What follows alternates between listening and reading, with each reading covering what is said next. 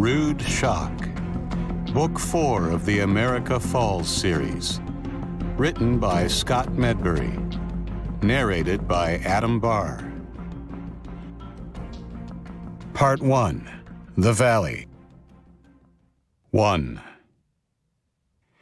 The optimism we felt that day, looking down at the farmhouse, was overwhelming and infectious. We rushed down the hill to what would become our new home like crazy, excited kids. And right then, that's exactly what we were. All of the death and destruction was forgotten for a little while, and we were able just to be ourselves. The big farmhouse dominated the fields and buildings around it. It looked sturdy and well-maintained despite its faded paintwork, and like the others, I felt a burst of happiness at the prospect we would make it our home. Ben was the first to reach the veranda, which wrapped around the entire building, only slowing as he climbed the stairs and arrived at the front door. It was painted a jarring shade of pale blue and looked as if it could have been painted just yesterday. Ben waited for the rest of us to arrive, wanting to share the moment, I guess. We gathered round, and we seemed to collectively hold our breath as he reached out and grasped the brass door handle before turning it. It was locked. "Of course," said Ben. "Wouldn't want things to be too easy now, would we?" I stepped forward and put my ear to the door. I couldn't hear anything. Indigo had gone to a window and peeked past the white lace curtains. "Nothing." "I think it's safe to break in," I said. "But let's try not to damage the door too much." "I'll do it," volunteered Ben.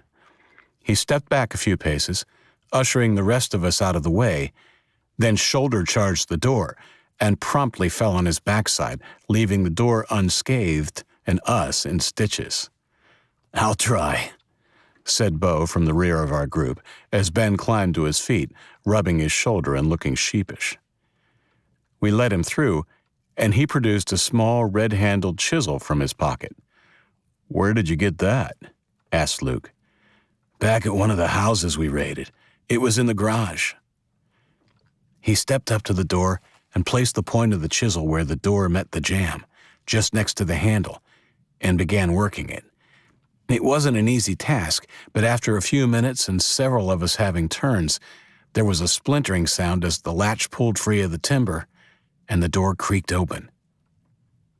"Ben and I will go in first and scope it out," I said, pulling out my handgun. "I'll yell the all clear when we're sure it's okay." The house was big, empty, and well-maintained. The room we entered was a big living room with a high ceiling and a large brick fireplace. It was furnished comfortably, if not extravagantly, the older style furniture reminding me of houses I had seen in old black-and-white movies my mom and dad used to watch occasionally. Opposite the front door was a staircase leading up to a landing that ran the equivalent length of the living room. We decided to explore the ground level first. To the left was a large kitchen with a huge walk-in pantry and a door that led down to a large basement. We high-fived when we saw how well-stocked it was. A door at the rear of the kitchen led to a laundry. We also found a bathroom on the ground floor and then headed for the stairs. On the landing, we decided to split up to explore the upper level of the big house. We were almost certainly the only humans in there, dead or alive. While the home smelt musty, there was no nasty undertone of rot to it, and I'm pretty sure if anyone were living there, we would have been confronted by now. We found 6 bedrooms on the upper level, along with another bathroom, and, as I suspected, there were no bodies, dead or alive, in any of the rooms. We reached the last bedroom together. It appeared to be the master bedroom and had a massive 4-poster bed. We looked around. I checked the wardrobe as Ben examined the big timber dresser against the back wall. He picked up a tiny crystal object from where it sat on the polished top. "I think I'll give this to Brooke," he said. "She always loved Bambi when we were little." I felt a pang of loss as I thought briefly of my own sister. I think she'd like that. I better call them up. They must be wondering what's happening. I went to the door. "All clear. Come on in." The squeals of sheer delight and thundering footsteps on the staircase were infectious, and Ben and I looked at each other, grinning. Apparently, we had the same idea and immediately ran for the big bed, leaping onto it and rolling onto our backs. It probably wasn't the smartest thing to do while packing loaded guns, but we were oblivious. We lay there spread eagle on the mattress, laughing and listening to doors slam and voices call dibs on rooms. I felt myself begin to relax, slowly. It had been a long, difficult journey, but I felt like, at last, we were finally home. A grinning Luke joined us shortly thereafter and instigated a pillow fight by grabbing one from the floor where it had fallen and whacking me one-handed on the side of the head. Outnumbered 4 good arms to 1, he lost badly.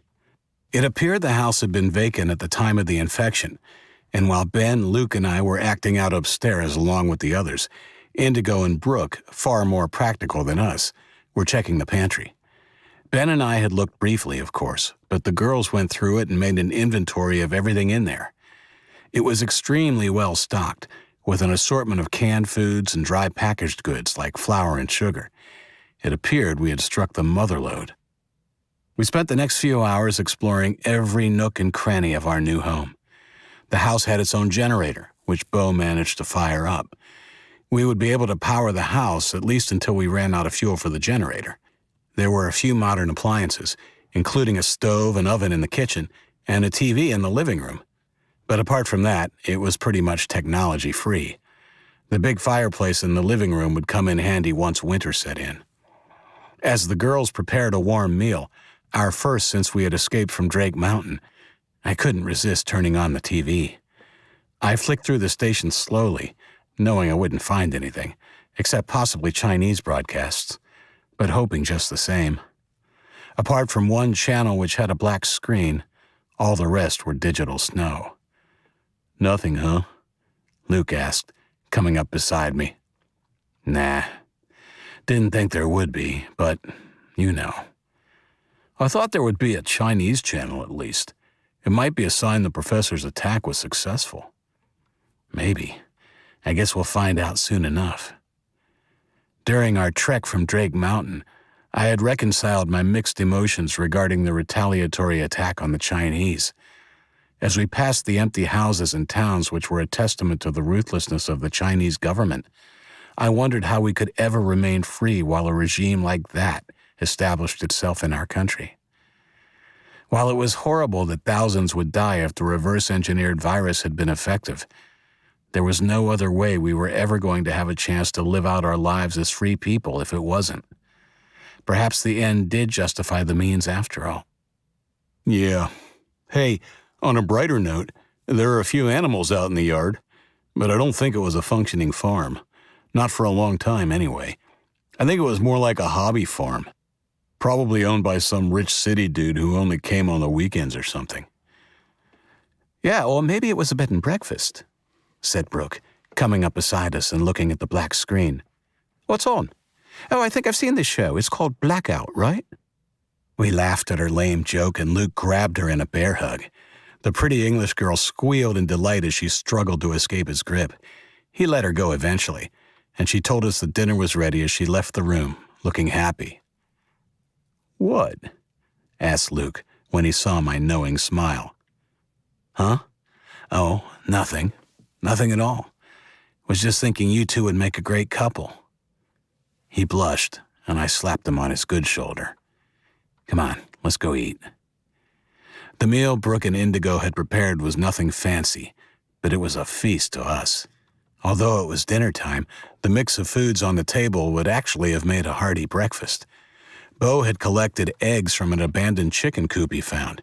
It appeared the chickens were now free range, but apparently came back to the coop to lay. Indigo had fried them up so they were crisp on the bottom and soft on top. We had one each, with a couple left over. Luke and Ben wolfed those down when everyone else politely passed. No one seemed to mind. The fried eggs were delicious, and to accompany them we had oatmeal, warm baked beans, and for dessert, a crusty kind of homemade bread with honey on top. "I propose a toast," said Luke, banging his fork against the glass of water in front of him. "Here's to fresh eggs," We all laughed and spent the next hour happily enjoying food, friendship, and the comfort of our new home. After dinner, Indigo, Brooke, and I chipped in to clear the table and wash the dishes while the others went upstairs. There was something strangely comforting about that domestic chore, and I found myself enjoying it in the company of the girls almost as much as I had enjoyed dinner. It was something none of us had done for a very long time. For me, it was topped off when Brooke left the room briefly, and Indigo grasped my face with hands covered in soap suds and kissed me on the lips as I dried a bowl. Of course, the tender moment was cut short by Luke entering at that most inopportune moment. "Get a room, you two." His teasing earned him a swift punch in the arm from Brooke, who trailed behind him.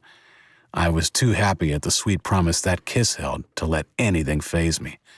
Indigo and I just giggled and went back to washing the dishes. When we had finished, Allie made everyone a drink of hot chocolate from cocoa powder and carnation evaporated milk. We drank it standing in the kitchen as the conversation turned more serious. "We need to vote for a leader," said Paul, after draining his mug in record time. "I nominate Isaac. He's done a good job so far, and I don't see a reason we should change." "Do we need a leader?" asked Allie. "I mean, we all get along and stuff." "Yeah, we do need one," said Brooke. "A strong one. I, for one, don't want to see a pig's head on a stake any time.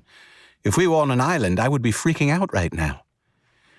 I understood her reference to William Golding's Lord of the Flies, but there were some blank looks on faces around the room. Luke briefly explained, with some relish, the character's descent into savagery and murder, evoking expressions of horror from Ava and Allie. "Well, thanks for that cheerful explanation, Luke," said Ben. "The point is, we do need a leader. I vote for Isaac too. Anyone else?" Hands went up around the room, and I found myself unanimously elected for a position I hadn't volunteered for, elected as a leader without opening my mouth. Indigo squeezed my arm supportively. I was quiet for a moment. The thing was, I wasn't sure I wanted to shoulder all the responsibility again. "I'm really flattered. But the truth is, I couldn't have been a good leader without everyone else doing their part too. I don't want to lead on my own. I nominate Indigo and Luke to be my co-leaders." "Do you mean like advisors or actual co-leaders?" asked Luke. "Co-leaders. I want each of us to have an equal say." "Triumvirate then?" "Yeah, I'm cool with that." "A what?" asked Ava. "It's a Roman term," said Luke. "During one period of their history, instead of being ruled by one man, they were ruled by three who all had equal power." "Well," I said quickly, "we're not ruling anyone. We'll be leading, which is different. And with three of us making the decisions, there is less chance of someone doing something stupid. What do you say, Indigo?" She looked unsure, but when all the girls piped up in support, she smiled and agreed. "Okay, I guess." She shrugged. "If that's what everybody wants, I think we should vote again in 6 months or something to give someone else a chance, though." "Maybe a year?" suggested Luke. "Shall we take a vote then? All for Isaac, Indigo, and I being our first triumvirate. Raise your hand." Everyone's hands went up. "And voting every year?" Again, the vote was unanimous. I guess that vote was the first step we took to planning our future. The very fact that we'd been in the valley for just a few hours and were already scheduling something in a year's time displayed the sense of optimism we all felt. Over the next 40 or so minutes, we managed to assign jobs and tasks for everyone, and also decided it would be wise for the time being to set a nightly watch, just in case there were other not-so-friendly inhabitants in the area. Bo volunteered for that night's first shift, and it was agreed he would wake Paul at 3 a.m. to take over until morning. It was Indigo who brought up the sleeping arrangements. "So, what shall we do about the bedrooms?" Girls sharing with girls and boys sharing with boys," I said, too fast. I could feel my face burning. I had decided earlier I would suggest that arrangement, so why was I embarrassed?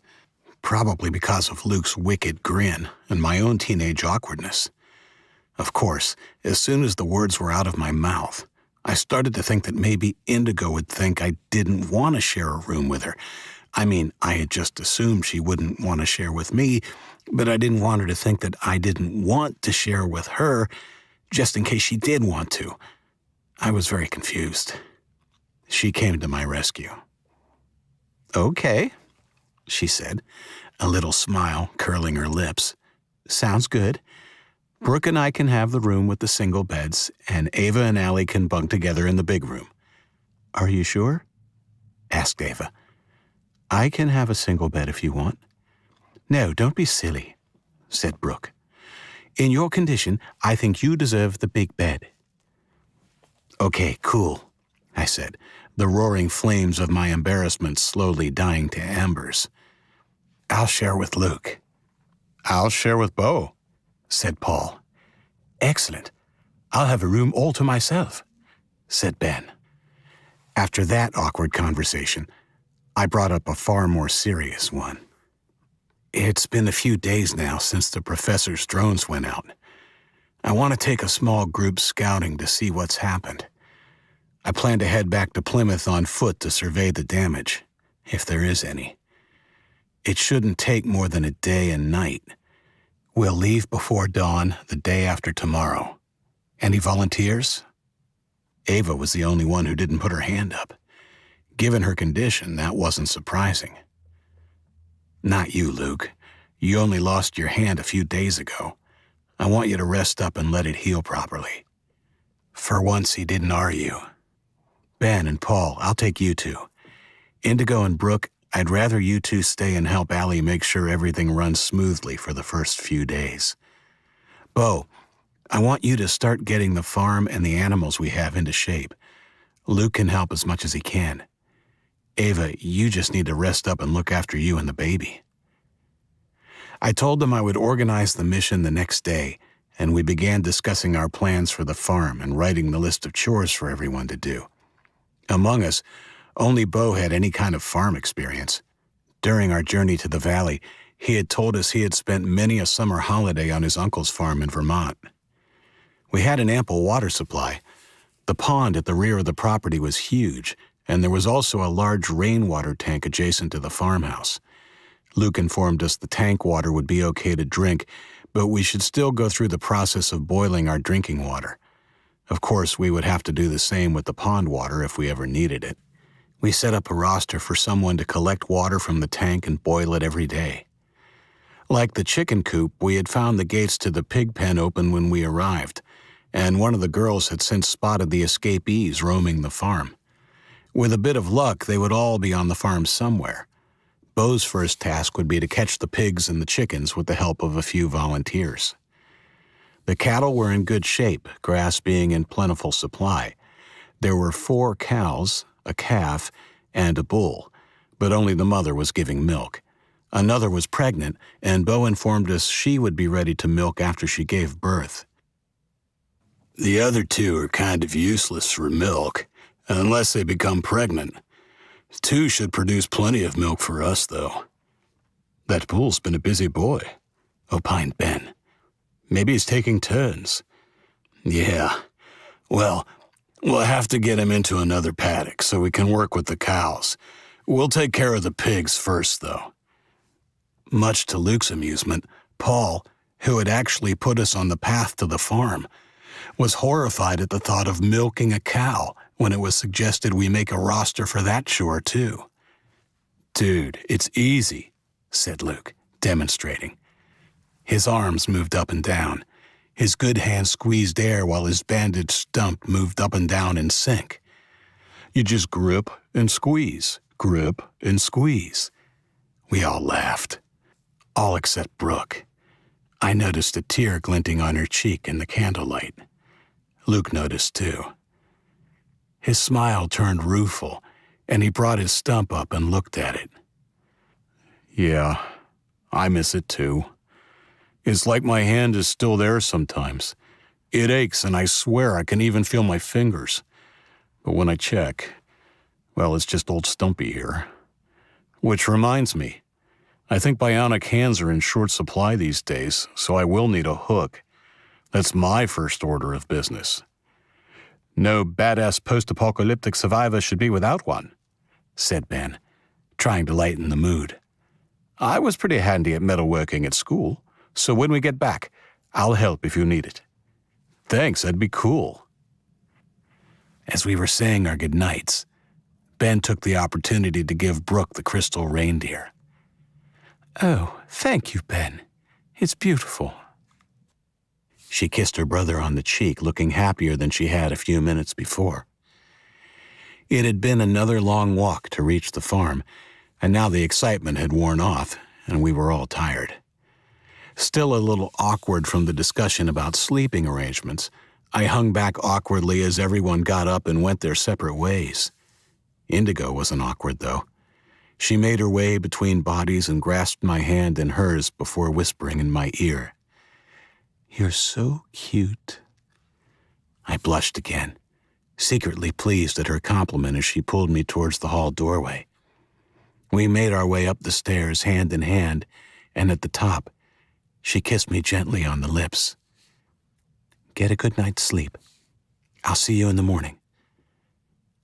Okay, I said, a sense of well-being washing over me. This new stage of our adventure had started off better than I could have imagined.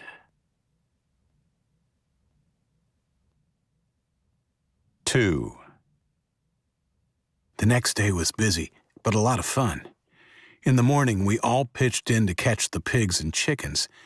It took at least 3 hours, and by the time we were done, all of us were dirty, tired, and in some cases bleeding from our efforts. We congratulated ourselves as we ate a lunch of Spam and mustard on Indigo's homemade bread. The sandwiches were tasty, but a little hard to swallow without a swig of water. Sorry they're so dry, said Indigo as she washed down a mouthful. We have no butter. I'll make some this afternoon, Bo promised. Our morning tally of recaptured animals came to 3 pigs and 7 hens. We were pretty confident we had all the pigs, but there had been sightings of more rogue chickens. Now the hard part. Time to get the bull out of the cow paddock, said Bo, as he licked a few final crumbs from his fingers. This should be fun, said Luke. I'll meet you there. He jumped up and ran towards the farmhouse. Where's he going? Bo asked. Best not to ask. Brooke laughed. He'll probably come back dressed as a bullfighter. We all laughed, but in the end, she wasn't far wrong. Luke joined us at the gate to the main paddock carrying a small, bright red towel as we eyed the massive beast nervously. At his arrival, the bull swung his heavy, impossibly large head around and looked directly at us. The 3 cows and the calf didn't pay us any mind as they chewed grass happily. Dude, put that thing behind your back, will you? I know it was impossible, but the look in his baleful black eyes told me the bull knew exactly what we were up to. Whoa, said Luke. He looks even bigger today. He carefully slipped his good hand behind his back, tucking the towel into the waist of his jeans. I thought it was a myth about them not liking red, Indigo said out of the corner of her mouth. Her eyes were glued to the beast. It is, Luke said, shrugging. But you gotta keep traditions, right? Okay, who's doing this with me? He walked purposefully to the gate and grabbed the handle, ready to pull back the bolt. I stood up, and so did Ben. Right. What's the plan? Asked the English boy. Bo pointed to the far end of the big paddock. There's the gate you need to get him through. Once he's through, you can close it, and he'll be stuck in the smaller paddock all on his own. I'll go around and unlatch it. I'll swing it open when you get him there. Thankfully, the bull seemed to have forgotten about us and had gone back to his grazing. Okay, said Luke, sounding much braver than I felt.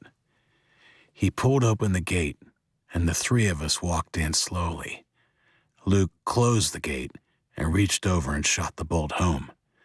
Bo was already running quietly along the other side of the fence to the other paddock. "Okay, let's walk part of the way to the other gate.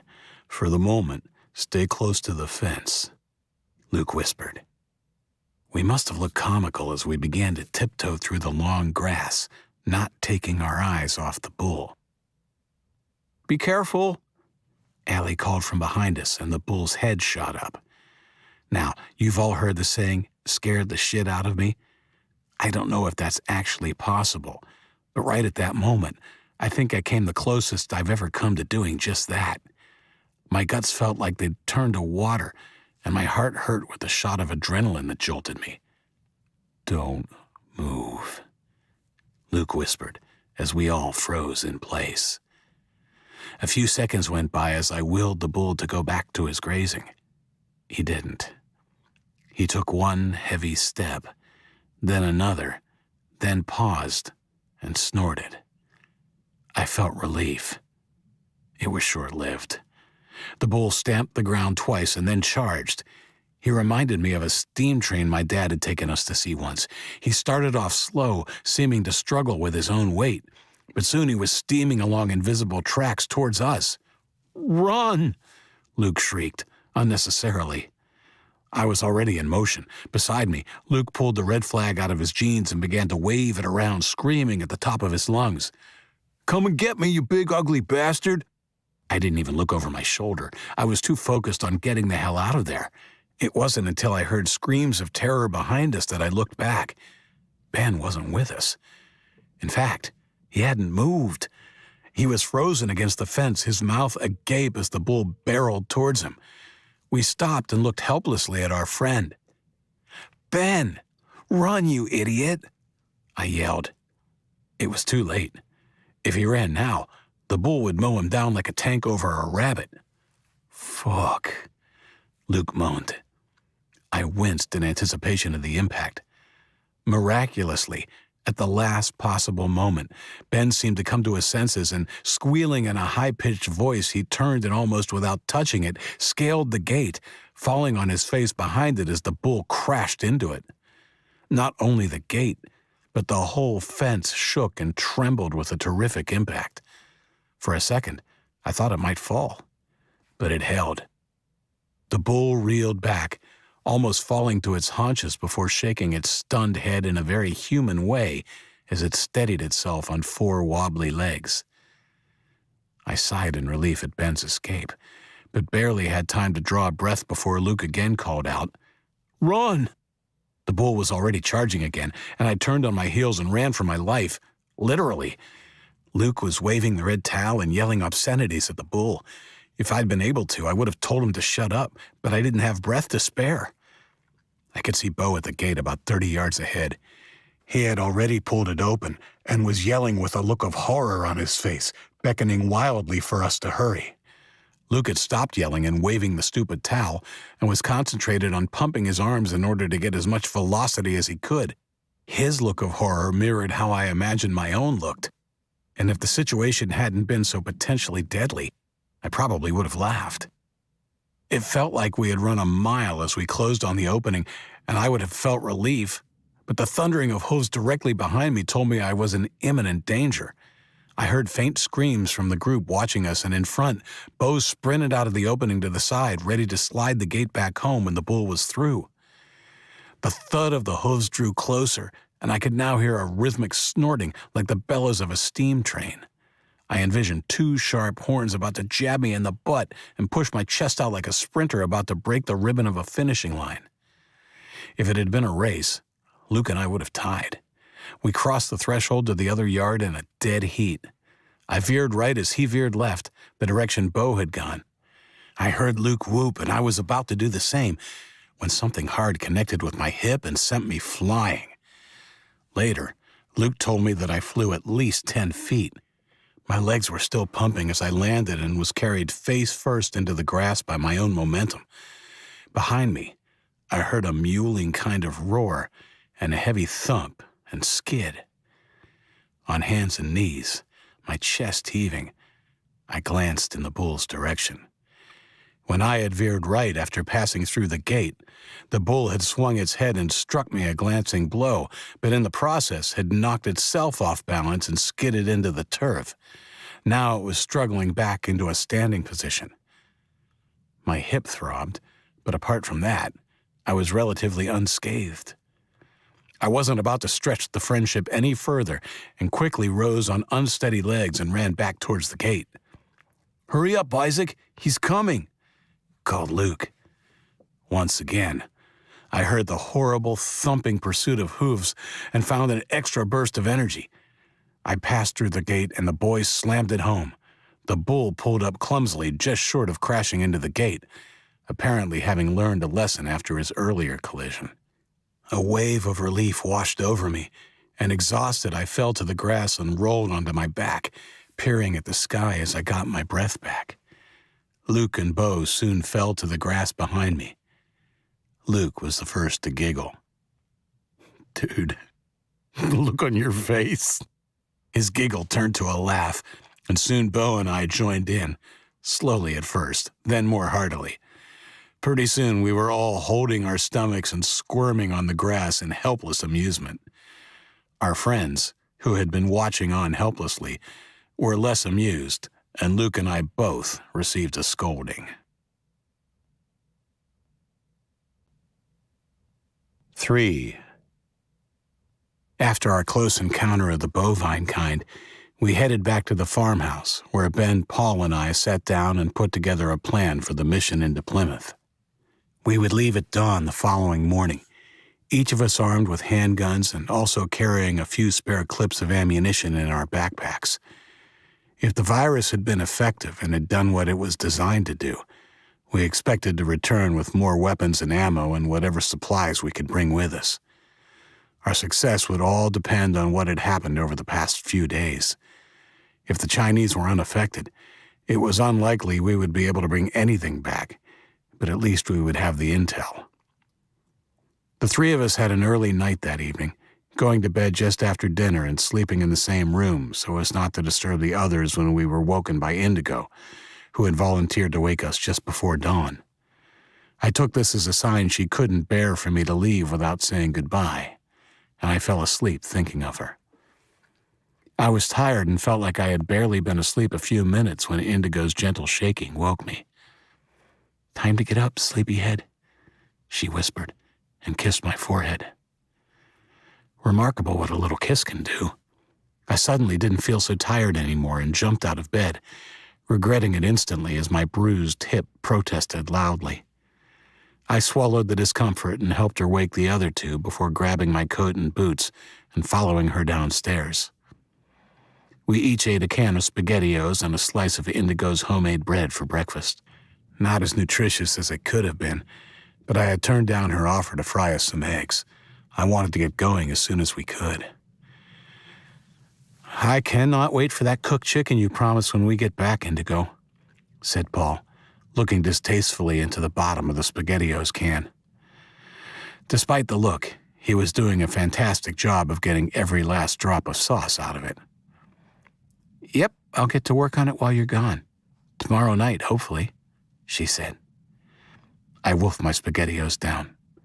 The 2 cooked meals we had enjoyed since arriving hadn't yet killed off my instinct to eat as much as I could when I could.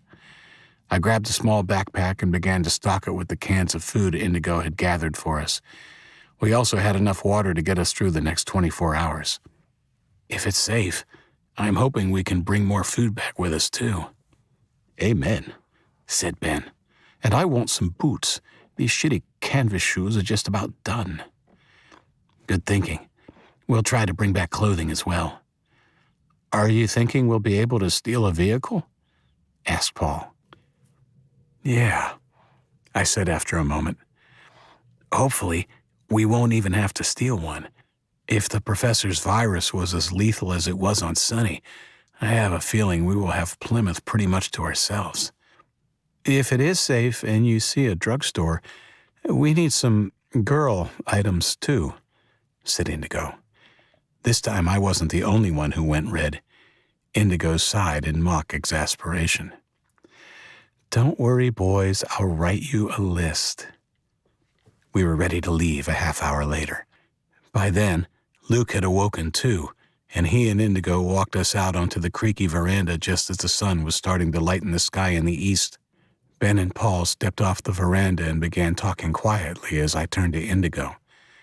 We kissed briefly and then embraced. "Be careful, Isaac." "I will. You too. Don't let anyone get complacent. We don't know how safe this place is yet." We kissed again, and I gave her a wave and stepped down to join Paul and Ben and shake Luke's hand. "Be careful out there," said Luke, a serious look on his face. "Any threat, use extreme prejudice. Don't think. Act." "Thanks, Rambo," I said, smiling. "I'm serious, dude." "I know," I said, putting my hand up. "Don't worry. We'll be careful." We said our goodbyes, and with a last look over my shoulder at Indigo, we began to walk up the sloping driveway towards the gate. 4. It was slow going until the sun came up. The morning was cold, and I felt for Paul and Ben. While I still had the boots from my brief stint as a soldier back at Drake Mountain, they still wore the canvas shoes they had been supplied when we had arrived. The flimsy shoes were really inadequate for anything but indoor use, and after our long walk from the facility to the valley, they were pretty much worn out. To their credit, they didn't complain, apart from the occasional obscenity when stepping on a sharp stone. Even with their footwear issues, we made good time as a group of 3 and reached the southern tip of Squam Lake in just a few hours.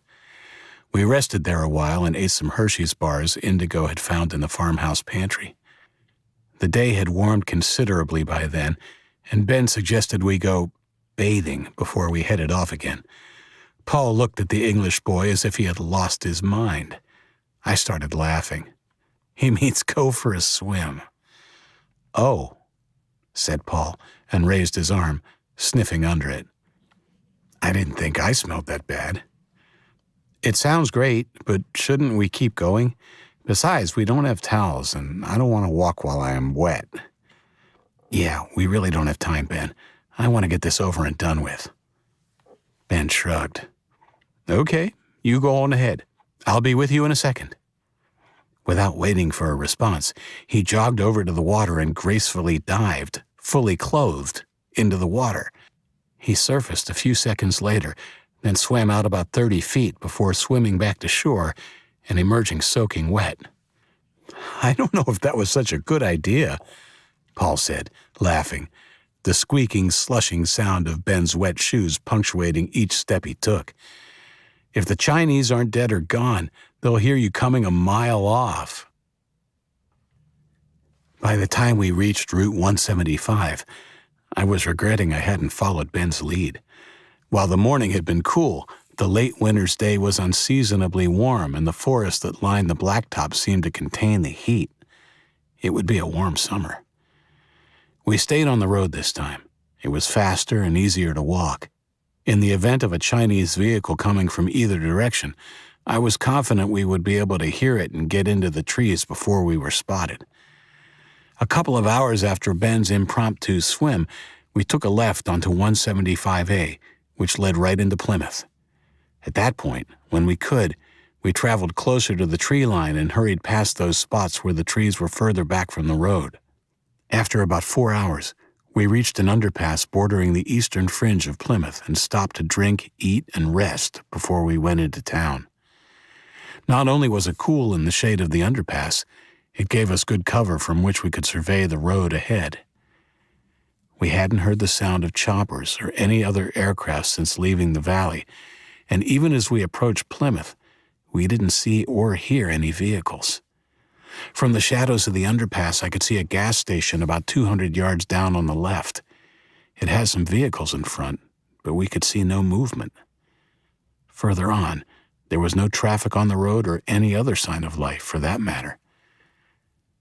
"We didn't come this close on our way past last time, and we saw plenty of vehicles," said Paul, in a low voice. "Yes, you're right," Ben said. "It's definitely not as busy as it was on our way past. Naively, I had half expected we would see bodies lying on the road if the attack had been successful.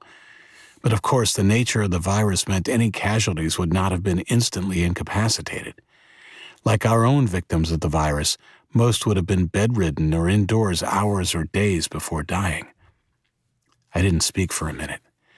We were only on the outskirts of town, so I wasn't absolutely convinced the attack had been successful. I wouldn't relax until I saw evidence for myself. We would still need to be cautious going forward. I pulled my weapon out of my pocket and indicated they should do the same. Stay alert. We won't know for sure until we get right into town. Until then, we need to be extra careful. The main road into Plymouth offered little in the way of cover, so we moved to the left and, with our weapons in hand, jogged across the mouth of a road to a copse of trees bordering the gas station we had seen from the underpass. Sticking to the shadows, we slunk to the edge of the driveway. The gas station was deserted, but it didn't appear to be that long since it had been in use. The gardens were neat, and the white-painted building was tidy and well-maintained. The only element of discord was the large Chinese flag atop the flagpole. The blazing red of the ensign jarred the senses when viewed in such a typically small-town America setting. "Looks like they made themselves right at home," said Paul bitterly.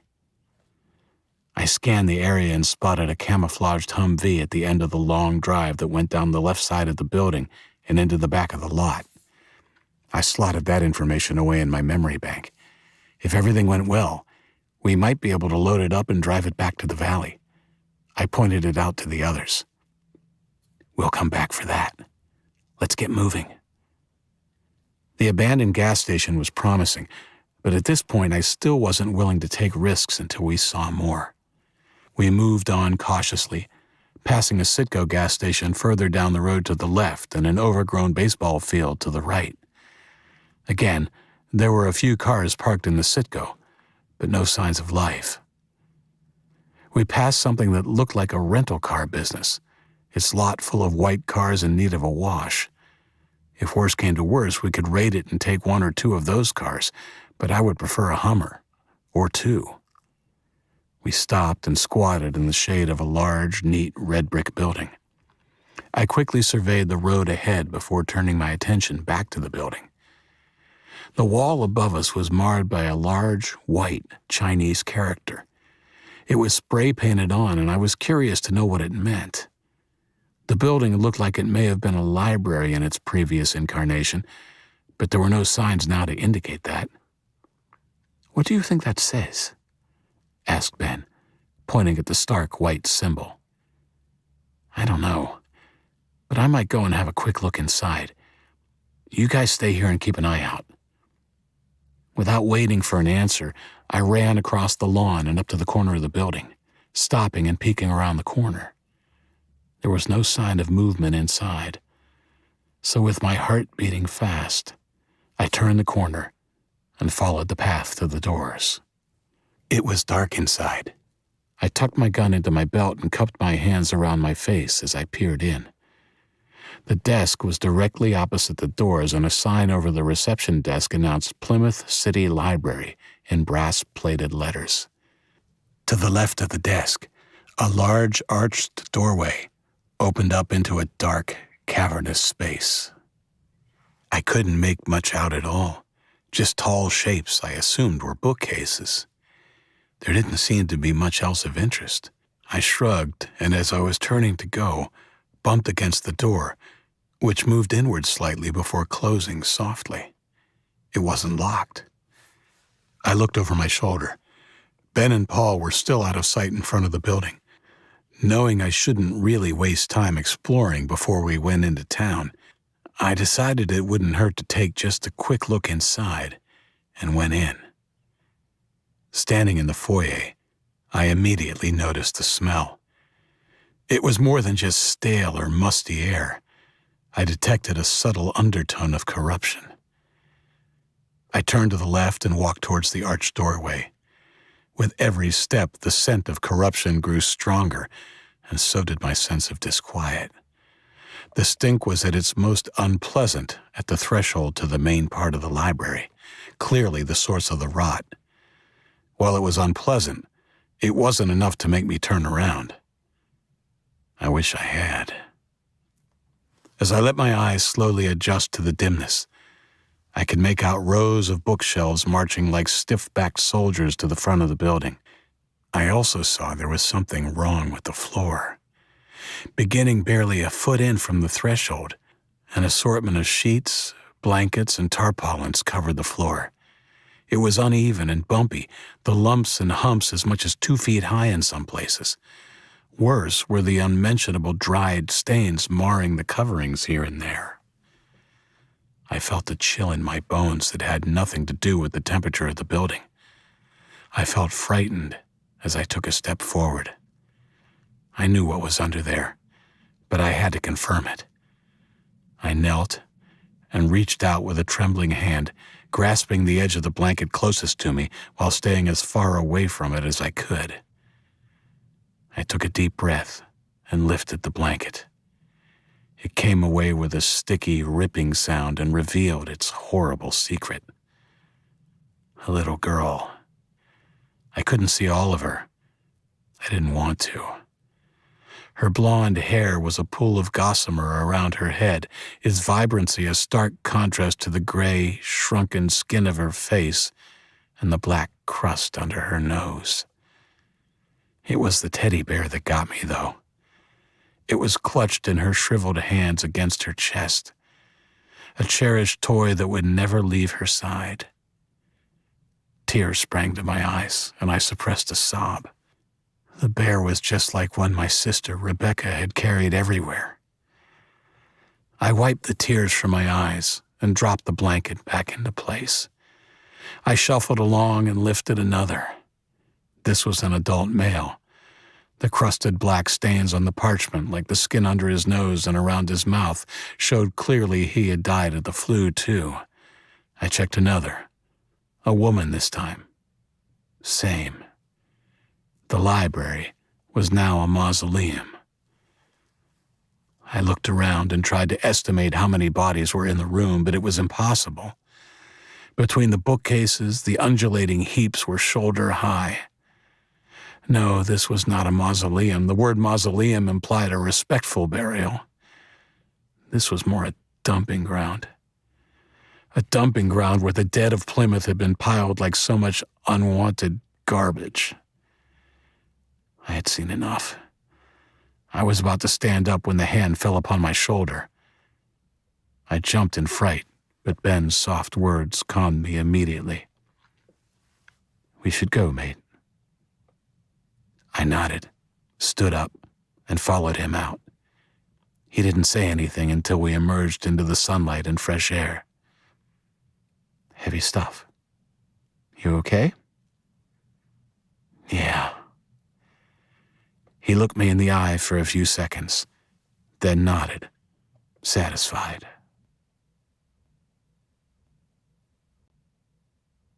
5.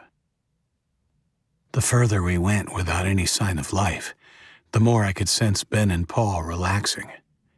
I was still tense. My discovery of the bodies had unsettled me more than I cared to admit. Plymouth was eerie. It had been an occupied town, but now it was clear that it was occupied by nothing more than ghosts. The ghosts of its former American owners, and now its more recent occupiers. "Is that a tank?" asked Ben, shading his eyes and squinting into the distance. It was. The large, squat vehicle sat smack bang in the middle of the bridge which crossed the river and led into the center of town. "Should we hide?" asked Paul, with just a hint of worry in his voice. "No." I walked on. If there was anyone in it, they would have seen us by now anyway. For cover, we still walked close to the buildings now lining the street, but as we got closer I could see that even on the other side of the bridge, there was no movement. "Come on. It looks safe, but we'll keep the tank between us and the other side until we get a closer look." I darted out into the sun-drenched road and began to make my way to the bridge in a crouched run, trying to keep the tank between us and the other side. The others were right behind me. When we reached the tank, we spread out behind it, me to the right and Paul and Ben to the left, and surveyed the town more closely. Even though the tank was in the middle of the road, there was enough room on either side for a vehicle to pass, so we had no problem seeing all we needed to see. At the end of the bridge, there was a railway track bisecting the road, and further on the right, a new-looking squat 3-story building. Parked out front were a few military vehicles, but no sign of personnel. "There's a wreck," said Paul. I scooted over and joined them. It was an olive-green SUV, its front end now sporting a telegraph pole. The impact didn't look like it had been too hard. Certainly not enough to kill the occupants. But I could clearly see the shape of the driver slumped against the steering wheel, the white shroud of an airbag draped over him. "I think it's safe to break cover," I said, standing up. The car wreck had decided me. Given how things appeared to have been maintained by the occupying force, it seemed unlikely if things were business as usual, the wreck would have been left unattended. It appeared the professor's virus had, at the very least, driven the enemy from the area around the Drake Mountain facility. "You sure?" asked Paul, still on his haunches.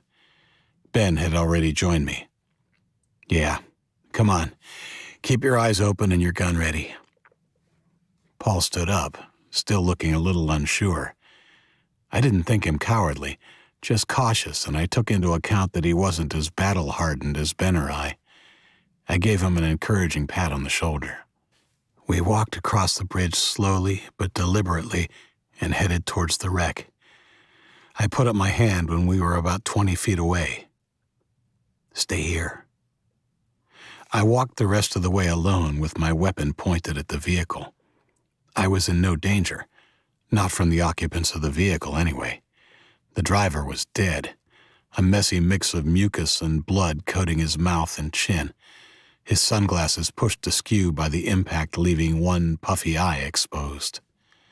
He smelled worse than the desiccated bodies in the library, and I covered my mouth with my free hand to try and filter the stench. I moved to the rear door. Through the window I could see there was another body laying lengthwise on the floor as well. I was no CSI detective, but the passenger had obviously been lying on the back seat when the impact occurred. I was thankful he was face down. I turned and walked back to the others, shaking my head at their unasked question. I motioned for them to continue with me across the railway tracks to cross the bridge. The squat building was our next destination. I have to admit, I was feeling a little spooked. Whether it was all the death I had so recently come into contact with or the unnatural silence, I'm not sure.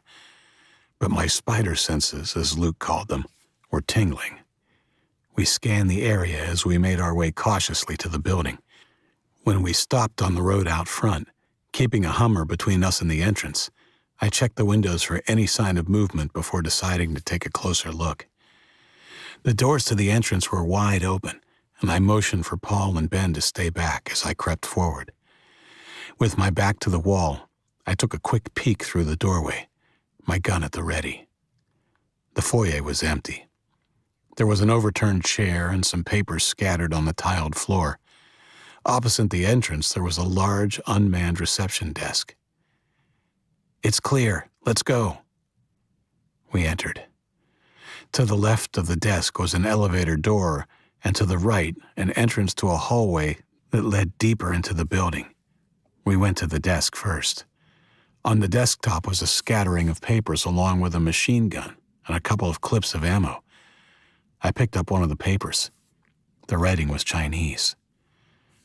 "Looks like they left in a hurry," said Ben, picking up the machine gun and checking it over. "Yeah," said Paul. "Should we check the building?" I nodded. "I want to have a good look around. Do you two want to check this level? I'll go to the second floor." "Are you sure we should split up?" asked Ben. "Based on what we've seen, I think we're safe." I'll take the fire stairs. If there does happen to be someone up there, I don't want to be a sitting duck in the elevator. The power wouldn't be on anyway, Isaac. Oh, yeah, I said, feeling a little stupid. Ben didn't take the opportunity to tease me. I'm not so sure Luke would have afforded me the same grace, no matter how edgy we were feeling. Here, take this, said Ben, offering me the machine gun after he rammed the clip home. No, you take it. I'll take your pistol if you don't want to carry it. He handed the pistol to me and I tucked it into the back of my pants. Okay, we'll meet back here in 10 minutes. Don't take any chances. 6. I went to the fire door to the left of the elevator and pushed it open, stepping in to survey the bare concrete stairs leading up the first landing. The door closed behind me and I found myself shrouded in complete darkness. Not good. I opened the fire door and went back into the lobby. The other boys were already gone. I dragged a chair to wedge the door open and took the steps 2 at a time, pausing at the landing and checking I was clear before moving up to the next floor. I listened through the heavy door before peering through the small viewing window. It was another reception area with no signs of life. I pulled the door open and eased into the room before closing it gently behind me. The click of the door bolt seemed as loud as a gunshot in the hopefully abandoned building, and I flinched. I crept to the desk. It was identical to the one on the ground floor. There was a desktop computer and a phone, but not much else. I continued to the entrance of the corridor to the right and looked cautiously around the corner. Big windows ran the length of it, allowing in plenty of light. There were 4 doors at regular intervals down the left of the hall. I tiptoed to the first one. Again, I put my ear to the door. Nothing. My guts were churning as I raised my gun and twisted the handle, pushing open the door. The stench in the room slapped me like an open hand. I clapped my free hand over my mouth and nose, not daring to breathe the tainted air. I spotted the source of the smell immediately. A bloated body in a khaki military uniform was lying face up on the sofa against the wall to my left.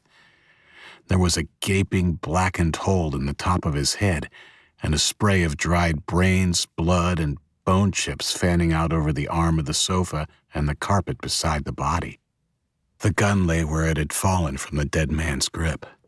To the right, there was an expansive, polished timber desk, and above it on the wall was a framed photograph of 2 men shaking hands. I recognized the Chinese premier. He was shaking the hand of a general as they stood in front of a column of soldiers.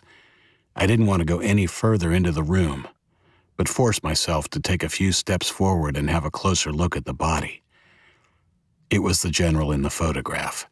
I was sure of it, even though the dead man's face was bloated and a corrupt shade of gray. His uniform gave it away. While not quite as elaborate as the one in the image, there were 3 gold stars on each of the shoulders. A dead general of the Chinese army. There was a crust of blood flecked green under his nose and over his mouth and chin. The reason for his suicide was clear. Across the room, on the far side of the desk, was a door. It looked like it had only recently been fitted, the timber frame and wall around it unpainted. I thought briefly of checking that room too, but the smell drove me out. It would lead to the next room anyway, and I could just as easily go through the entrance in the corridor. I burst out of the room, slamming the door behind me, and ran to the window. I swallowed some deep breaths of the stale but clean air, wishing I could open the window for something fresher. Slowly, the sick feeling in my throat dissipated. When I was composed again, I went to the next door. I opened it cautiously and went in gun first.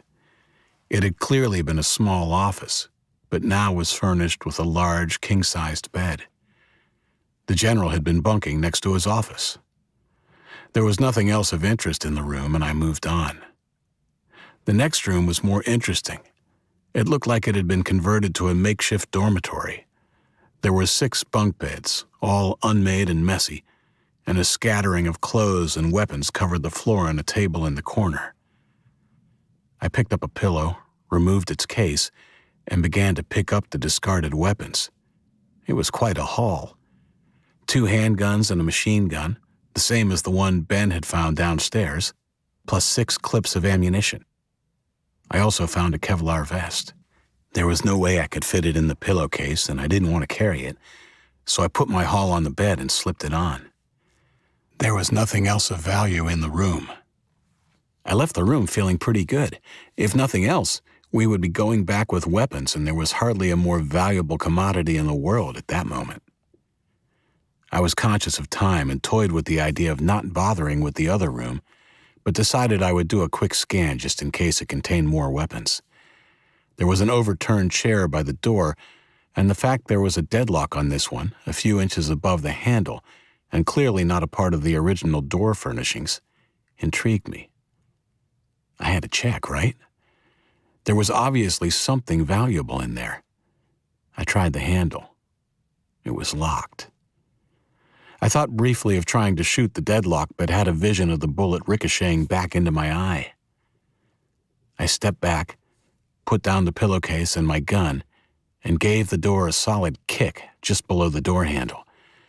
The wood cracked, but both locks held. I kicked it again and again just below the handle until finally I was rewarded with the sound of splintering. I gave it 2 more kicks, causing more damage each time, then tried the handle. It rattled, and when I leaned against it, the door bowed inward, not obstructed by the flimsier lock, but still held firm by the other. Luckily, it wasn't a solid door. Once the veneer was dented and cracked, I could see corrugated cardboard inside it. I grasped the handle and rammed my right shoulder against the timber door. I had to do it 3 times before the door crashed open. In the end, it was the door that gave way, as the deadlock actually broke free and fell to the floor. I picked up my gun and scanned the room, a little disappointed. Before I had broken in, I had imagined the secured room might contain crates of guns and ammunition, maybe even a rocket launcher. What I did find when I looked in was 2 empty beds. I lowered my gun and was about to turn away when I heard a scuffling sound from the closet to my right. The sound was brief but loud enough to cause my heart to race. I raised my gun and stepped into the room. Hugging the wall, I crept to the closet door and stopped and listened. I thought I heard a whisper. There was someone in there, possibly 2 someones. I decided I would take a risk. I cupped my hand around my mouth, trying to throw my voice so it sounded like I was in front of the door. "I can hear you in there. I have a gun. Come out with your hands up." 7. I waited for the crash of gunfire, but only silence greeted my demand. I strained to hear anything at all as I stood there waiting. I was at a loss as what to do. I considered going to get the others, but decided against it. I also considered just shooting through the door. I couldn't. It went against all I stood for, especially not knowing who was in there. I decided to give one more warning. I stepped in front of the door, assuming whoever was in there didn't have a firearm. To be safe, though, I got down on one knee to make myself less of a target. "I'll count to 3. If you don't come out, I will start shooting through the door. 1, 2... Nothing. My heart was thumping in my chest, and I paused a little longer before saying, 3. I saw the lever handle of the closet move, and I paused, my finger hard against the trigger. The door slowly opened. "Please don't shoot," said a voice in an American accent. I stood up and took a step backwards, my weapon still aimed at the closet. A frightened-looking teenager, with his hands raised, stepped out of the closet. He was followed by a bigger boy who didn't have his hands up and didn't look frightened.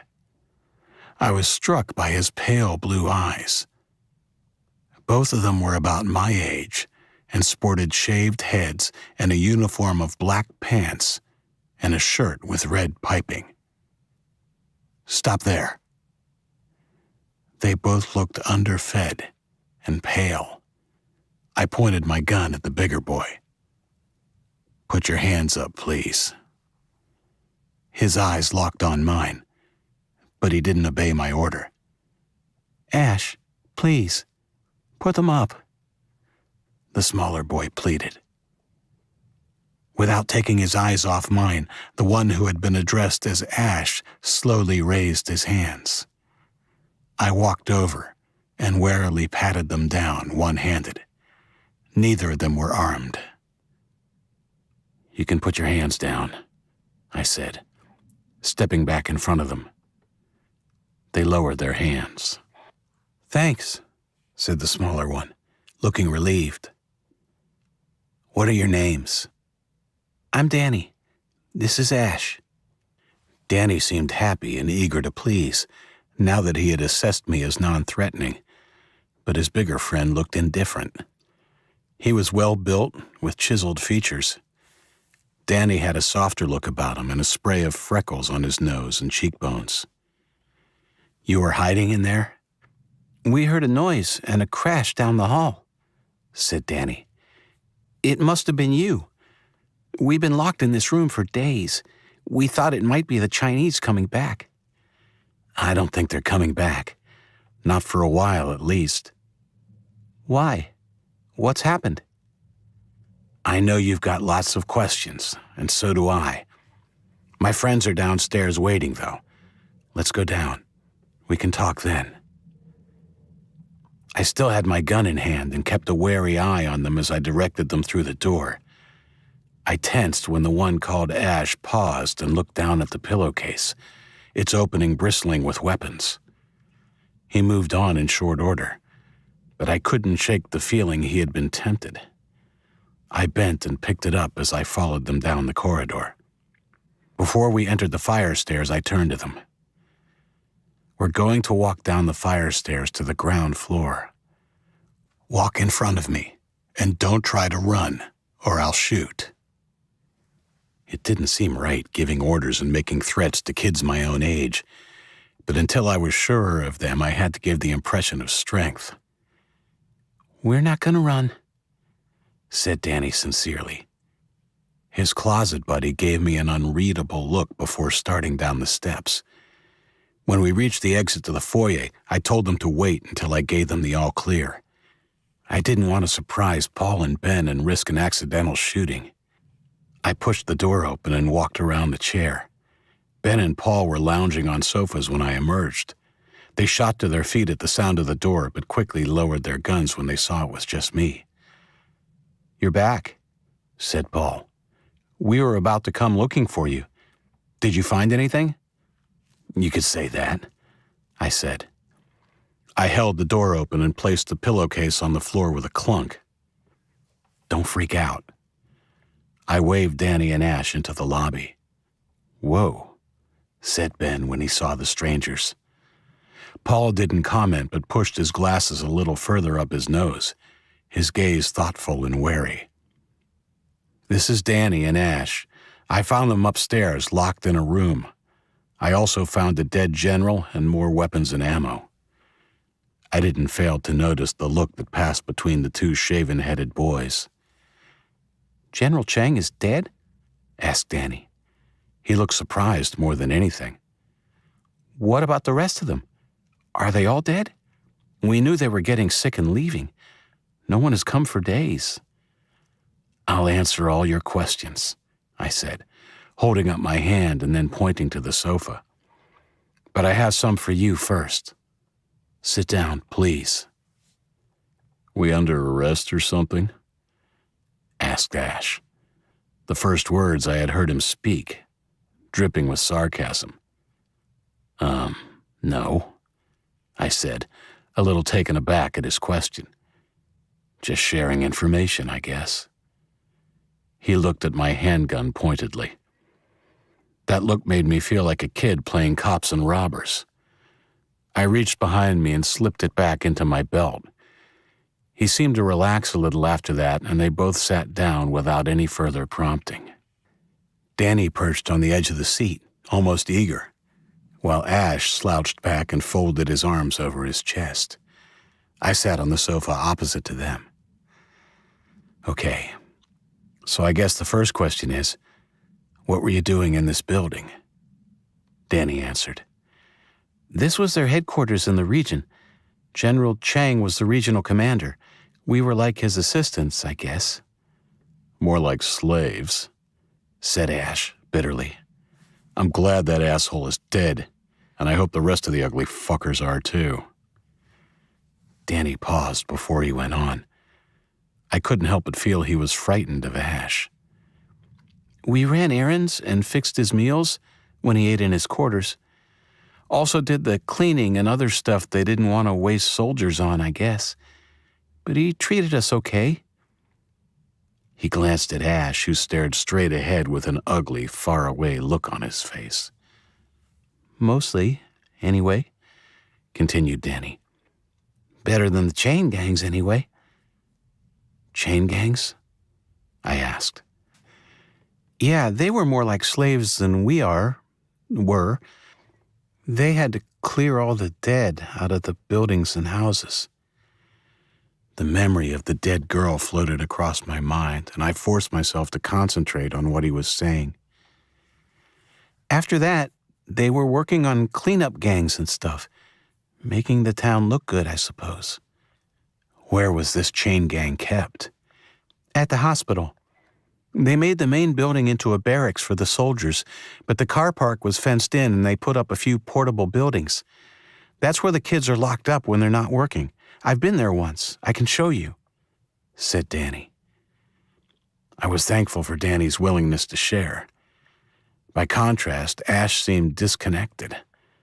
I put it down to shock and lack of food, but wondered if there was something deeper behind it.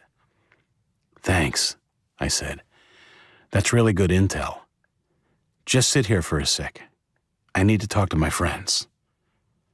Paul, Ben, and I went to the other side of the room. What are you thinking? Asked Ben. I'm thinking we need to scope out the hospital and see how many survivors there are. We can't leave them locked up. I'm also thinking we should...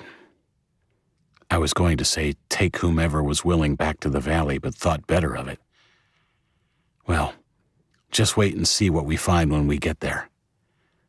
They both agreed. We're going to need food, said Ben, nodding at the two strangers. If they've been locked up like these blokes, they're going to be starving. I saw a market across the road. Okay, we'll make that our first stop. Come on. I walked back over to the sofa. I had decided not to give too much away about us in the valley where we had settled. I want to talk more, but I think it's important we get to the hospital to see if we can help anyone else. I want to get you two some food and water, too. Thanks, said Danny. Yeah, it's been a while since we ate. We had tap water in the room, at least. Ash just shrugged. Okay, let's go. Ben, Paul, and I picked up our gear and collected the two boys on the way outside. I decided that until I knew more about him, I would need to watch Ash carefully. Paul, Ben, you take Danny across the road and grab as much food as you can.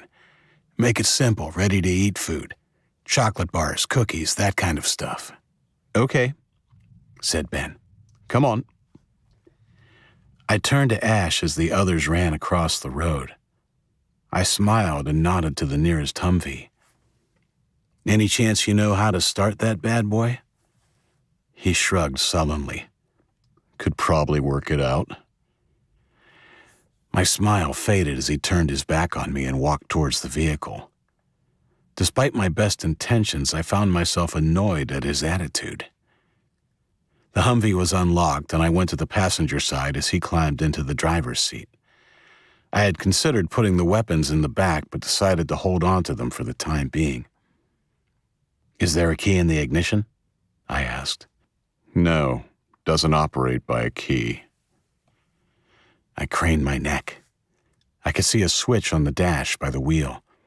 It was a lever on a small black square of sheet metal with 3 positions: ENG stop, run, start. It was currently pointing to ENG stop. Ash moved his hand to the lever and clicked it through run and then to start. There was a dull click, but the engine didn't start. He let the lever go and it fell back to the run position and an orange light blinked into life above it. He tried it again, but there was still nothing. He let it fall back to run, and again the orange light came on. He looked at me.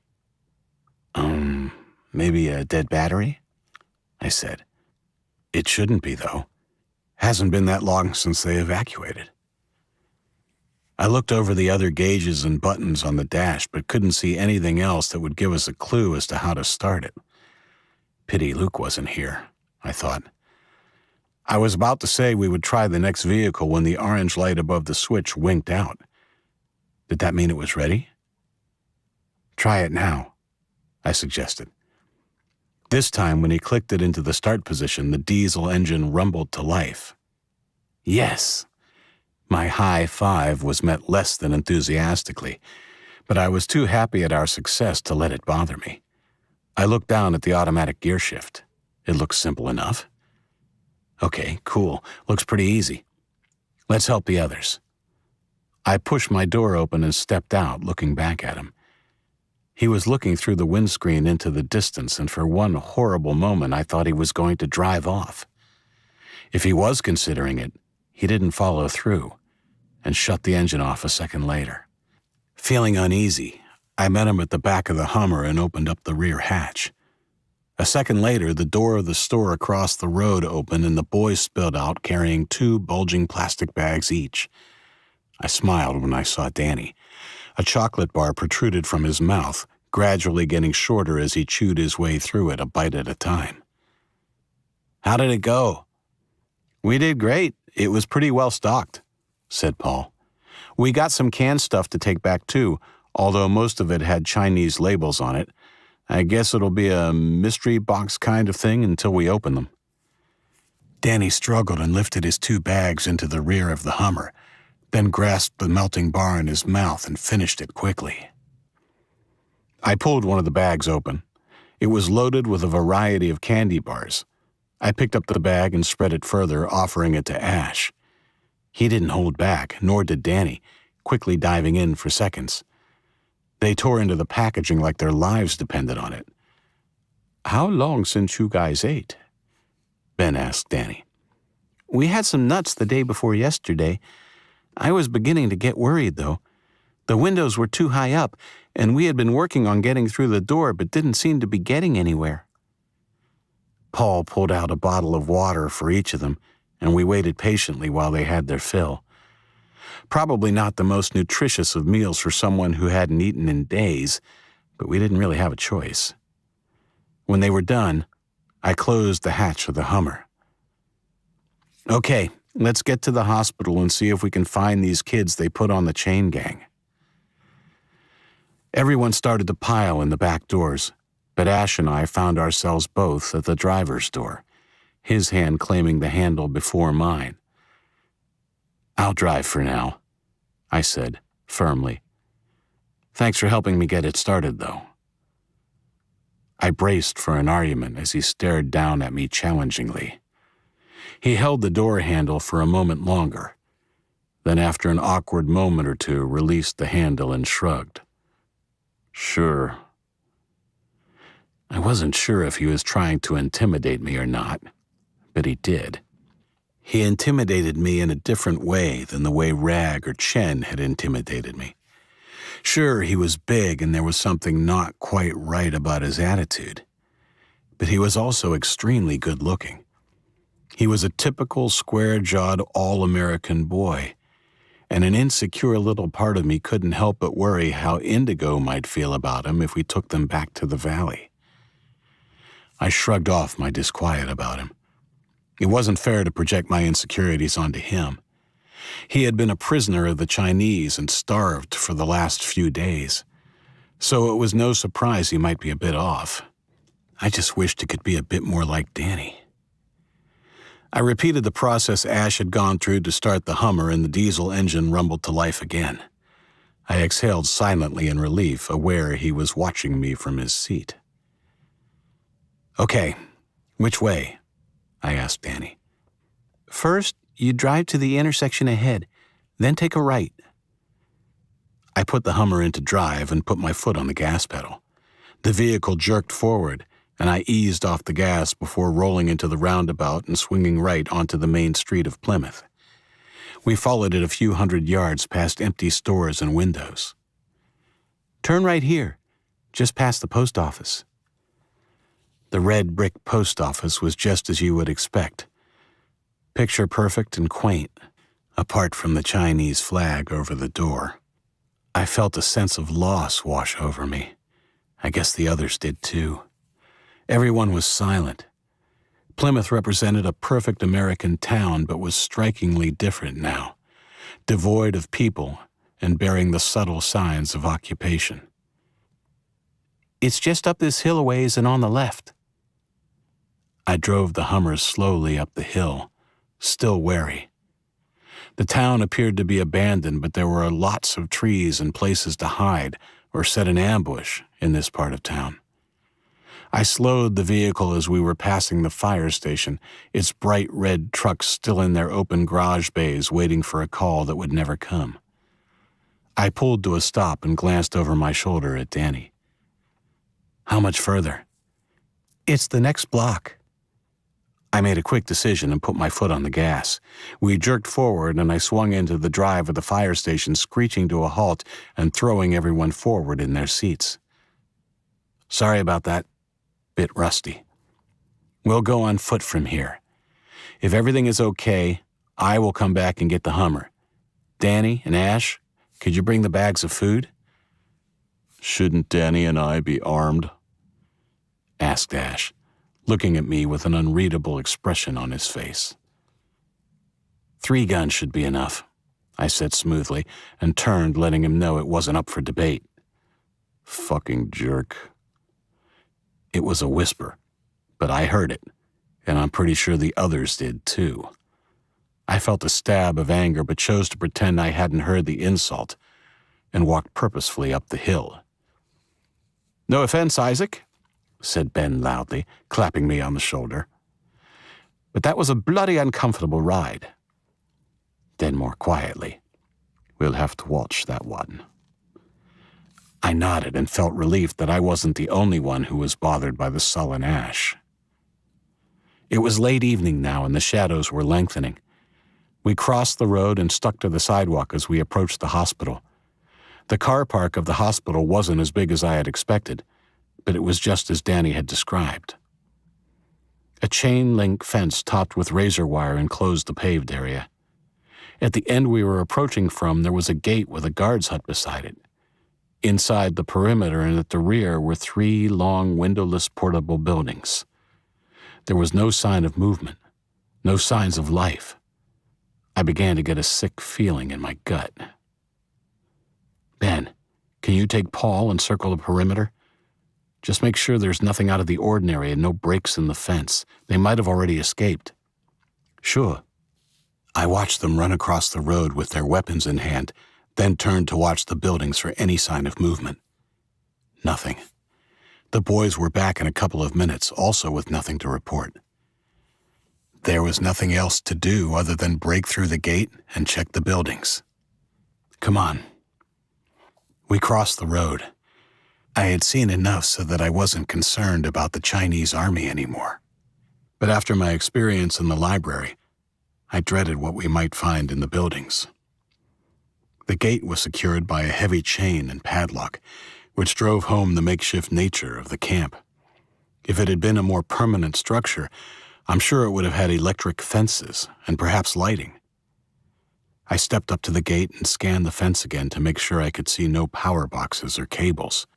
Better to be paranoid than dead. I gingerly placed my hands onto the chain link, still wary and ready to snatch my hands away. Nothing but cold metal. I pulled the gate towards me, rattling it a little before grabbing the padlock and jerking it. The clinking of the metal was loud in the silence of the ghost town, but I was more concerned about how we would break it. "Should I try shooting it off?" I asked as I pulled my gun from my belt.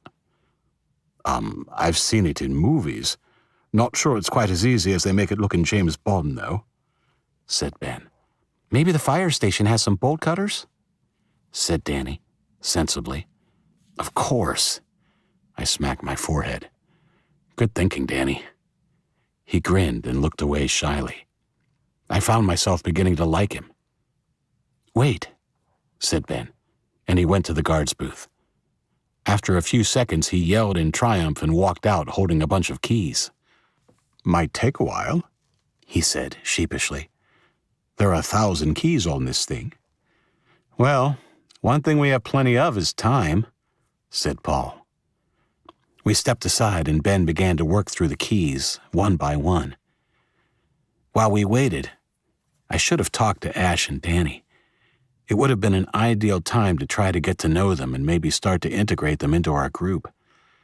I was too apprehensive, though, the find in the library still haunting my thoughts. I had the unshakable feeling that once through the gate, we would also find these buildings full of dead Americans. "Yes!" It seemed like an hour before Ben finally got the lock open and began to unloop the chain from the gate, but in reality it was no more than 5 minutes. It fell to the asphalt with a heavy clink, and he pushed the gate open triumphantly. We walked through tentatively. All was silent. I couldn't hear anything from the direction of the buildings. I turned to the others. "Wait here. I'll check." Who died and made this guy leader? asked Ash, rudely. We did, as a matter of fact. I heard the clipped tones of Ben's annoyed voice. I suggest you shut up. I approached the first of the buildings, straining to hear any sign of life, my hands sweaty on the handle of my pistol, which was once again in hand. I could hear nothing. There was a set of 3 metal steps leading up to the door. I paused and took a deep breath before putting my foot on the bottom tread. It creaked, and the building shifted slightly when I put my full weight on it. In response, there was a squeal from inside. It was cut off so quickly that I wondered if I was hearing things. "What was that?" Ben called from behind me. His question reassured me I wasn't hallucinating. With a sense of relief, I reached up and pulled the door open. Darkness greeted me, then a roar and a terrific collision. Suddenly, I found myself flying backwards. I landed hard, the back of my head cracking against the asphalt as the full weight of my assailant came down heavily upon me. The breath whooshed out of my lungs and I lay there, stunned and gasping as I tried to breathe. Something whacked me in the side of the face and I could feel a hand scrabbling to release the gun from my numb fingers. It didn't bother me. All I was worried about was trying to breathe and figure out why everyone was yelling. I closed my eyes.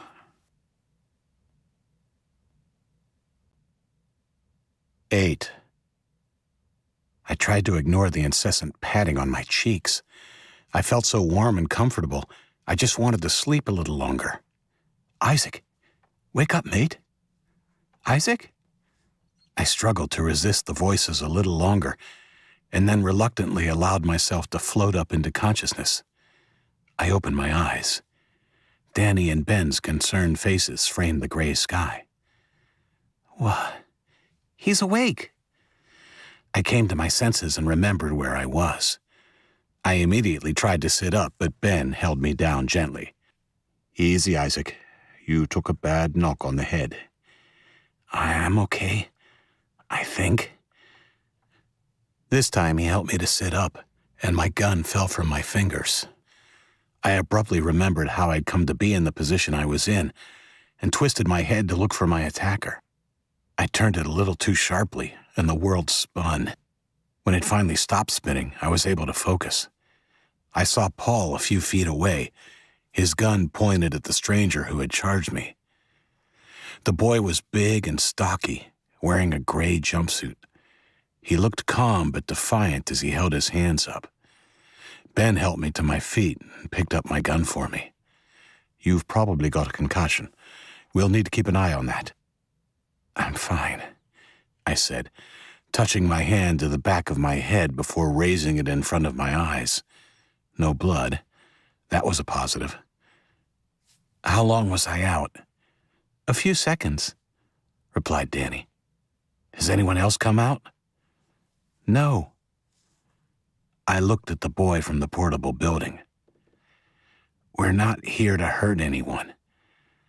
How many of you are there in there?" Given his size, I was pretty sure it wasn't him who had let out the girly squeal I'd heard before I opened the door. He didn't answer and just stared at me with a pissed-off look. I walked over to Paul. "If he makes a move, shoot him in the head," I said, in a voice quiet enough not to carry to the buildings, but loud enough for our captive to hear. I was rewarded with a wide-eyed look from the stranger. "Will do," answered Paul, not sounding at all convincing. I took a few steps towards the first building. "I know you can hear me in there. We're not here to hurt you. We're here to set you free and give you some food. I need you to step out of the building one by one with your hands up." There was no sound from any of the buildings. My head hurt, and I was a little impatient now. I stalked to the middle building and banged the metal wall 3 times with the flat of my hand. Someone inside screamed. "I said, come out with your hands up. No one's going to hurt you. We're American. The Chinese are gone. You can come out." We heard creaking and movement inside the buildings before a blonde girl poked her head from the door of the building I had been so rudely ejected from. She looked about 13, and her face was gaunt and pale, and she wore the same gray jumpsuit as my assailant. "It's okay," I said, smiling and motioning her to come out. She didn't move, but looked at the guy who had jumped me. His mouth was grim, but he nodded. The girl stepped out and was followed by more as the doors of the other 2 buildings also opened. Pretty soon we had a crowd of kids standing in front of us. They ranged in age from about 10 to 16 and represented a good cross-section of our nation's population, former population. That was if you didn't notice the fact there weren't any Asians. "Ben, keep an eye on them. Danny, can you do a count?" I stepped into each of the buildings briefly to make sure there was no one left behind. The conditions they had been living in were appalling. Mattresses lined the floor with no space for sitting or standing. They told me later the Chinese pretty much made them work from dawn until dusk, and after an evening meal, eaten while sitting on the asphalt of the former car park, they were locked in the buildings at night. There was a sink in each of the buildings and a handful of foul-smelling buckets. I tested the faucet in the first one, and a stream of cool water flowed from it. At least they hadn't gone thirsty. There was no one hiding. I checked the other 2 buildings, ignoring the stench from both the buckets and the latrine, a simple pit at the corner of the compound which the children had been forced to empty the buckets of waste into every morning. I stepped out of the last building and squinted in the late afternoon light. My head ached a little, but I felt fine apart from that. It was then I noticed that Ash was gone. "Where is Ash?" My friend, surprised, looked this way and that. "He was here a few minutes ago," said Paul. "I'm sure of it." If you mean the tall dude with the bald head, he lit out of here when you were still on the ground," said the boy who had knocked me out. "Damn it," I said. I thought briefly of pursuing him, but that would leave us short-handed here, as would sending Paul or Ben. Not much we can do about it now. Danny, what's the count? 27. 12 girls and 15 boys. Okay, let's give them something to eat, I said, and turned to the crowd of kids. I know it's getting cool, but I'd like you all to sit on the ground and we'll pass around something for you to eat. There were no arguments as Danny and Ben began distributing the candy and dried fruits they had managed to scrounge from the store. I walked over to our prisoner. I was a little distracted. If Ash had absconded with the Hummer, it meant he had the small stash of weapons we'd left in there too. I knew we could find more, but I didn't like the idea of him running around armed to the teeth, especially when there was a high chance we might run into him again. I put the thought to the back of my mind. Plenty of time to worry about that later. You can put your hands down now. Thanks, he said, and lowered his arms gingerly. Sorry about the hit you took. I smiled ruefully and held out my hand. Don't worry. I probably would have done the same thing myself. I'm Isaac. I'm Jamal. Ben, I called out. This is Jamal. Can you give him something to eat? No, don't worry about me. I can wait a little longer. Get the rest of them fed first. I'd rather know what you have planned for us. Despite our inauspicious introduction, I had a good feeling about Jamal straight away. He was built like an athlete, but I could tell he was a thinker too. And unlike my recent experience with Ash, I felt he was trustworthy instantly. You're the leader of the group? I asked. Not really. I mean, we never took a vote or anything. I guess I'm just the oldest and strongest. Okay. Well, as for plans, we don't really have any. We didn't know what we would find when we opened the doors. I was expecting the worst. I guess we have some options for you, but that will depend on a few things. Let's sit down over there and have a talk. Danny, give that bag to Paul. You can join in this conversation. We went and sat down on a bench near the front of the compound. Danny handed 2 Milky Ways to Jamal as we sat down, and despite his earlier protestations, the boy did a quick job of demolishing them. I just want to say I didn't know Ash was going to do that. I'm really sorry. He was always a little weird. He scared me sometimes, said Danny. It's okay. I could see he had some issues. Did you have any problems with him? Danny shrugged.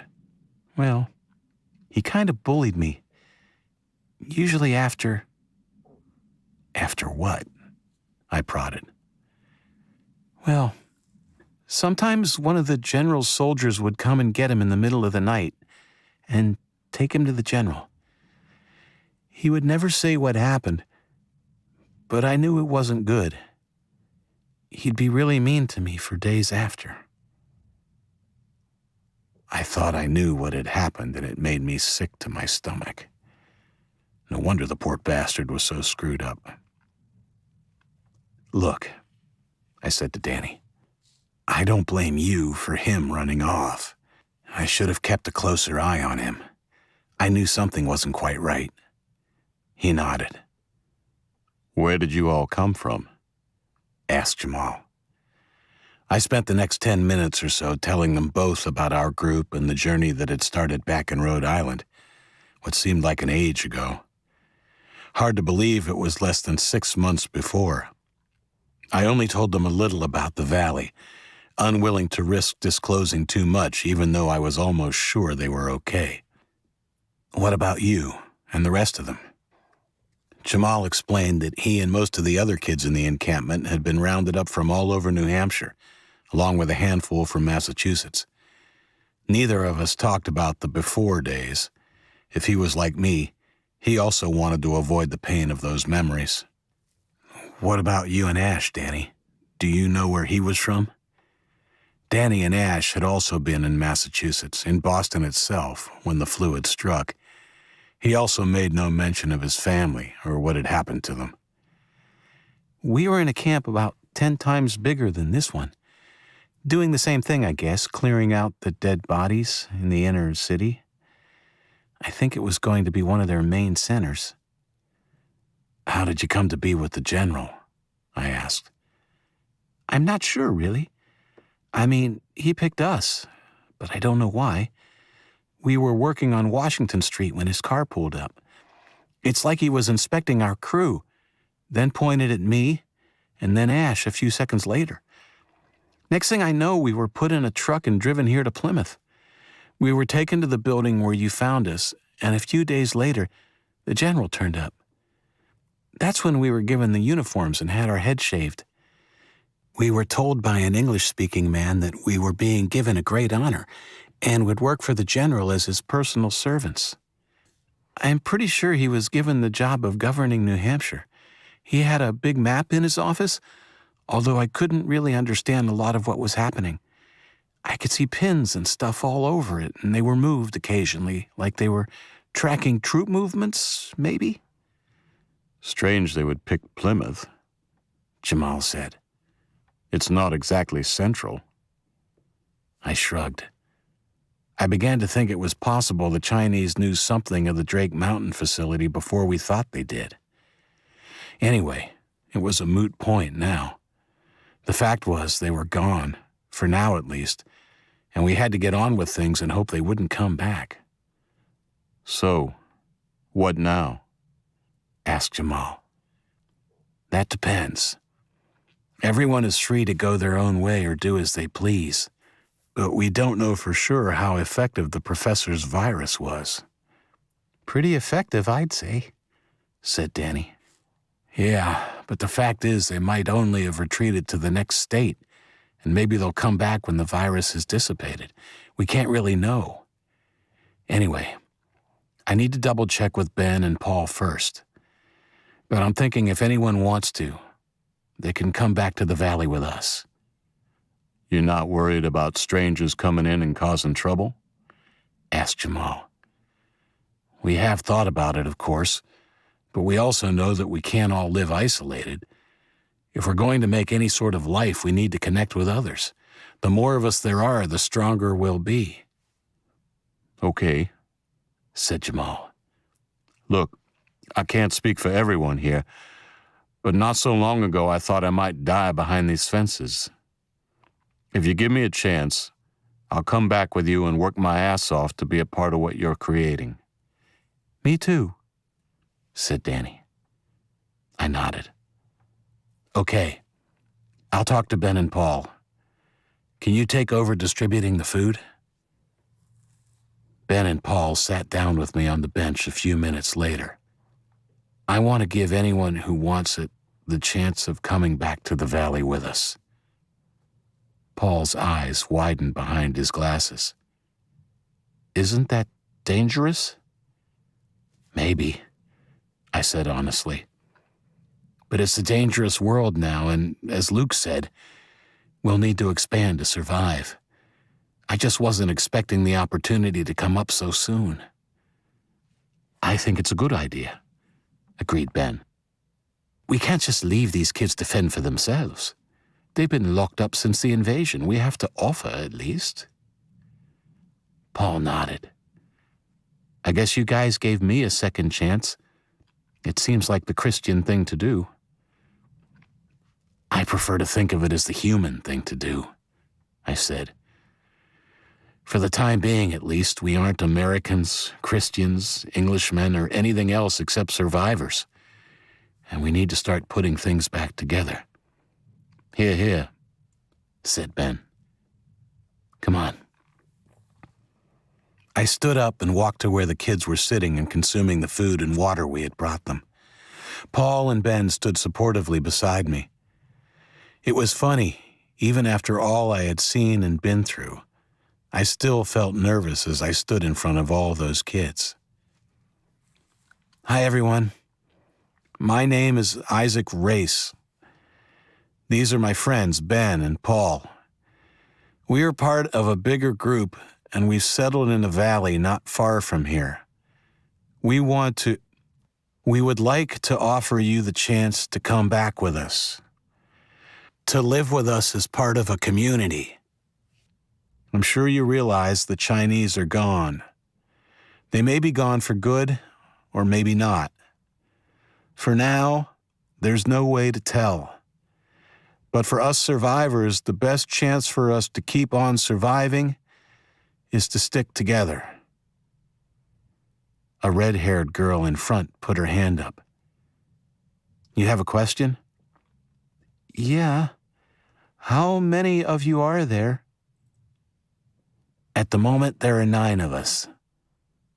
That's not many, she said bluntly. True, but we've been through a lot. We have weapons and somewhere safe to try and start over. Anyone who wants to come is welcome. All that we ask is that you play by the rules we set down. Anyone who doesn't will be sent away. No one protested this, and there were no more questions. All right, time to decide. If you would like to come with us, please stand up and move to my right. There was a flurry of movement as nearly everyone stood up and shuffled to my right. In the end, only a group of 3 remained seated, 2 boys and a girl. They all had sandy-colored hair and were clearly related. You sure, Jimmy? Asked Jamal. Yeah, said the boy who appeared to be the oldest of the 3. We're going to go home. Where is home? I asked. Concord.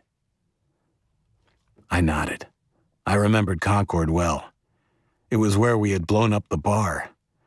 It wasn't a particularly happy memory. At the time, it had seemed the right thing to do, but I was forever second-guessing myself. Could I have done it a different way? According to Luke, that ability to hold myself accountable was what made me a good leader. But sometimes I wished I could just make a decision and be done with it, no matter what the consequences. Okay, if you're sure. I really wanted to warn them off the idea, to ask them to come with us. But who was I to do that? The boy, Jimmy, was my age. He had managed to survive just as long as me and with his siblings, too. I was pretty sure he had a fair idea of what to expect. Can you drive? It would be quicker and safer if you can take a car. There are plenty in town. Yeah, I can. Thanks for the food. And the offer. He looked at his siblings. We better get going. We can make some ground before it gets dark. And thanks for setting us free, his sister said as they walked by. They all high-fived Jamal on their way past, and he watched them go with a thoughtful look. Wait, I called to Jimmy just before he led the others through the gate. Here, take my gun. I can get another in town. No, thanks, he said. Really, we'll be okay. You keep it. He waved the last time, and they went through the gate. You think they'll be okay? I asked Jamal. Don't know, said Jamal. but Jimmy's no dummy, so hopefully yes. After Jimmy and his siblings left, we put our heads together and decided it would be best to take the whole group back to the headquarters, where we could bunk down for the night in relative comfort. We waited for the rest to finish eating and drinking, and a few minutes later, we were walking back towards the fire station. Asshole, said Paul under his breath. I knew there was something off about that guy. As I had feared, the Hummer was gone and the stash of weapons with it. Of course, I was angry I hadn't kept a warier eye on Ash, but consoled myself as we trudged back into town. It was not the worst thing that could have happened. How wrong I was.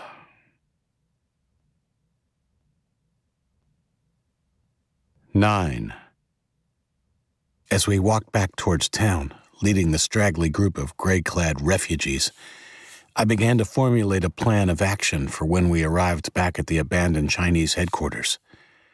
I would send Paul, Ben, and Danny to find more weapons and food, while Jamal and I got the rest of the refugees settled in for the night. I turned to discuss it with Jamal as we turned onto the town's main street and began to pass the post office. When we get there, I was interrupted by a loud burst of rapid gunfire. It echoed through the empty streets. Every one of us fell to the ground. Some of the kids screamed, and Jamal quickly shushed them. We all looked around frantically. "It came from the direction of the bridge," called Ben from the rear of the column. I didn't waste any time. I quickly ran to the post office door. Thankfully, it was unlocked, and after quickly checking it was empty, I waved to the others. "Get them in here, quick!" Jamal joined me at the door, helping to usher his people through the door. "Don't leave the building until one of us come back for you," I told him. "Paul, Ben, come with me." I didn't wait for them to answer, just ran down the street with my gun in hand and my heart pounding in my chest. There was a faint scream. It sounded like a girl, followed by another burst of gunfire that rang out and faded just as quickly. We ran along the sidewalk, keeping as close to the front of the shops and buildings as possible. There was no gunfire for a couple of minutes, and finally we could see the roundabout. We heard yelling but couldn't make out the words, except for two that were quite clear. "No, please!" The raised and pleading voice was cut off by a final burst of gunfire. A stampede of thoughts charged through my head, but paramount among them was the fact that I would kill Ash as soon as I saw him. This was his doing. It had to be. I tried not to think about Jimmy and his siblings. Over the pounding of our feet, I heard the screech of tires just as we reached the intersection, and the stolen Hummer sped away. "Fuck," said Ben. It was then, as I started running after Ash, that I saw the first body. It was Jimmy's sister, the girl who just 10 minutes or so before had thanked me for freeing her. I didn't look closely, didn't want to. I could see she was dead, the middle of her gray top a bloody, ragged mess. Just a few feet beyond her was the body of her younger brother. He was face down, shot from behind as he had run away. A bloody trail of wounds ran from his buttocks up to his shoulder. Their big brother, Jimmy, was on the other side of the road. He was on his back, half in the gutter, half on the sidewalk, his eyes staring lifelessly at the sky. Rage engulfed me, and as I ran onto the bridge, I began shooting my handgun uselessly at the quickly receding vehicle. I ran on, squeezing the trigger even after I'd emptied the clip. "You fucking coward!" I screamed, making it halfway across the bridge before I finally stopped and bent over, hands on my knees and my chest heaving as I tried to regain my breath. I fell onto my backside and sat cross-legged on the bridge for a long time, trying to figure out what we could have done differently. Finally, I heard footsteps behind me. "Are you okay?" Ben asked. I took a deep, ragged breath and stood up, brushing my hair out of my face. "Yeah," I said quietly. "I just thought we were done with this shit." "I don't think we will ever be done with it, mate. Like Luke says, it's human nature." I didn't respond to that. Couldn't, even if I did want to rage and rail against the unfairness of it. Funny thing was, as tired as I was of all the death and carnage since the invasion, I knew that if Ash suddenly turned that vehicle around and came back, I would kill him right there and then, and relish the job. "Where's Paul?" I asked, turning and starting back across the bridge. "He went back to tell the others they could come, but said he'll keep them back for 15 minutes or so to give us time to clear up the bodies." I put my arm around his shoulders when I heard the hitch in his voice. I sometimes forgot this was as hard on other people as it was on me. "Come on, we better get to it." We took the bodies one by one into an abandoned house just up from the roundabout. It was a terrible task, and one I feared I would have to do many more times before it was someone's turn to do it for me. True to his word, Paul led the others to the headquarters around 20 minutes later. No one asked the question I dreaded, even though I saw some of them looking at the bloody patches on the road and sidewalk as we deliberately guided them away. I could see the shock on Jamal's face as we herded the last of the kids into the building. He clearly knew what had happened without my needing to spell it out. The whole event was more shocking for the fact that we'd only been talking to the 3 victims just minutes before. We talked briefly, and I confirmed his worst fears. He didn't cry, but was visibly upset, as was Danny. In fact, the shaven-headed boy looked to be taking it harder than anyone. "It's not your fault, Danny," I said, putting my arm around his shoulder as we followed Jamal inside. I told him the same thing a number of times that night, but he never looked like he fully believed it. We attempted to provide the rescued kids a more wholesome meal that night. Another visit to the storeroom of the market across the road yielded 2 boxes of canned baked beans. It was messy. We didn't have anything to eat from or with, so they ate the cold beans inelegantly from the cans with fingers and mouths. There were no complaints. In fact, they wolfed down the food like there was no tomorrow. Once we had settled the kids into the rooms on the ground floor, Ben, Paul, Danny, Jamal, and I sat down in the foyer and relaxed. Our conversation was productive but constrained. I think we were all still in shock from the recent murders. We told the 2 boys more about the valley and our hopes for building it into a home where we could live for the foreseeable future. They expressed enthusiasm and promised to help all they could. We lay down to sleep after an hour or so, but it was at least another hour before I fell asleep. I ran the events of the day through my mind over and over, trying to think how I could have better handled the situation. Knowing what I knew now, I made a promise to myself I would trust my instincts better from here on in. If I'd trusted them about Ash, then I possibly could have saved 3 lives that day. I didn't beat myself up about it too much longer. At the end, the blame lay with the perpetrator, and I hoped one day I would be able to dispense some justice for Jimmy and his brother and sister. When I eventually fell asleep, it was a deep, dream-filled sleep.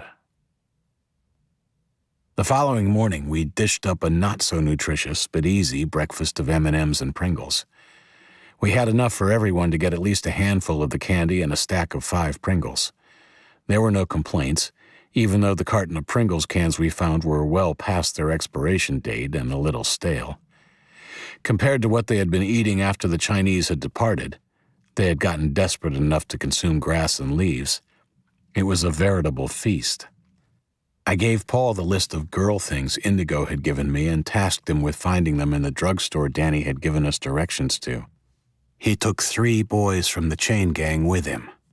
Ben, Danny, and I went to gather more food from the market we had raided the previous day. This time we stripped the shelves of canned and dried foods, things that would last for a long time after we got back. Of course, we stripped it of candy and savory snacks as well, Danny yelling in triumph as he picked up the last packet of Oreos on the shelf. Even as I smiled at him, I saw his expression of joy change to one of sadness. "What's wrong, Danny?" "Do you realize this could be the last packet of Oreos in the whole United States?" "I don't think it would be the last, but it might just be the last pack we ever see," I said. "I love those things," said Ben, coming around the corner. "You Yanks have a few strange things you like peanut butter and jelly sandwiches. Vomit.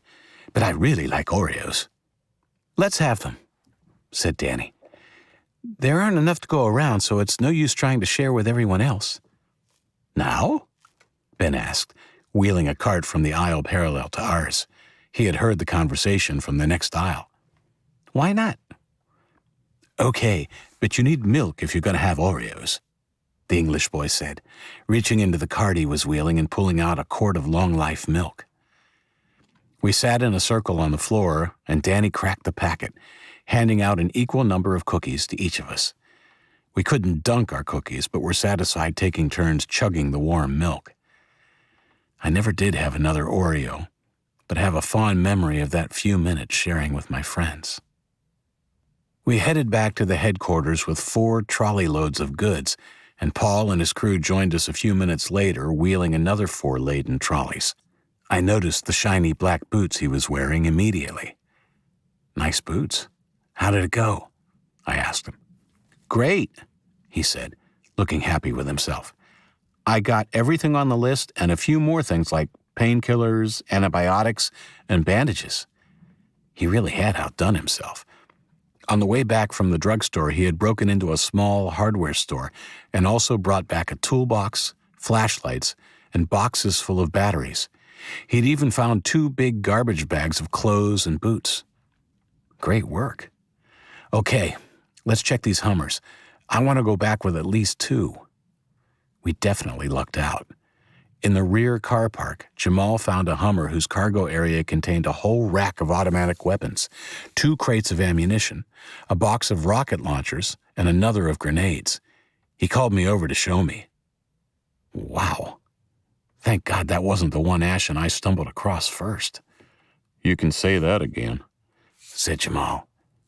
"There is another one here." We got in 1 each and drove the 2 Hummers around to the front. We loaded up the cargo area and back seat of the second vehicle with the food and supplies. Then we turned to our last task, transportation of all the kids we had rescued. Due to a lack of drivers, it wasn't feasible to take more than 2 Hummers. To take all of the refugees from the camp, we would have needed a whole convoy of them. What we needed was a bus. We soon had our answer when one of the local kids from Jamal's group suggested his school bus would be able to carry everyone. "Fantastic," I said. "Great suggestion. What's your name?" "Andrew," the freckle-faced kid said, with a satisfied expression.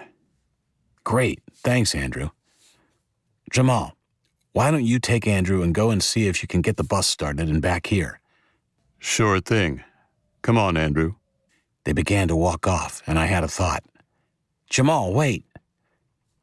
He turned back as I was pulling my pistol out of my belt. I lamented the brief flash of fear I saw in his eyes before I turned the handle towards him. "Here, just in case." "You sure?" he asked. "Very sure," I said sincerely, holding his gaze. "Thanks."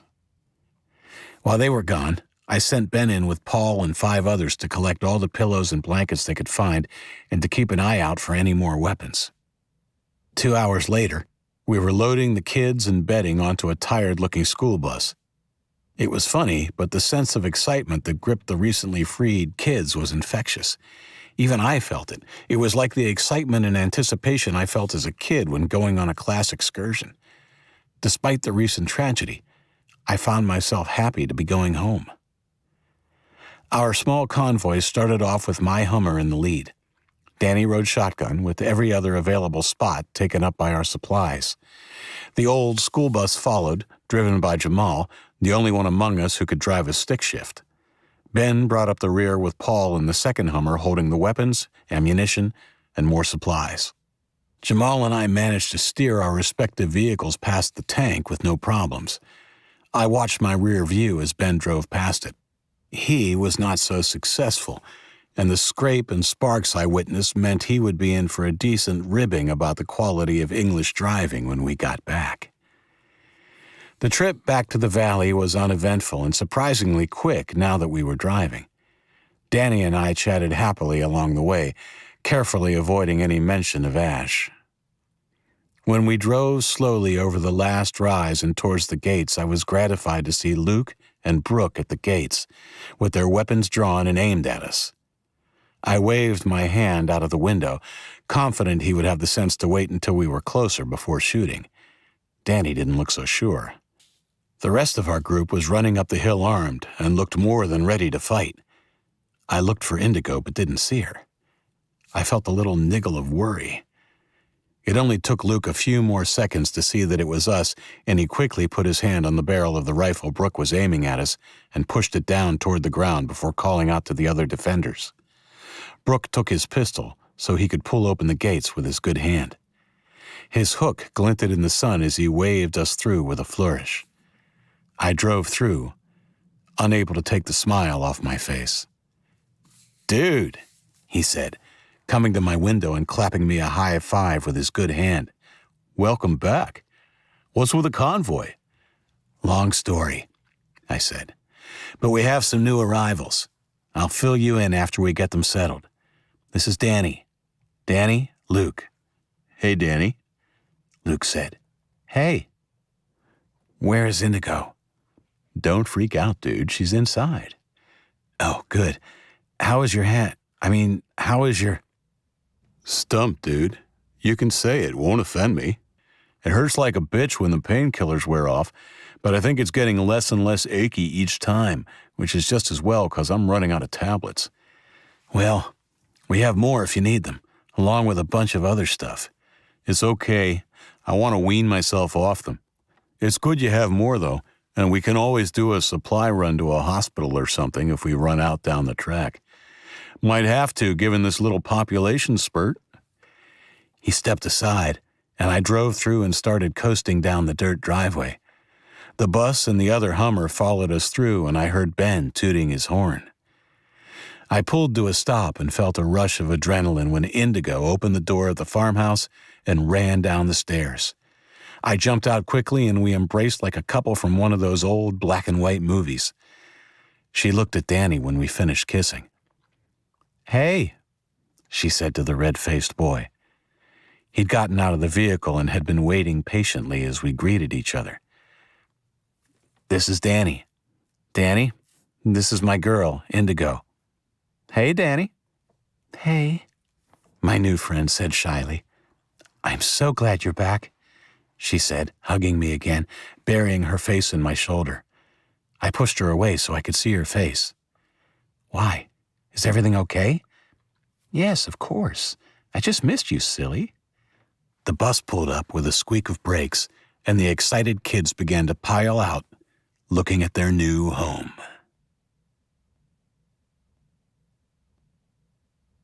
10. After we had unloaded the two Hummers, I called a quick private meeting with Luke and Indigo. Brooke, Ben, and the rest got the new arrivals settled into the house and began putting together a meal for lunch. We went into the house and sat on the sofa in the living room in front of the dead TV. I gave my two co-leaders a brief rundown of our trip to Plymouth and how it had ended with the murder of siblings. The last we saw of him, he was driving across the bridge with the Hummer and the first set of weapons we found. "Sounds like an evil motherfucker," said Luke. "Sorry for the language, Indigo, but that goes way beyond crazy. He gunned them down in cold blood." "No need to apologize. You're right, though. Even though the professor and Rag were psychopaths, I don't think they were evil to the core. They were sort of molded by circumstance. What this Ash guy did, well, that's just beyond anything. It's so personal." "Yeah," I said. "I should have kept a closer eye on him. I knew something wasn't right." "Don't beat yourself up about it. If you'd stepped in before that, it might have been you or Ben or Paul who got killed." I didn't exactly blame myself for what had happened. Just felt guilty that I hadn't been more vigilant. "Don't worry. I won't beat myself up." "So what's been happening here?" I asked. The rest of the group had managed to get a lot of work done while Ben, Paul, and I were gone. The vegetable garden had been weeded and a system put in place for milking the one cow who was giving milk. They had also managed to find and capture 4 more of the fugitive hens and a rooster, who were all now safely back in the coop. Indigo informed me they had enjoyed scrambled eggs for breakfast that morning. Wow, looking forward to some of that. We didn't exactly eat healthy while we were on the road. We brought back everything on your list, though. Plus, Paul managed to find clothes and some other stuff, too. Yeah, he showed me about 50 packs of seeds for vegetables he found in the hardware store. He did? He didn't tell me about those. We're going to need everything we can get, I guess. Yeah, he already passed them on to Bo, said Luke. Bo looked pretty happy. I think we've got a real live farmer there. Lucky for us. Looks like it. Based on how many refugees you brought back, I reckon we'll need everything we can grow and more, said Luke. We'll have to take up hunting, too. Rabbits will be plentiful, and there should be lots of other animals running free. Sounds great. By the way, now that we have all these weapons, I want you to set up and be in charge of an armory. You're the most experienced and knowledgeable with weapons, so it makes sense. Sure thing, he said. It was a great haul. There's even a sniper rifle. I claim that for myself. With this, he held up his stump. I won't be much good in a firefight where I'd have to shoot quickly, but I could be of some use from a distance. Awesome. What about this killer, Ash? Asked Indigo. Could he cause us problems? I don't think so. He hightailed it out of there pretty quickly afterwards, but we'll need to be wary anyway. We've got enough people now so we can have 2 guards at the gate 24/7, and I would also like a patrol walking the perimeter 24 hours a day. And that'll solve 2 problems, keeping us busy and making sure we're safe. Not that I'm worried just about him, he's probably long gone. But we don't know who else may be out there. Now that the Chinese are gone, so is any type of law and order. Agreed, said Luke. We'll have to keep a close eye when we send out foraging parties. If this guy is spotted, he should be shot on sight for what he did. Indigo and I both agreed. I also think we should fortify the gate and start reinforcing that fence. It would be next to useless as it is now if we were attacked. We can use metal and timber from the old shed and get more from the neighboring properties. Great idea, Luke, I said. Maybe not the next-door neighbor, though. If we end up growing big enough, that's another house and barn we can use to house people. Okay, agreed Luke. I don't think it's too early to start thinking about having a police force or something either, said Indigo. It could double as a standing army, you know, a group of us that's always ready to stamp out trouble or in case of attack. I looked at them, my girl and my best friend. Even though a tiny part of me felt like we were kids playing at make-believe, I was thankful I had lucked out and found myself partnered with such intelligent and resourceful kids. I think we all felt that way. We talked for an hour or so, making more plans and ruling in and out suggestions about the way things would work.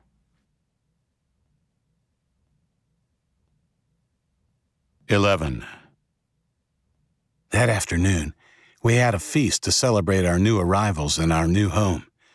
It was a mix of fresh, canned, and freeze-dried food, but for the kids we had rescued from the compound, it was better than a 3-course meal in the finest restaurant. Ava piped up at one point and told Paul it was like our very own Thanksgiving. You're right, Ava, said Luke loudly. We should make this date our Thanksgiving. I second the motion, called Bo. Ever the showman, Luke stood up and rapped the handle of his dinner knife against the table. A show of hands, please, he called when everyone had turned to look at him. Who agrees this day should be our Thanksgiving from now on? Nearly everyone put their hands up. Those that didn't raise their hands looked a little bothered. It was clear what they were thinking. Don't worry, everybody, I said loudly enough to be heard. We will still celebrate the normal Thanksgiving as well. This will just be an extra celebration for us. Yes, of course, said Luke. Okay, in my official capacity as a member of the Triumvirate, I declare this day, the 3rd of May, to be the Valley's Thanksgiving Day from this day forward. And that's in addition to the 4th Thursday in November, the Thanksgiving we all know. Before lunch, Luke informed me he had given himself the job of keeping track of the date for our little community. He had found a current year calendar hanging in the laundry, so this year would be easy, but he had already started handwriting one for the following year, which he said was a leap year. I was happy to let him take the job. It wasn't really something I was interested in. "It's important, dude," he said, perhaps sensing my lack of interest. After the announcement about Thanksgiving, though, I saw he was right. Everyone bunked down in the farmhouse that night, the new people taking up positions on the floor of the living room. It was crowded and warm, but much more comfortable than what they were used to. Before I went to bed, I met in the kitchen with Luke, Indigo, Ben, Brooke, Paul, Jamal, and Bo to discuss our plans for the next day. In no particular order, we decided we would start by assigning one party to dig a latrine and another to clear out the old barn so we could start to turn it into a living space for the new arrivals. It was a productive meeting. We also elected a reluctant Luke to be in charge of the security force Indigo had earlier suggested we set up. "It has to be you, Luke. You know more about weapons and how to use them than anyone I know. We all know you'll be fair and won't try to take over the place like a mad dictator." When he realized we couldn't be talked out of it, I saw a mischievous glint in his eye as he raised his bandaged stump. "All right, but when Ben finally gets off his ass and helps me get a hook on this thing, I insist you call me Captain. Captain Hook." We had a good laugh, and after some more quiet conversation, we retired for the evening. Ben and Luke spent most of the next day working on Luke's hook, while the rest of us oversaw and chipped in with the work that needed to be done. I took some lunch to Ben and Luke early in the afternoon, curious to see how they were coming along. I found them shoulder to shoulder, standing over a bench as Ben labored over something. They were both dripping with sweat. "Hey, guys. Brooke fixed you something to eat," I said, craning my neck to see what they were up to. "Awesome," Luke said, looking over his shoulder at me distractedly. Ben didn't hear me or was too focused on what he was doing to care. I put down the tray of sandwiches and drinks and moved in for a closer look, standing on tiptoes to peer over their shoulders. Ben was rasping away with a rusty old file at a perfectly formed metal hook. "You made that?" I asked, wonder in my voice. Ben stopped what he was doing and smiled. "Well, not quite. We found it in the back room of the barn. It looks like whoever owned the place was using it as a curing room." "Curing? Like for meat or something?" "Yeah, dude. It's a butcher's hook," said Luke, unable to hide the delight in his voice. Clearly, the thought of wearing a butcher's hook tickled him. He picked up the hook and handed it to me. It was heavy and was about 8 inches long. The straight end had been cut crudely, but the rest of the hook had now been filed to a coarse silver finish. It was S-shaped, so one hook would go over a bar and the carcass would be skewered on the other end. Anyway, Ben cut about a third of it off. It was a hell of a job, too. He only had a rusty hacksaw blade. Ben held up his hands, showing me the bloody evidence of his hard labor. "Ouch," I said. "You better get one of the girls to look at those hands when you're done. Anyway, you should have a break and eat the sandwiches." Both famished from their hard work in the hot barn, they washed their hands in a trough of water beside the workbench and began wolfing down the egg sandwiches Brooke had made them. She and Indigo had baked the bread fresh in the oven only an hour before, and it was delicious. Having power from the generator was a real luxury. "Wow, these are amazing," said Luke, a crumb or two escaping his overfull mouth. Ben just nodded his agreement. "How are you going to put it on? The hook, I mean. How will it stay on?" I asked. "I'm working on a harness while Ben finishes filing it," said Luke. He wiped his hands on his pants and went back to the long workbench, picking up some leather straps which looked like they had come from a saddle or something. "The straps will be attached to the guard that will go over old Stumpy here and then run up my arm and over my shoulders." "Yeah, I'm going to start working on the metal guard when I finish the hook," explained Ben. "Where will you get the metal for that?" Ben pointed at an old drum behind me. There was a jagged rectangular hole towards the top rim. "We already got it, punched it out, just have to shape it into a circle and clean it up." "Doesn't sound easy. Good luck with it." Can't wait to see it. I left them to it, pretty sure that between the two of them they would come up with something extremely practical. I headed back to help finish clearing the barn of the last of the old machinery which had filled it. While the house itself had been quite clutter-free, whoever had owned the place had made no attempt to clean out the barn. It was a big task, but as the saying goes, many hands make light work. Now that we had made some headway, the doubts I had about converting it to living quarters dissipated. The barn was huge, with a large open floor space and a couple of rooms to the side. There was also a loft about half the size of the whole ground floor. We had the two Hummers out scavenging the neighboring homes for as many mattresses, pillows, and blankets they could carry or pile on their roofs, and with a bit of luck, we would have bedding for the entire Plymouth group. By late afternoon, our job was done. We had furnished the loft with an assortment of single and double mattresses. The new kids were excited and happy, several taking the opportunity to engage in a mattress-hopping pillow fight. I didn't stop them, knowing full well it was probably the first time these kids had had any real fun since they had been enslaved by the Chinese. I didn't need to create rules about boys and girls sleeping separately. Jamal had beaten me to it. He had their respect and friendship from their dark days as members of the chain gang. As we watched them romp, he told me the Chinese had made him a trustee. It was to help them keep the kids in line, of course. But in that role, he had become not only a leader, he had also been able to coax privileges and medical treatment from their masters when needed. I did the best I could for them. I know it was wrong to cooperate with the Chinese, but we had to make the best of a bad situation, he said, sounding slightly defensive. I know you did. You don't need to justify it to me, Jamal. I think you did the right thing. I'm sure if you hadn't, some of them wouldn't be here right now. He nodded.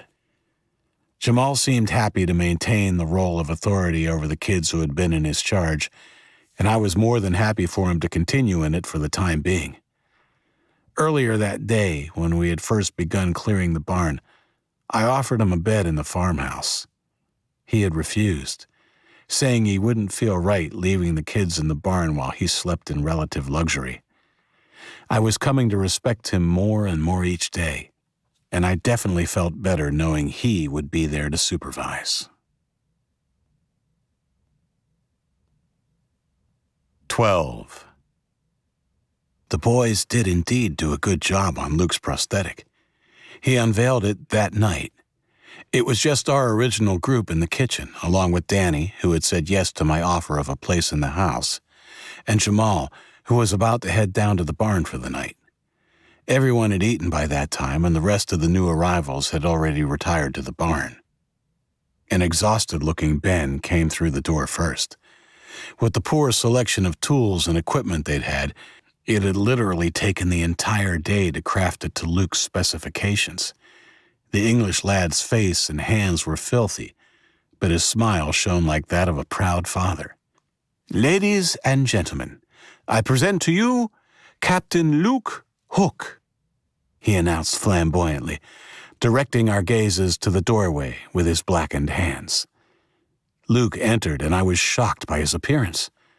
Under the dirt, his face was deathly pale, and a sheen of sweat covered his brow. He sheepishly raised his arm in the air, displaying the wicked-looking hook, turning it this way and that for us to admire. There were suitable noises of appreciation from all of us, and it brought a brief smile to his face. "How does it feel?" asked Paul. "It hurts like a bitch. I think it's going to take a while to get used to." He looked like he was going to say something more about it, but instead a look of pain crossed his face and he turned abruptly and left the room. "Excuse me, I have to take it off," he called over his shoulder. I began to follow him, but Brooke beat me to it, concern etched on her face. "His stump isn't quite healed yet," explained Ben. "It will take a bit of time for the scar tissue to toughen. He'll be good then." Ben was right.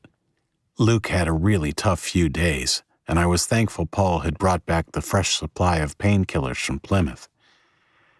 After a week, Luke was wearing the hook intermittently. From the look on his face when he thought no one was watching, it was clear that it caused him pain. "He won't take the painkillers anymore," said Brooke when I asked her about it. "Can you talk to him? He might listen to you." He didn't. "No, man, that prescription shit is really addictive. I've just got to get used to it." I admired his stoicism. Brooke called it stubbornness.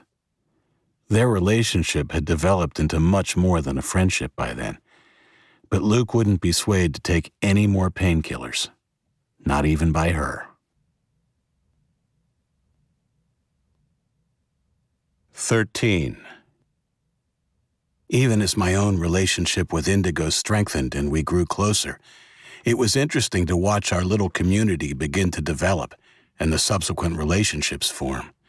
Indigo and I and Luke and Brooke were the only official relationships of our original group, but Ben was spending a lot of time with a girl we had rescued from Plymouth.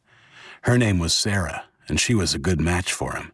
She was a tall, blonde girl with smarts and a wicked sense of humor. She was originally from Canada, and they took delight in teasing us Americans every chance they got. None of us talked much about our time in the Drake Mountain facility. When the conversation did turn in that direction, we avoided certain topics because of the dark connotations for Ava, and by connection, Paul. One night, when we had some rare time alone, I asked Indigo about Ava and her pregnancy. It wasn't long after our first Thanksgiving, and Ava was now over 7 months pregnant as far as we could estimate. She had only recently opened up to Indigo and Brooke about what had taken place. "Even though she's pretty private about it, I think as the birth gets closer, she's been getting more and more worried, so she gravitated towards us a bit." It made sense. Even though both Indigo and Brooke were just over a year older than Ava, they were the closest thing to mother figures that she had. She told us one day when we went for a walk. It was like she was confessing, and I think she felt better afterwards. Thank God it was nothing like I had imagined. Actually, I was kind of relieved when she told us. It was all very clinical, apparently. They gave her something to drink, which made her drowsy, and took her to an operating room where they put her to sleep.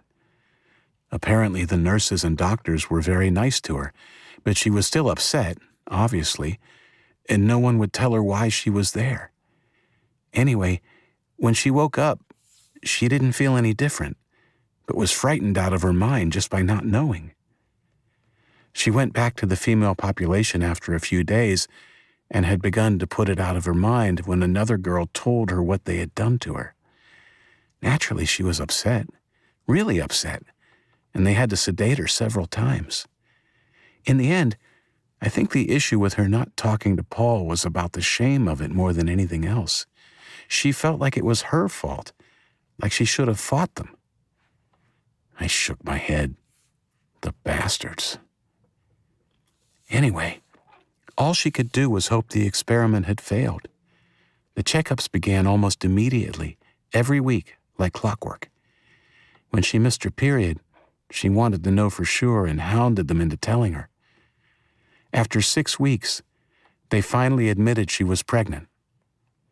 Apparently, she flew into a rage and threatened to kill herself and the baby and had to be sedated again. After that, they threatened her that if she ever did anything to harm herself or the baby, they would shoot Paul in the head. The threat worked, and she behaved, but her shame and depression kicked in even harder. I told her what happened wasn't her fault, Indigo said, wiping a tear from her eye. And I think, by the end of our talk, she began to believe it. I'm so angry, Isaac. I hope the Chinese obliterated Drake Mountain and the professor. They might have talked themselves into believing it was scientific and for the greater good. But what they did was violate and nearly destroy an innocent girl. We held each other for a long time. Perhaps it was a sign, perhaps just coincidence. But 2 months later, on the 4th of July, Ava gave birth to a healthy little girl. She named her Peace. The circumstances surrounding her conception were forgotten in the joy of that moment, and we welcomed our first baby into the valley. The birth of Peace seemed to herald a new kind of beginning for all of us, and we celebrated accordingly with a subdued but enthusiastic party. The baby's arrival was cathartic for Ava. She'd had grave misgivings as she came to the end of her pregnancy, worried primarily that she would not love the baby. In fact, we had all been worried, so much so that Indigo had insisted if Ava couldn't cope, she would take care of the baby. Paul was even more concerned, confessing to me one night he thought he would also have difficulty loving the baby. In the end, none of us needed to have worried. After the birth of Peace, Ava was transformed. She was a devoted mother from the moment her crying baby girl was put in her arms. Paul was the same. He burst into tears when he went in to see Ava just a few minutes after the birth and loved his niece without reservation from the moment he laid eyes on her. As we watched the tender scene in front of us, I felt Indigo's warm hand find mine, and she looked up into my eyes, as happy as I'd ever seen her. Of course, I was too thick to realize what that look meant. 14. By the time Peace was born, Luke wore his hook full-time and would disappear every morning to a big oak tree at the other end of the farm for what he called his workout at the end of the world. One September morning, just as the mornings began to feel a little cooler, I was at loose ends and decided to go and see exactly what he was up to. In the distance, I could see him shirtless, darting back and forth at the tree, swinging his hook in quick movements. He had grown his hair long, and with each violent blow, his dark red locks were tossed around his shoulders. He was an impressive sight. He had bulked up since we had arrived in the valley, which was not an easy feat given the rations we lived on, and the roped muscle of his shoulders and back rippled under his skin as he attacked the tree with his hook, again and again. I knew he was supplementing his diet with the protein powder he had requested on one of the supply runs to Plymouth, and had also been doing lots of heavy lifting, jogging, as well as his daily tree torture routine. The results were evident, and coupled with the fact he'd also outgrown me height-wise by at least an inch, when I stood next to him nowadays I felt a little inadequate. The solid oak's trunk was scarred with shallow gashes, the fresher wounds displaying the deep honey color of the wood beneath. "I think he surrenders," I said, after Luke performed another flurry of blows, sending chips of bark and timber flying around him. He turned, his chest heaving and sweat pouring from his brow. "Don't worry, he can take it." My friend smiled and patted the scarred trunk of the big tree. "Isaac, meet Whipping Boy." "Holy moly, dude, you've done some damage." "Nah, they're just battle scars. Won't kill him. Want to see my routine?" "Sure." Luke crouched in front of the tree before unleashing an attack. The movement of his hook was economical as he attacked it with short, sharp movements which allowed him to rip into the bark an inch or two without actually getting the hook caught. I could hear him grunting with exertion as his attack became more frenzied. "Killing blow!" he yelled over his shoulder, and his next swing was much heavier than the previous. The blow obviously didn't work out the way he intended. The hook bit into the timber with a thud, but his arm continued through its arc while the hook stayed where it was, embedded in the wood. There was a snapping sound as a strap broke and Luke's arm came free of the harness. He nearly toppled over before regaining his balance and looking at his stump, a dumbfounded expression on his face. I was horrified initially, but the fact that he wasn't hurt, combined with the look on his face, soon had me trying to suppress a giggle. It wasn't to be, and try as I might to contain my mirth, it was too much, and slowly but surely my laughter bubbled forth. Luke, far from being offended, joined in. Before long, we were both rolling on the sweet, long grass, gales of laughter racking us. When our amusement finally abated, we stayed on our backs, looking at the blue sky through the gnarled branches of the oak. "Things are working out okay for us," he said. "Yeah. I don't know how we managed to do it, but we did. Determination, with a little bit of luck and good management. A lot of good luck. The winter will be tough. We have to be prepared for some losses." By that time, our population numbered 67. In addition to peace, we had accepted 3 more groups of refugees into our community. They were all skinny, hungry kids who had had a tough time and gratefully accepted our rules in order to join the community. "I don't know, dude," Luke said. "I think we'll be all right. The shelters we've built are sturdy, and we've managed to insulate them really well. We've got loads of firewood and plenty of food in the stores." "I hope you're right." The latest group of refugees had been brought in only a week before by Jamal, who had been leading a foraging team on a supply run to a little town called Center Harbor. It had been a small tourist town with a supermarket and turned out to be a real treasure trove for food and supplies. In the supermarket, they had stumbled upon a group of 8 kids, led by 2 brothers. After a tense standoff, which reminded me a lot of how Luke and I had met Ben and Brooke, the other group had laid down their weapons. Our guys had simply been better armed, and there really was no other option.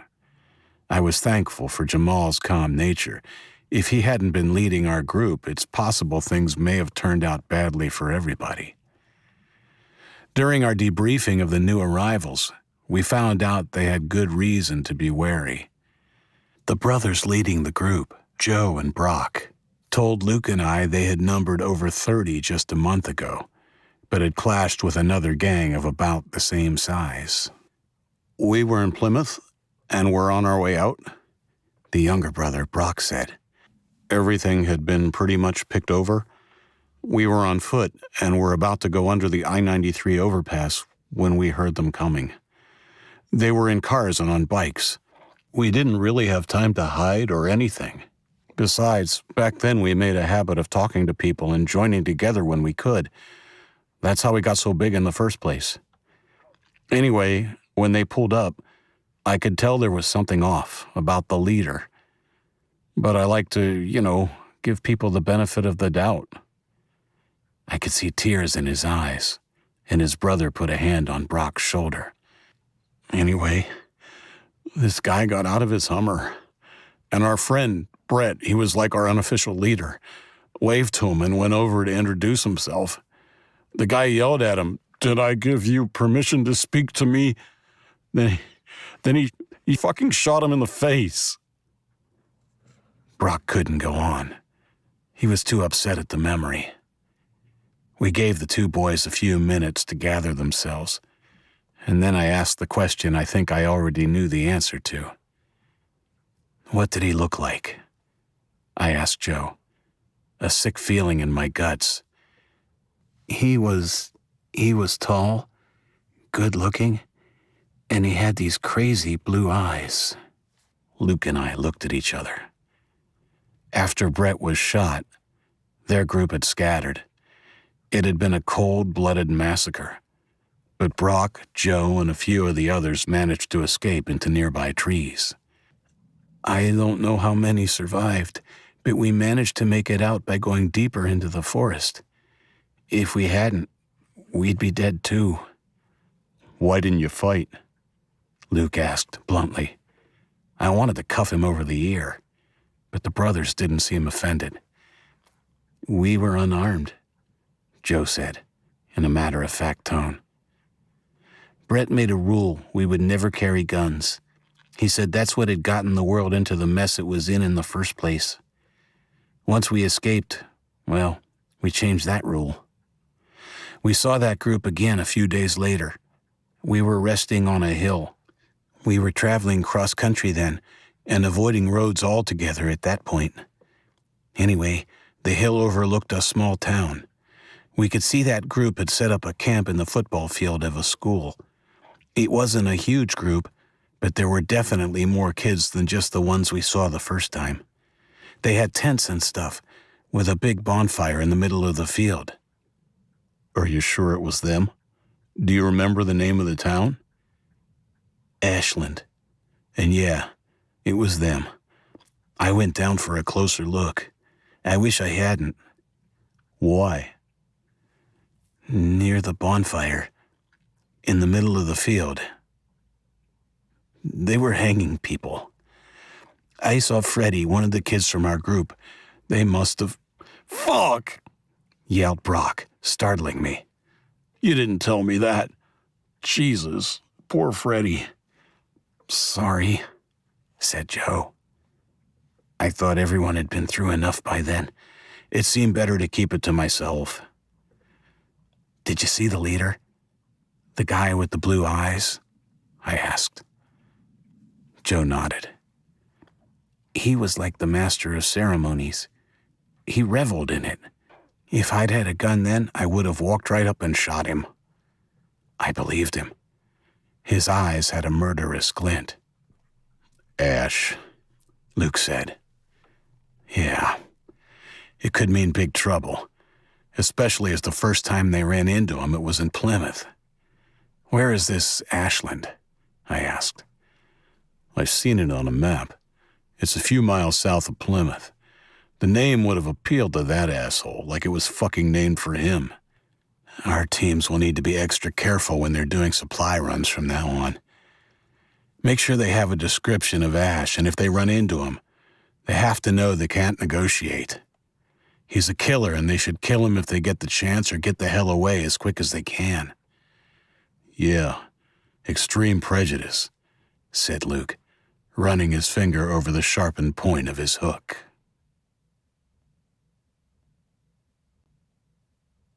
"15. Peace was our first baby, but she wouldn't be our last. Our little community grew that first year and continued expanding in the following years. Even though there were more births, refugees were our lifeblood. Most of the people we took in were from nearby. It never ceased to amaze me how many kids actually survived while hiding from the Chinese and in the time after.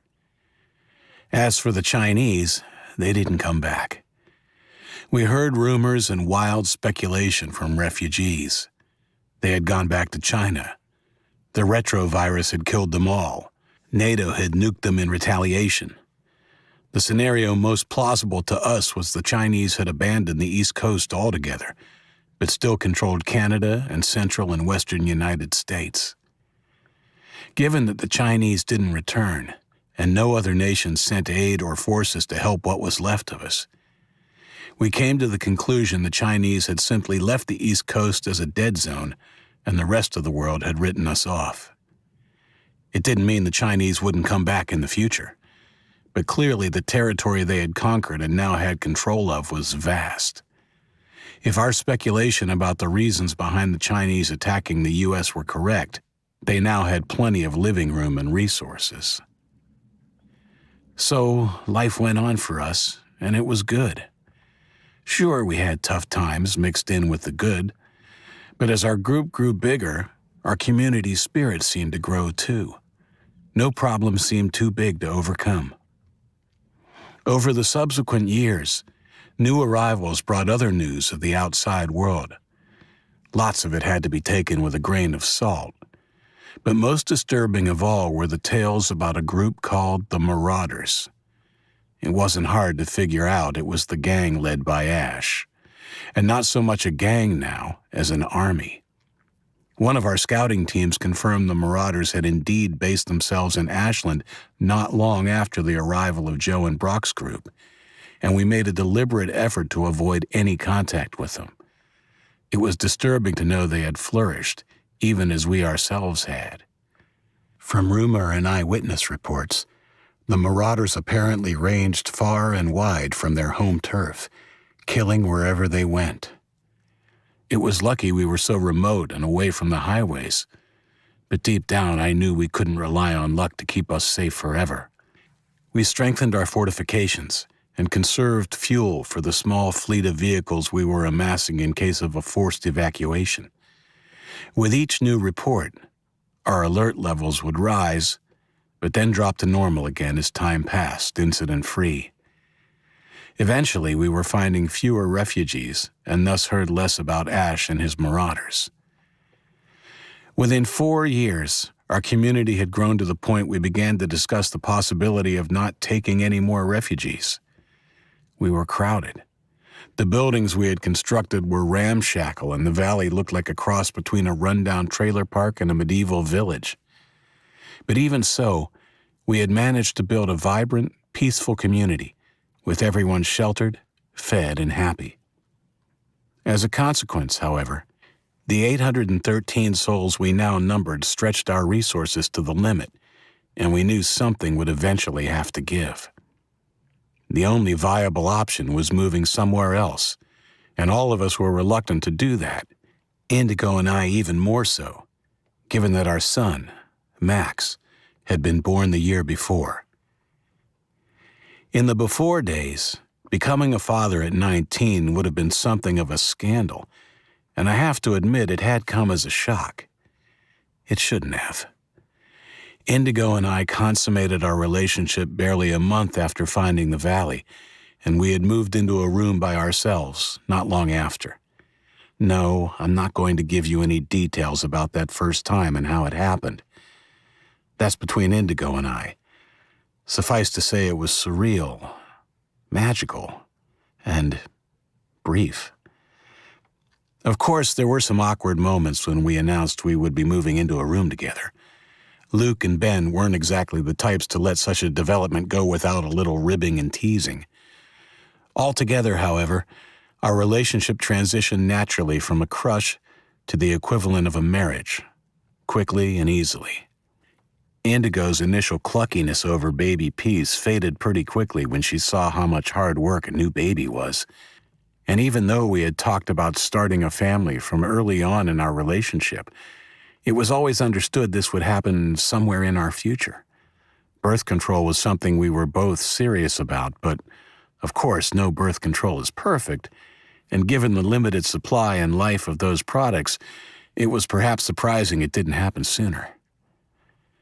The afternoon I found out I was going to be a father, I had been working in the vegetable garden with Bo. I didn't really have any particular assigned job like most everybody else in the valley. I tended to go where I was needed, and that day, when Bo told me he had to catch up on the weeding, I offered to help. We had gone into the kitchen at lunchtime for the sandwiches and lemonade Indigo had put out for us. Perhaps I should have seen there was something on her mind as she stood against the kitchen bench, her arms folded across her chest and her face thoughtful, but I was totally clueless, even after being told she needed to speak to me in private after lunch. I followed her to the living room where Brooke and Ava were sitting playing with Peace. "I've got a good idea," said Brooke, a look passing between her and Indigo which even I didn't fail to notice. "Why don't we go outside and see the rabbits?"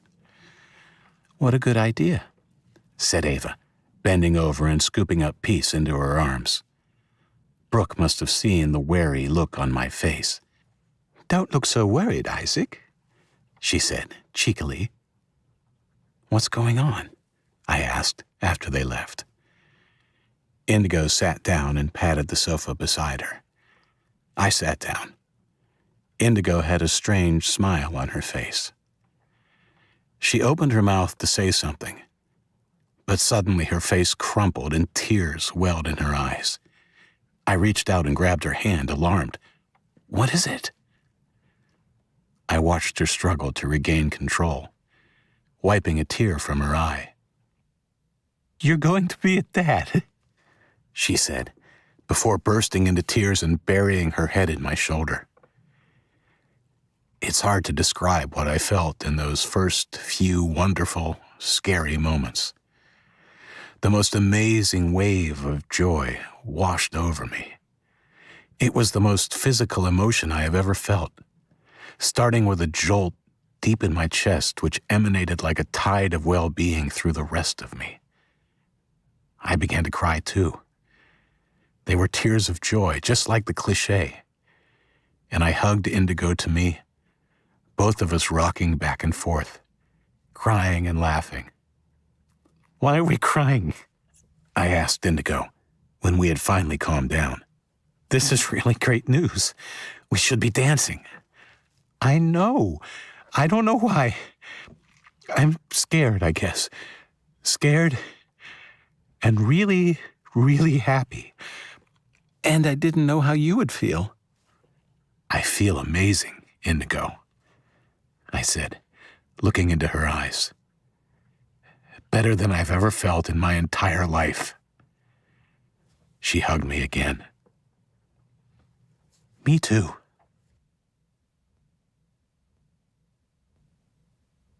"16. Our healthy pink baby boy Max was born 9 months later. Did it feel strange to be a dad? Hell yes. But it was a wonderful kind of strange. After he came along, I couldn't imagine life without Max.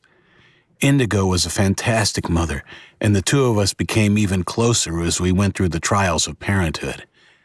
After what seemed a long, long time, I suddenly had a family to call my own again. Even with the overcrowding, the thought of moving my young family and everyone else, when we had order, fresh food, water, and safety, was just something none of us wanted to think about. Don't get me wrong, life in the valley wasn't what you would call easy. In fact, it was hard. Really hard. We had lost people through accidents and illness, and especially traumatic for Indigo, we even lost a mother during childbirth. We had to make tough decisions, such as banishing people who turned out to be troublemakers. It sounds harsh, I know, but we didn't have anywhere to jail people, and it wasn't worth the trouble to try and rehabilitate them. In the first year, we had come up with a rudimentary code of conduct, which is, I guess, the closest thing to law and order a bunch of kids could have. That code of conduct was pretty much don't steal and don't fight. If you did one of those things, you got a strike against your name. If you did it a second time, you were out. Anything worse than stealing or fighting resulted in instant banishment. We even had a vote on if, God forbid, anyone committed murder, whether we would carry out the death penalty. It was a close vote, but it was defeated, banishment being the preferred option for the majority. I hoped we never had to test that decision. As decreed that very first night in the valley, we had an election every year before our Thanksgiving Day. The first 2 years, Luke, Indigo, and I were reinstalled, unopposed, as the triumvirate. After Max was born, Indigo decided not to run as a candidate, and Jamal was elected unanimously to our leadership group of 3. As we entered our 5th year in the valley, there occurred several notable events. On a personal note, Luke and I both turned 20. Our birthdays were only a month apart, and speaking for myself, it seemed a bit of a milestone. There were no big celebrations or anything, just a feeling we had passed officially into adulthood. It was silly, really. We had been adults for a long time, through what we'd experienced.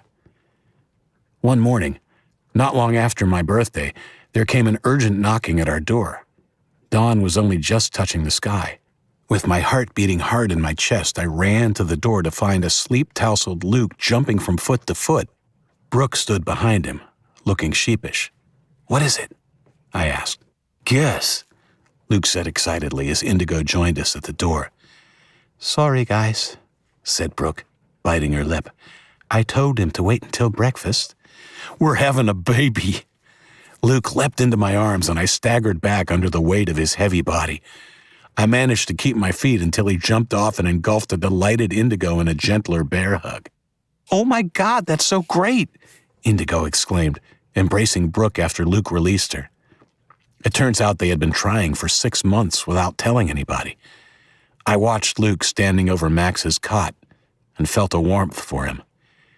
I thought it would be great if they had a boy, a playmate for Max.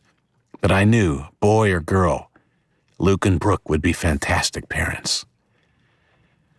On a bigger note, with overcrowding as our top issue, we put a referendum to the people.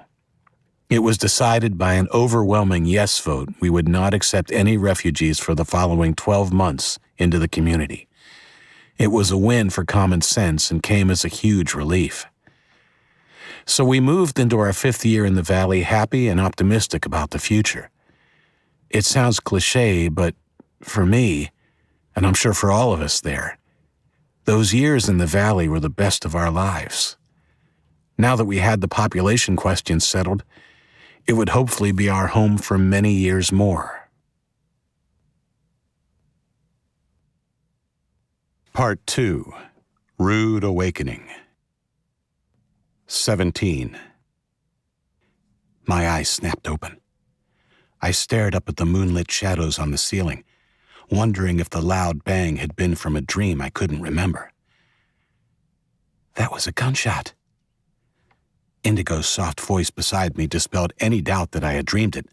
I quickly got out of bed and began pulling on my jeans as a burst of automatic gunfire, followed by a distant scream, sent a jolt of electricity through me. We're under attack. I half fell, sat on the bed, and began to pull on my boots, my fingers suddenly clumsy with alarm. Indigo was already out of bed and carefully bundling up the still sleeping Max. Bang, bang, bang. Quick, you better get him down to the basement. We should get all the girls down there. Yep, Indigo said. All business now. I went to the closet and pulled my pistol and a rifle out and ran to the door. Indigo waited for me there, and we kissed as Ben and Luke ran down the hallway past us. Come on, lovebird, said Luke, his voice sounding excited and not at all scared. Those shots came from the gate. Be careful, said Indigo. I will. Make sure you take some guns down to the basement, and don't come out until you hear one of us give the all clear. I kissed Max on the top of the head, and Brooke arrived carrying a pistol, just as I turned to run after my 2 friends. Make sure Luke doesn't do anything crazy, she called after me. We flew down the stairs 2 at a time and ran through the living room, bursting out of the blue door onto the veranda. It was a dark night, and my eyes took a few seconds to adjust as we sped up the hill towards the screaming, shouting, and shooting. More of our people were running from the direction of the barn and the living quarters around it. Some were whooping with excitement, others wide-eyed with fear. It was hard not to get caught up in the excitement, our fear of the unknown balanced by the feeling of camaraderie and safety in numbers. Luke was a lanky shadow loping ahead of us, and he slowed as we approached Boot Hill, a large mound the drive curled around before it straightened and went on to the gates. He turned and motioned all of us to slow and made a chopping motion against his throat with his hook. The whooping of the others slowly subsided as we caught up to him. The crack of gunfire continued behind the small hill. Luke did a quick head count as we gathered round. You 8, he pointed. Continue along the driveway, single file, and stick as close to the hill as you can. Isaac, Ben, and I will go around. He was interrupted by an almighty crash from the direction of the gate, followed by the shriek of metal on metal and roar of an engine. Come on, they're through, yelled Luke. We ran after him. I can't speak for anyone else, but I felt a righteous anger that someone had dared break through our gate and come at my people. We rounded the hill and began towards the gate. I could make out about 12 shapes on foot, climbing over the debris of the gate and the part of the wall that had caved in with it. In front of them, speeding towards us, was the vehicle which had broken through our defenses. It was an olive green truck with a heavy metal grate fastened to its front end and steel plates over its windshield. There were 2 narrow horizontal slits for the driver to see through, and the plating was clearly not part of the original design. I could see shapes scattered around the wreckage of the gate. Bodies. The bodies of our people. A snarl escaped my lips as I began to shoot at the interlopers. Most of the others with us were not armed with guns, but thankfully all of the attackers didn't appear to be armed either. Perhaps surprised by our numbers, the invaders began to slow and fall in behind the vehicle, which had now slowed to provide cover. I saw at least 2 invaders return my fire. One of our guys fell, winged, a quiet kid with blonde hair who had only arrived a year before. My next shot found its mark and the shooter fell, holding his belly. I saw Luke from the corner of my eye. He stopped, half-turned, and raised his small crossbow, bracing it on his hook. The remaining enemy gunman saw Luke and took aim at him, even as he became a target himself. I began to bring my gun around too, when an enraged shriek to my right distracted me. A kid from our side was running at the gunman, a tomahawk raised above his head. The enemy didn't hesitate. He turned his automatic weapon on the kid and let off a burst of gunfire that ceased a split second later when the arrow from Luke's crossbow found him. Both the invader and the kid with the tomahawk crashed to the ground a few feet apart, the enemy clutching at the bolt in his chest, and the kid from our side silent and bloody. Luke threw his crossbow to the ground. It was only good for one shot because he was unable to reload quickly with his one hand. He pulled a pistol from his belt and began shooting at the slots in the truck's armored windshield. I fired off a shot too, then decided to concentrate on the fighters sheltering behind the vehicle. I managed to hit one just as the others from our side reached the now almost stationary vehicle, swarming around it and engaging the enemy in vicious close-quarters combat. From my position to the left of the vehicle, I got a good look at the driver, the glow of the dashboard just enough to display his features. It wasn't Ash. I had no doubt our attackers were from his gang of marauders, but the driver's eyes were dark, not the eerie light blue of their leader. The driver snarled as Luke's well-aimed bullets pinged around the slit and hit the gas, obviously deciding enough was enough. He aimed straight for Luke, just missing two more of our defenders as they dived out of the way. Luke waited until the last possible second, then dove out of the way of the 2 tons of metal death barreling at him. He wasn't quite quick enough. The edge of the heavy grate on the front of the truck smacked his ankle, sending him spinning into the dirt. The driver swung around and rushed back up the hill before pulling up sharply near the fighting, the truck's tires spitting dirt and gravel. "Grab one of them, Thompson," the driver yelled. I broke into a run. The one called Thompson jumped out and snatched one of our smaller boys. I recognized him as Benjamin, the kid originally from Joe and Brock's group. Thompson was bundling him into the passenger door by the time I got there. I couldn't shoot without the possibility of hitting Benjamin, so I ran at him, hoping to wrestle him away before he was taken. The driver grabbed Benjamin by the hair and floored the gas again, taking off even before his own guy could get back in safely. I dove, grabbing the one called Thompson's leg as he struggled to climb into the moving vehicle behind their captive. Thompson held on grimly and used his other leg to kick at me. I could hear Benjamin calling out for help, but it was no use. My grip began to slip, the buffeting of the dirt driveway on my legs and feet making it impossible to hold on. Finally, I fell away, rolling several times before coming to a halt. I held nothing for my efforts but a worn running shoe. I climbed to my feet, remarkably undamaged by my struggle and subsequent fall. I took aim and shot at the rear tires in one last effort to stop the speeding truck. I missed and watched helplessly as the truck careened back over the rubble of the gate and out onto the road. "Fuck!" I yelled in frustration before running back to the fighting. I got there as more of our people began arriving. Some of the invaders fled after the truck, obviously not liking the odds, but the rest continued to fight. I tried to aim at the invaders in the melee, but there was no way I could shoot the enemy without risking my own people. I took the option of firing a shot into the air. It had the desired effect. Everybody froze, and I pointed my gun at the face of one of them. It was a kid with a shaved head and freckled face. He immediately dropped his weapon, a short, blood-stained axe, and held up his hands. The other 3 looked like they were considering fighting on when Luke arrived, his gun and hook glinting in the moonlight. His appearance seemed to help them make the right decision, and they also dropped their weapons and put up their hands. "Get on the ground!" Luke screamed at them. They dropped, and Ben began to collect their weapons, an assortment of modified tools. Luke holstered his gun and picked up the axe the freckle-faced kid had dropped.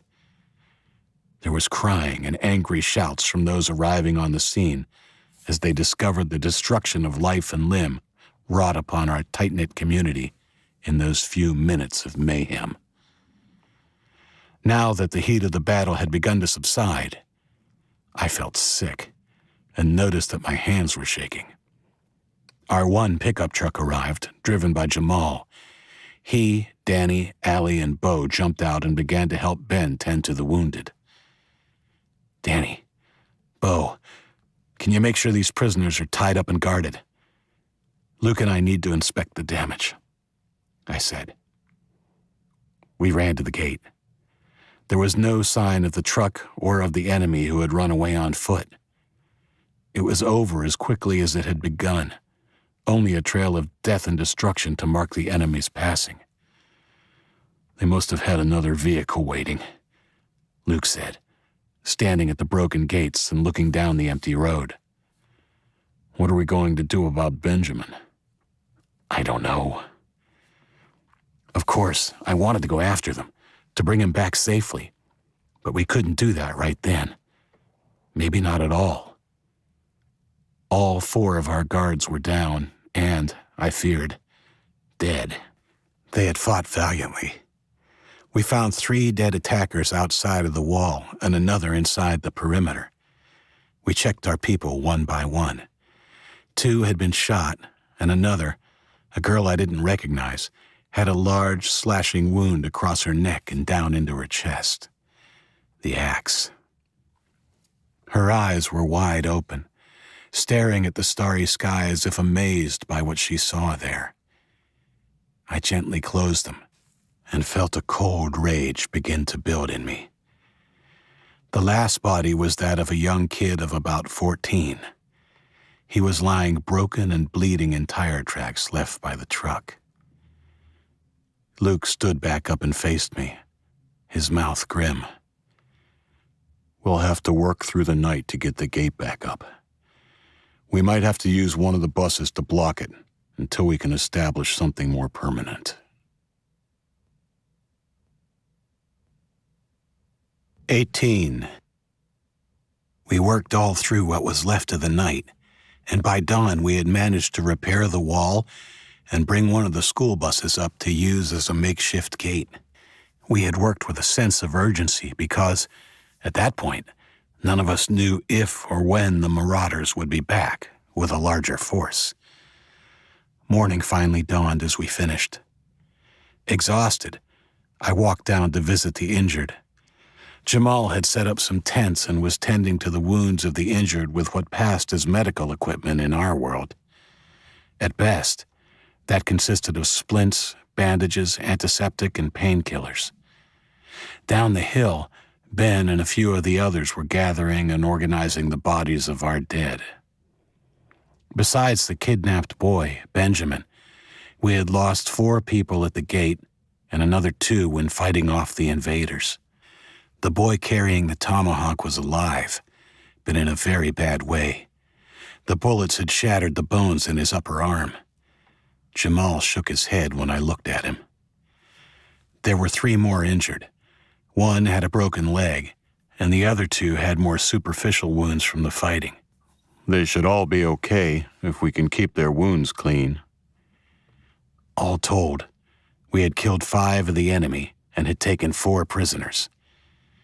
As I walked out of the tent, I heard a heart-wrenching wailing. I froze and looked towards the group gathered solemnly around our dead. A girl of about 8 was holding and hugging the girl who had been killed by the axe wielder, the blood of the dead girl marring the white sweater she was wearing. Jamal joined me. It's her sister. All of the fear, sadness, and anger of the last few hours hit me like a freight train, and I felt the embers of my cold anger flare into something much more powerful. There would be an accounting, and it would be now. I changed course and stalked towards the prisoners, pulling out my pistol as I went. Danny stood guard over them, a pistol in his hand. His uncertain look in my direction alerted them, and all 4 looked frightened as I approached. My fury was as obvious as if my hair had been on fire, and they recoiled when I reached them. I leaned over and grabbed the freckled axeman by the collar of his shirt and dragged him over to our dead, his feet kicking in the dust as he tried to escape. The little girl shrieked when she saw us approaching and fell over her sister as if to protect her. I didn't notice. I swung the killer around, bunching his collar in my hand, squeezing tight as I shook him, his face just inches from the pale face of his victim. You see what you've done? You fuck. You murdering fuck.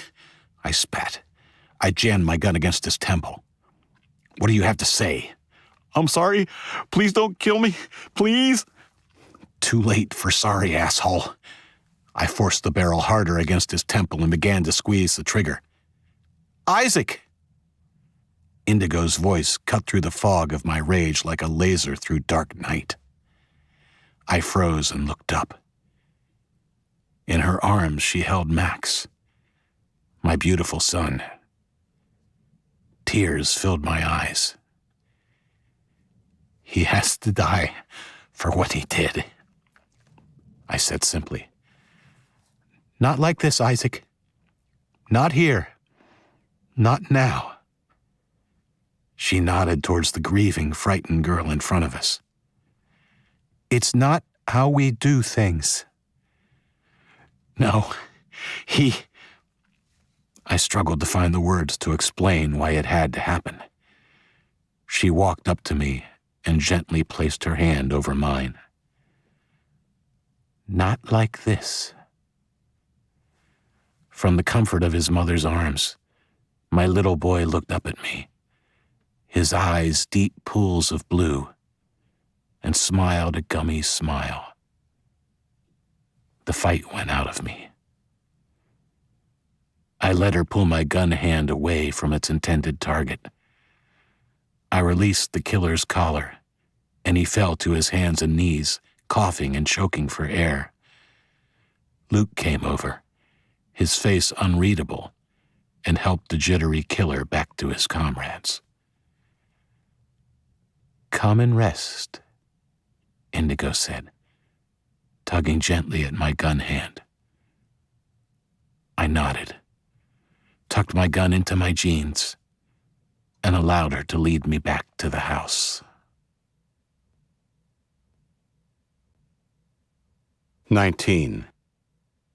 Indigo persuaded me to have a nap upon our return to the house. It took me a long time to fall asleep, but I eventually did and woke 2 hours later, fuzzy-headed and hungry. I had a late breakfast and called a council meeting to decide what we would do in light of the attack. Our first decision was quick and easy. Both Brock and Joe had a passion for motorcycles and had kept the 4 bikes we had obtained over the years well maintained. We sent a team of 3 on motorcycles, led by Joe, to monitor the road from Ashland. They were given enough supplies for 2 days. The bikes were our fastest and least obtrusive form of transport, and if the marauders did decide to return, I wanted plenty of warning. They were under strict orders not to engage the enemy and to return at speed if they spotted them heading our way. Next came the question of the 4 prisoners. It was decided unanimously the 4 would be tried for murder the following day.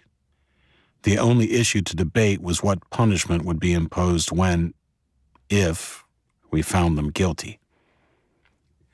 The worst crimes we'd had to deal with prior to the invasion had been stealing and assault. We hadn't been afraid to make hard decisions and had actually exiled several people from the valley. That particular punishment seemed to be enough of a deterrent to most of our citizens. We had only debated execution in what-if terms. As I expected, most of the girls were dead set against the idea, all except Brooke. We can't just banish them, argued Luke. What kind of punishment is that? They'll just go straight back to their people and try to kill more of us as soon as they get the chance. Luke's right. They've all got blood on their hands. Execution is the only thing that makes sense, said Paul. I don't have the answers, said Indigo. But how can you even think of doing that? Who is going to shoot them? Are you going to pull the trigger, Paul? Luke? Paul reddened. If I have to, yes, said Luke resolutely. Why are we having a trial at all? Asked Allie. It seems we've already decided they're guilty. But they are, said Danny. Isaac, what do you think?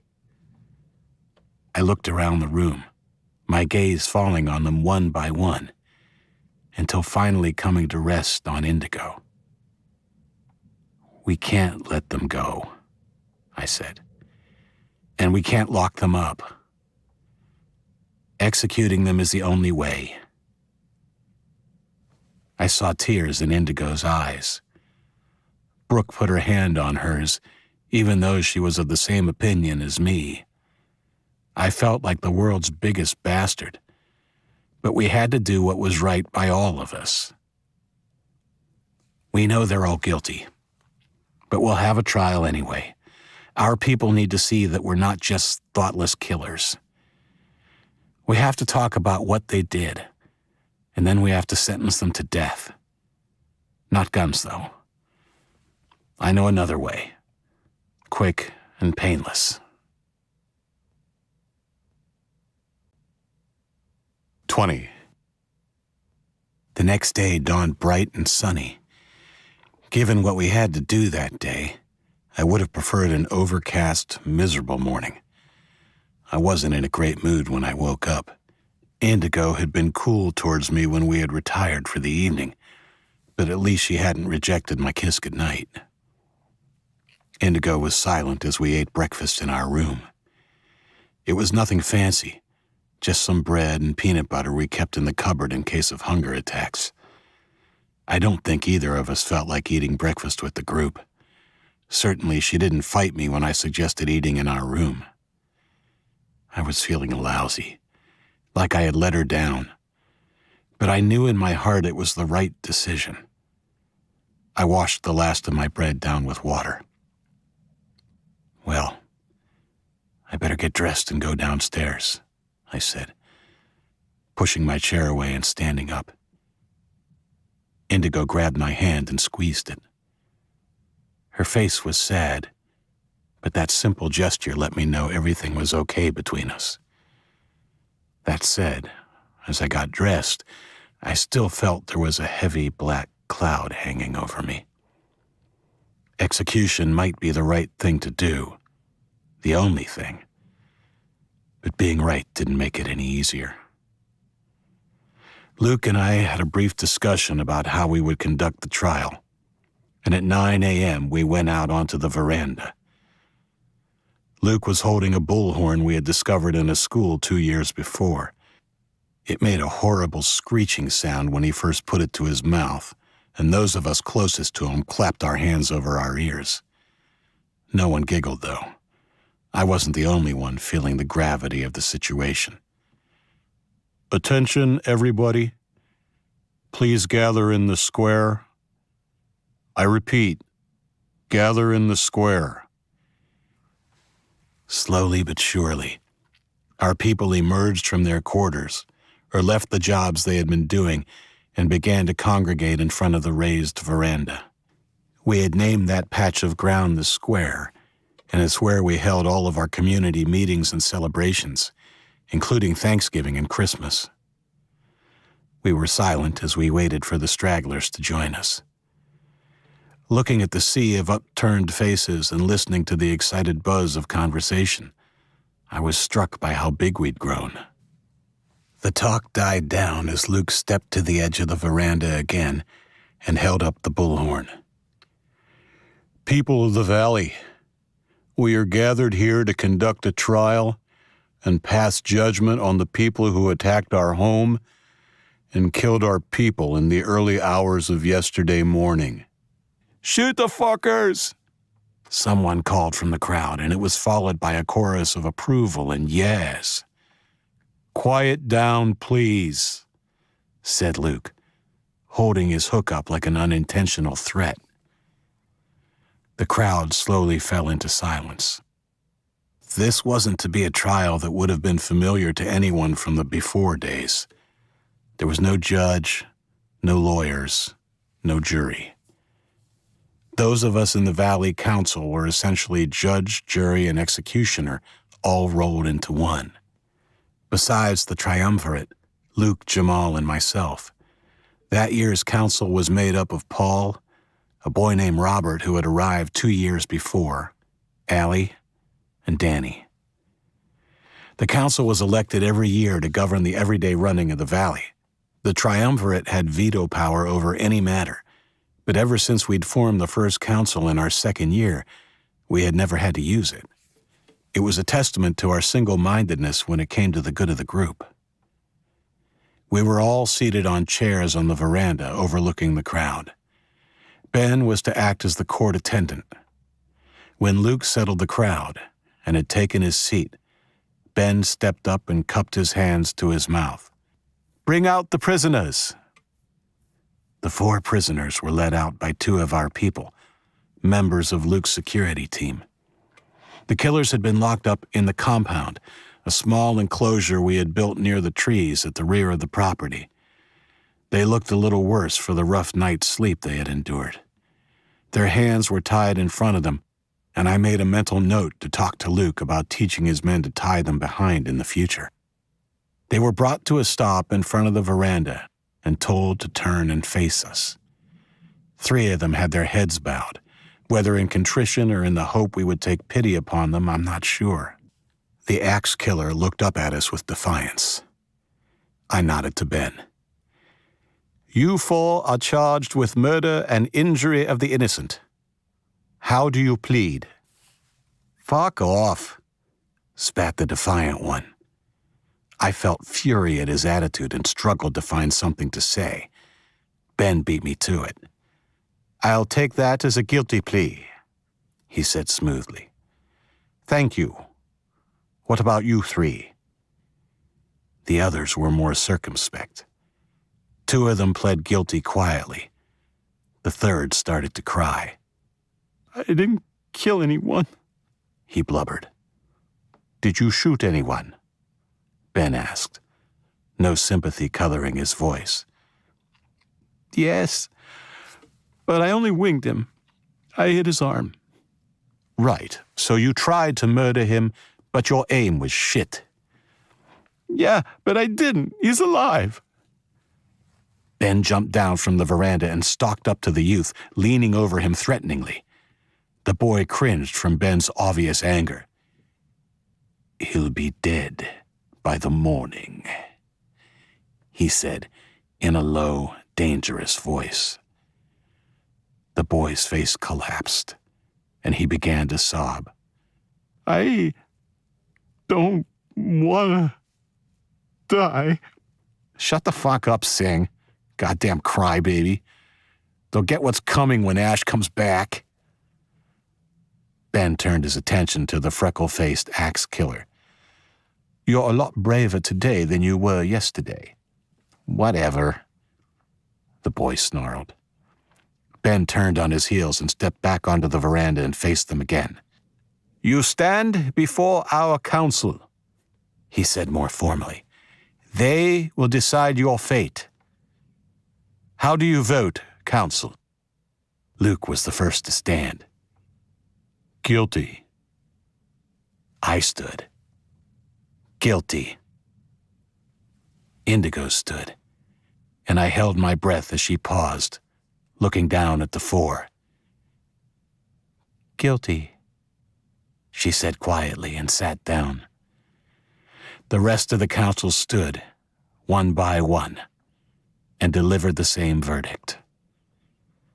"What is the punishment you've decided?" asked Ben, once we were all seated again. This time I stood. "The penalty is death." Still, the axe killer was defiant, his teeth bared in a silent growl. The others, even the crying one, took the pronouncement with an air of resignation. "Take them to the barn." The 2 guards moved to take the prisoners away, and I felt myself relax. I turned to Indigo and was about to comfort her when, to my right, Allie screamed. I looked her way reflexively before the sound of scuffling alerted me to the danger behind us. I quickly fell on Indigo, pushing her to the floor as the loud clap of a gunshot sent the crowd scattering. The shot shattered the window we had been standing in front of just a millisecond before, glass spraying over us as we fell to the floorboards. Later, I was told the axe killer had grabbed a pistol from one of the guards and had immediately aimed for me. Only Allie's scream and my quick reaction had saved us. Call it fate, or luck, or karma, or whatever the hell you want. But that morning, for the first time in 2 years, I had put my gun holster on. Luke was on his haunches beside me, cursing as he struggled to free his own gun with his good hand. There was another shot, and I saw the second guard go down as the killer, his arm around the first guard's neck, backed up, his gun waving this way and that as the crowd scattered behind him. I didn't hesitate. I got to my feet and aimed at his hateful face. He shot again, and I flinched. Thankfully, his arm was less sure this time, and I heard a groan behind me. I couldn't waste any more time. I pulled the trigger. I had seen heroes shoot villains over the top of their captive's shoulders many times in the movies, but this wasn't make-believe. Instead of taking the villain in the face, my bullet struck our own man in the left shoulder. Fuck. Our man dropped like a stone, and the killer reeled back, holding his free hand over his own shoulder. Dumb luck, more than my crappy aim, meant that the bullet had passed through the guard and struck him in the shoulder of his gun arm. It dangled uselessly, and the gun he had stolen a minute before dropped from his numb fingers. He looked at me, fear now swamping any defiance he still had. He wasn't done yet, though. His head began to turn frantically this way and that. I couldn't risk him taking another hostage. I took a deep breath, calming myself as Luke had shown me what seemed like a lifetime before. I whistled, and he looked at me. My second shot took him through the left eye. He fell backwards, the last look on his face, dumb surprise. There was a lot of confusion over the next few minutes. I'm glad Luke and Ben took charge because I think I was in a state of shock. I sat down on the steps and Indigo sat beside me. The gun dangled from my fingers, as heavy as a brick, until Indigo took it away. Her warm hand found mine. You did what you had to do. I could have told her about the fact that I had spotted the prisoner's hands tied in front earlier. That if only I'd made them tie them properly when I spotted it, none of this would have happened. Then again, if Indigo had let me shoot the bastard the day before, he wouldn't have had the chance to kill again. No, it wasn't my fault.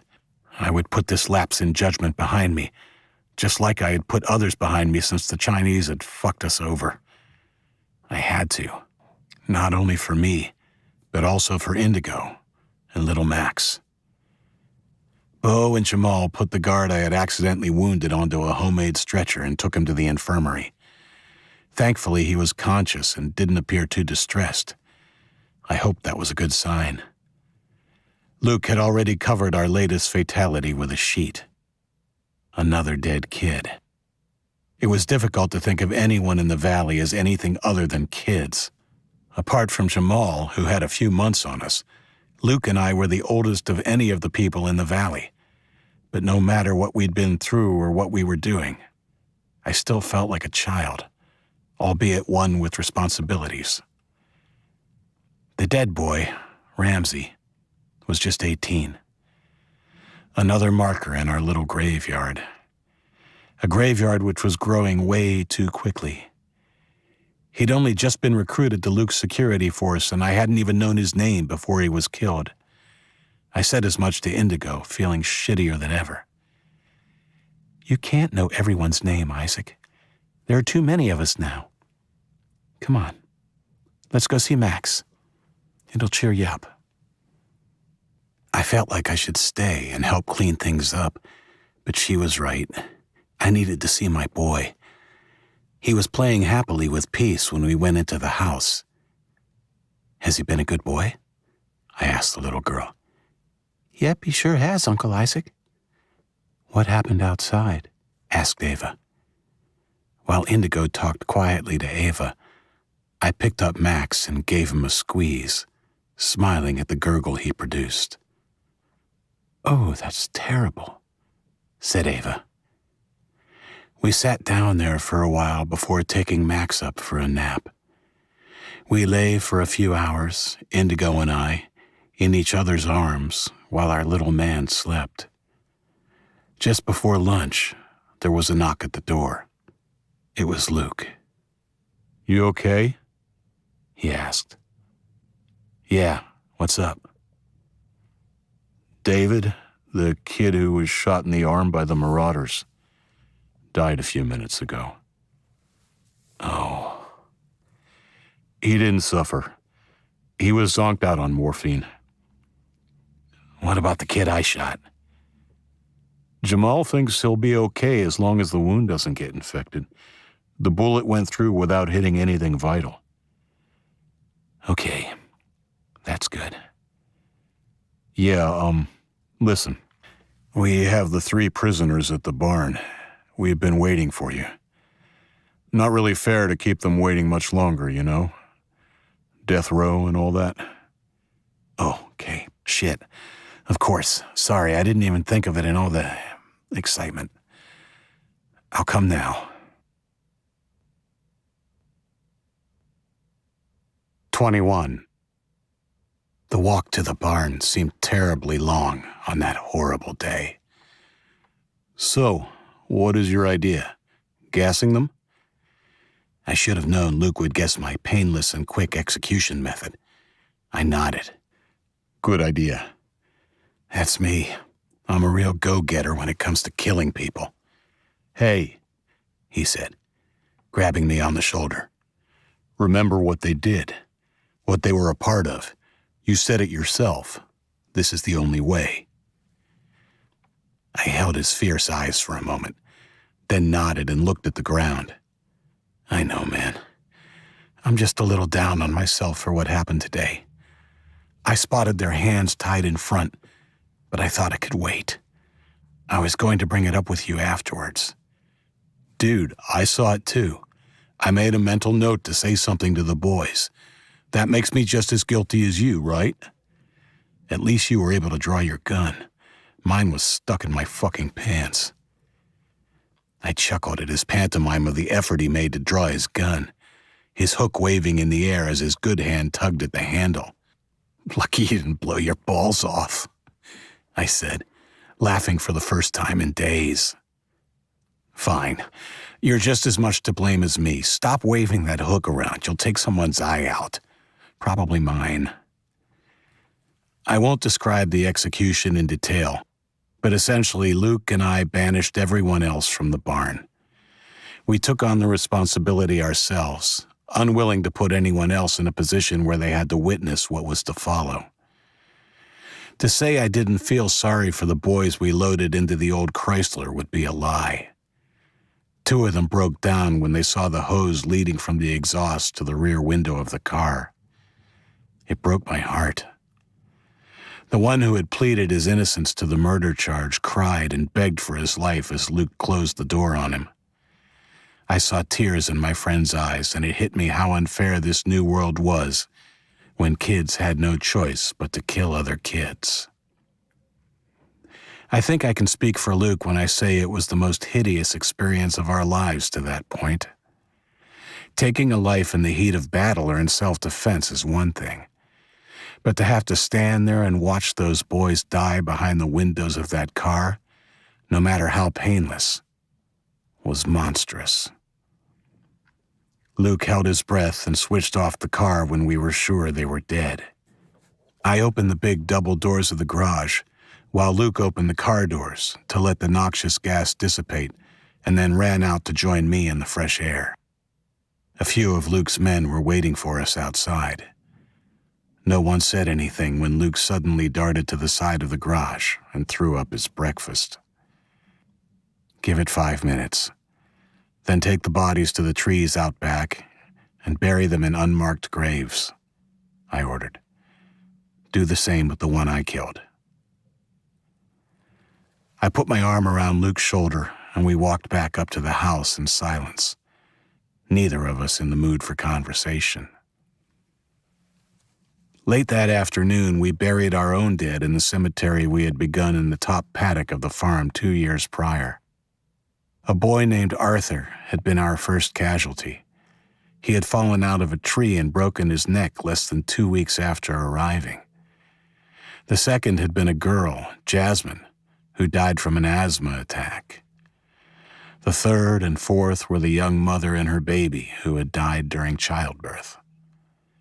All of their graves were marked with simple white crosses, their names scratched into them. Senseless deaths in themselves, but somehow less so than the victims of the attack by the marauders. What had been 4 graves now became 12. Altogether too many for such a tiny and young community. We didn't have a funeral as such, but Jamal asked to say a few words for each of the victims. I was glad. While I had said words over bodies before, these deaths hit me especially hard. Not because I was particularly close to any of the deceased, but because the valley was our home, and our home was supposed to be a haven. Safety was something I and the others had promised each of the newcomers, and I couldn't help but feel somehow we had failed them. Jamal's words were well-spoken and poignant, and I reflected upon what a valuable part of our community he had become. It was no wonder he had been elected to the triumvirate with Luke and me. Now that justice had been served and we had buried our dead, we had a hard decision to make. We had put off any decisions until the burials were done, and now that they were, we set a meeting for that night, a meeting where we would have to decide the fate of our whole community. In the meantime, we had doubled the watch on the wall and armed all of the guards with firearms.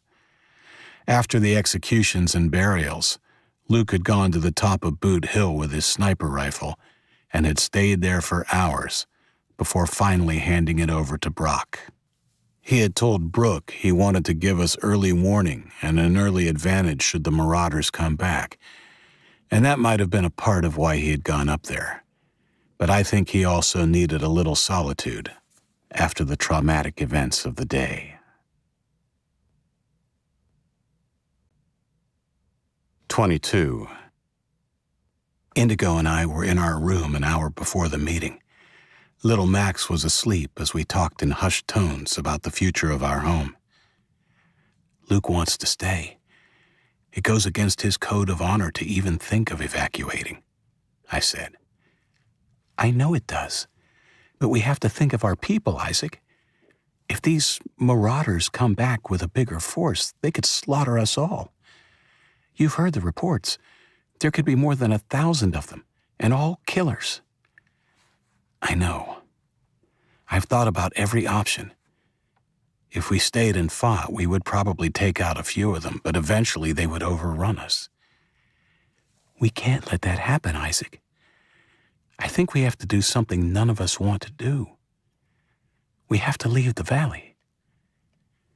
We both looked to the cot Ben had built for Max. I knew she was right, but I suspected we would have a hard time convincing the rest of the group.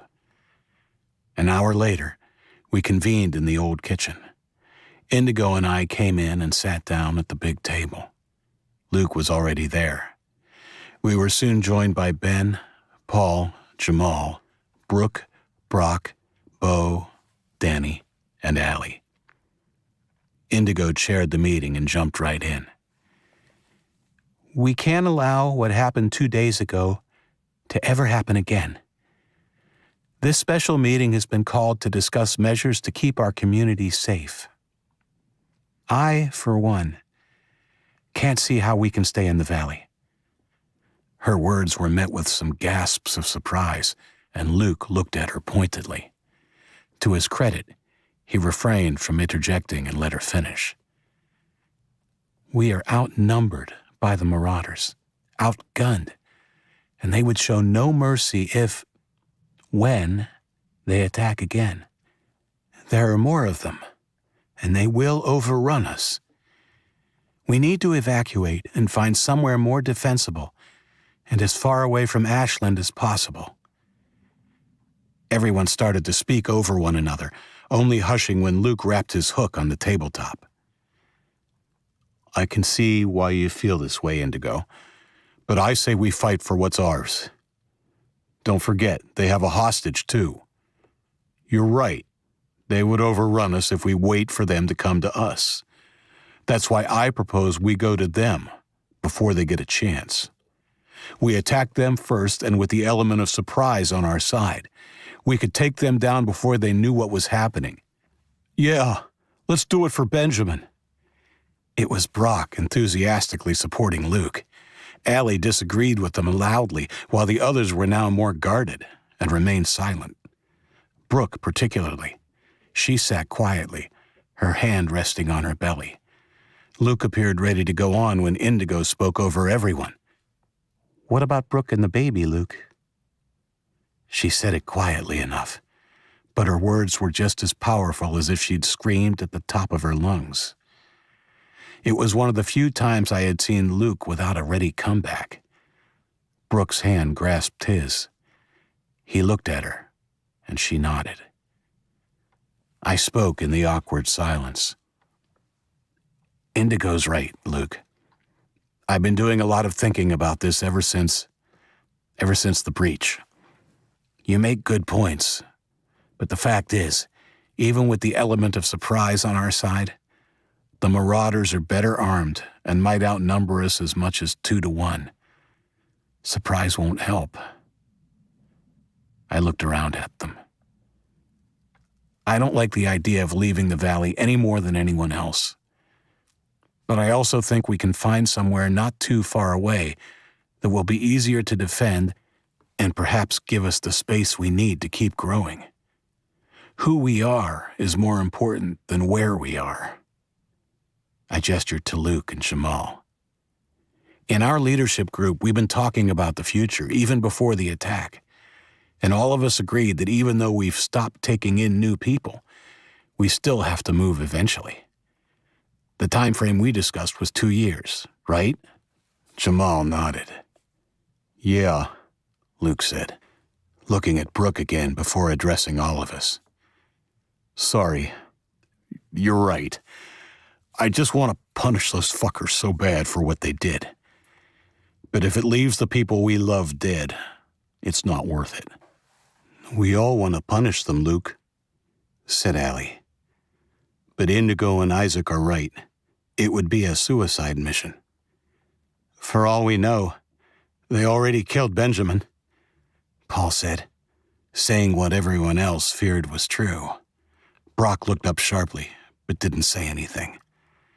Ben spoke then, before things got awkward. "Plus, only about 500 of our population are able to fight. And even then, we would only be able to arm about half of them. The Marauders have at least 1,000, maybe more, and they all fight." Luke nodded. "All right. I'm convinced. What's the plan?" "We don't have a plan. Yet," I said. "We're going to need to find a location that will house and feed us all, as well as be defensible." "A town, maybe?" suggested Ben. "Maybe," I said. "Or a city. If there's nothing suitable in New Hampshire, we might have to cross the old border into Massachusetts." "What about back in the mountains? Maybe Lincoln?" suggested Allie. Silence greeted her suggestion. Perhaps it felt a little too much like going backwards for us, or maybe it just brought back memories we wanted to stay buried. "No," Luke said. "I don't want to be chipping icicles off my hook every hour. I think further south would be better." Allie smiled and shrugged. "Manchester," suggested Paul. "Manchester's pretty big. Wouldn't it be too big?" asked Beau. "Well, it was the biggest city in New Hampshire, but it's not that big. I think its population was about 110,000 people before the attack, so I'm pretty sure we could grow for 100 years and not fill it up. We could start off populating one part of it and expand as we get bigger." "Let's look at the map," Indigo suggested. We went into the living area of the old farmhouse. We had pinned the map of New Hampshire to the longest wall in that room not long after our arrival, and had used it to plan forays and scouting missions ever since. In and around Moultonborough and around Plymouth, it was covered in red lines and X's. Paul traced his finger down the map until it hovered over Manchester. "Look," said Luke, a tinge of excitement in his voice. "That river, Merrimack, runs through it, but most of the city is on the eastern side. If we could block or blow up the bridge crossing the river there and blockade the other smaller bridges from the western side, we'd only have to worry about one main road in from the south, the 3. Of course, the eastern side would be pretty unprotected, but the only threat we know of for the moment is from the marauders. Yeah, Paul chimed in. And we could even block the 3 back there where it crosses that smaller river. We discussed the move well into the night, and the more we talked, the more achievable the goal of moving our settlement to Manchester seemed to be. In the end, we didn't even have to vote. It simply became a fait accompli. Of course, that was our core group. We all knew we may have some problems when our decision was relayed to the rest of the valley's population. We should give them the option of staying, said Brooke. Yes, Brooke is right, said Ben. We can't force anyone to come with us. We can only tell them the dangers of staying and hope they make the right decision. Agreed, said Luke. Indigo and Brooke went to bed, content to let us work out the logistics of moving such a big group of people with our limited resources. How are we going to do this? I asked, the enormity of the task suddenly hitting me. Easy, said Luke. We go in a convoy, our armored Hummer at the head, the 3 buses and the 2 SUVs following, then the strongest on foot protected by the other 2 Hummers bringing up the rear. Do we have enough fuel? Asked Jamal. Not for all the vehicles, but we'll have to ration it out to make sure the buses have the most and probably the armored Hummer. We should be able to put a good distance between us and the marauders before any of the others run empty, though. I'm thinking it might even be worth taking a longer route and avoiding the 93 to keep as much distance between us and them as possible. He pointed out a route which would take us east around Lake Winnipesaukee, through Wolfboro, and back southwest to Manchester. We will use more fuel, and it will take longer, but in the end, it may even be easier to pass. There shouldn't be as many abandoned cars as on the freeways. We agreed with his suggestion and assigned people to look after the logistics. Luke, Ben, and Brock would be in charge of the armory and weapons and deciding who would be armed with the precious few guns we had. Jamal would take care of fueling the vehicles. Paul would be in charge of supplies, while Indigo, Brooke, and Allie would be supervising the younger of the children. I would oversee the whole operation with the help of Bo. The rest of us went to bed at 2 a.m. after deciding we would leave at dawn the following day. That would give us around 30 hours to prepare. As I lay in bed, unable to sleep, a new sense of purpose replaced the last vestiges of anger and sadness at the recent attack and the deaths earlier that day. We just had to hope the marauders didn't attack before we left. Even if they did, we had our early warning team on motorcycles in place, and in a pinch, we could evacuate in a short time. It would just be much better to leave on our own terms. 23. It's hard to say how I was feeling when we woke up a few hours later. While I was glad to put the last day behind me, beginning what would be our final day in our home had its own kind of melancholy, even if it was tempered somewhat by the anticipation of adventure. As I ate breakfast with my friends and family, I became more and more enthused by their excitement and optimism. Not only were they excited at the prospect of finding somewhere bigger and more permanent for all of us to live, I think they were almost as enthusiastic about simply doing something different, about having an adventure. "We should make the announcement," said Luke, as we helped clear away the dishes. Yep. That part I wasn't looking forward to. We bit the bullet a few minutes later. Luke, Jamal, and I went to the veranda. Luke made his call on the bullhorn. The crowd gathered a little quicker than usual, perhaps in anticipation of something dramatic like the trial the day before. I waited until the flow of people into the square had slowed to a trickle before I began. "Welcome, everybody." There were a few claps and whistles, But the overwhelming impression I got was that the audience was still a little shell-shocked from the events of the last few days, and were wondering what was coming now.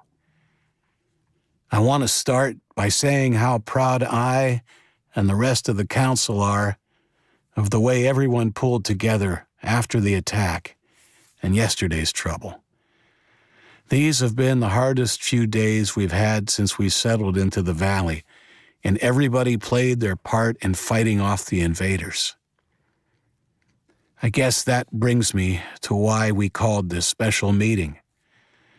The attack, as bad as it was, really only served as a warning that things could get much worse. The small force that attacked us belongs to a larger group which calls itself the Marauders. We are of the opinion, the Council and I, that they will attack us again, and it could happen at any time. I left that thought with them for a few seconds before I went on. The next time, we may not be able to stop them. And so we have made the decision to evacuate the valley tomorrow at dawn.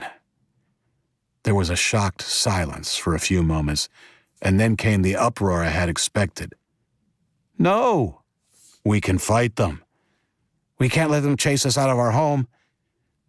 Please, I began. We're not leaving.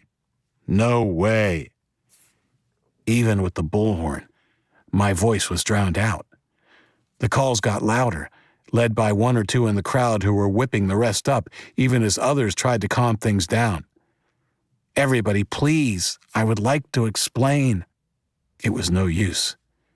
They weren't listening, and I felt things rapidly spiraling out of control. I took a deep breath to yell again. Boom!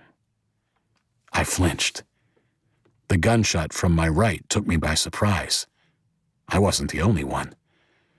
The people at the front of the crowd took a step back, stunned into silence.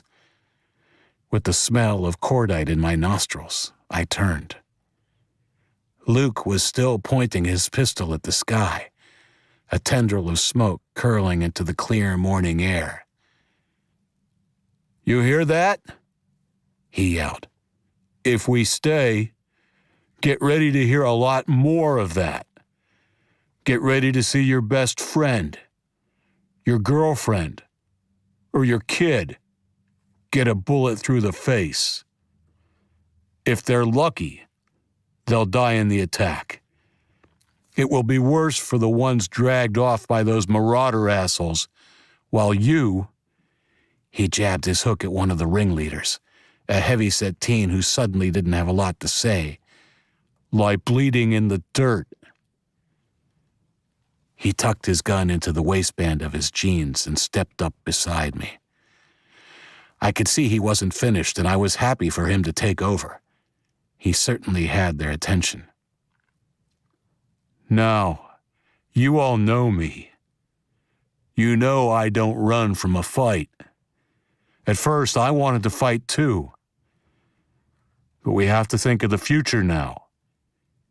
He glanced at the heavily pregnant Brooke. "Truth be told, we are running out of space in the valley, and more than likely would have had to leave within a year or two anyway. We have to go now, a little earlier than expected, that's all. We can't fight the Marauders. There are just too many of them, and they are too well armed. We have to move on and make a new home. Now please, let Isaac finish." Luke's intervention did the trick. In his role as head of security, he had become well respected. He was tough but fair, and had the added benefit of being big and kind of scary. He was very different to the tall, gangly nerd I remembered from school. There were no more interruptions as I laid out the plan we had come up with the night before. I was careful not to disclose our destination, just in case there were any who decided to stay. In the worst-case scenario, We thought it best to keep that secret until we were on the road. No amount of torture could reveal a secret no one knew. Now, we realize this is a shock for all of you, and I know you're not all happy about it. I want you to know if you choose to, you are free to stay. We will leave enough supplies for a few weeks and also some weapons for anyone who decides they don't wish to leave the valley. But please, I want you to think carefully before you make that decision, especially given what happened a few days ago. Does anyone have any questions? So, we leave at dawn? Asked the heavy-set boy Luke had put in his place earlier. I didn't take him to task for his earlier dissension. Yes, we'll head out at dawn. Anyone who decides to stay needs to let Luke and his team know by sunset. The rest of the day was frenetic. Mid-morning, we had a brief visit from Brad, one of Joe's motorcycle team. He informed us there had been no sign of the marauders and grabbed more supplies and refueled before heading back. I told him they were to head back at dawn unless something happened earlier. It wasn't easy to prepare over 800 people for a sudden evacuation, and we were forced to concentrate on big-ticket items like transport, food, and weapons. We had to trust individuals would be able to select the few belongings they would be able to carry carefully. Not that anyone had a lot anyway. Compared to the before days, nearly all of us lived in poverty. That's if you were talking in materialistic terms. Personally, I thought we were better off than a lot of people before the invasion. As the sun began to set that evening, everything was in place. Man, I didn't think we'd get there, but I think we're actually good to go, said Luke as we stood on the veranda drinking a blackberry tea Brooke had brewed for us. It was bitter but palatable. Yeah, everyone pulled together really well. I think we should double the guard on the wall tonight, just in case. Agreed. By the way, I had a couple of people working on something. I didn't run it by you because I thought you'd be okay with it. What is it? I asked. I booby-trapped the old bus we blocked the breach with. Booby-trapped how, Luke? Well, I kind of made it into a bomb. What? Is it safe? We have to go through that gate tomorrow. Yes, it's safe, he laughed.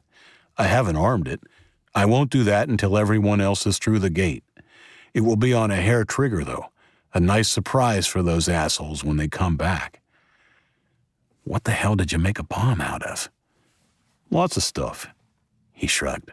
Stuff we won't be taking anyway. Fertilizer, chlorine, spare car batteries, that kind of stuff. How did you... Wait, do I want to know?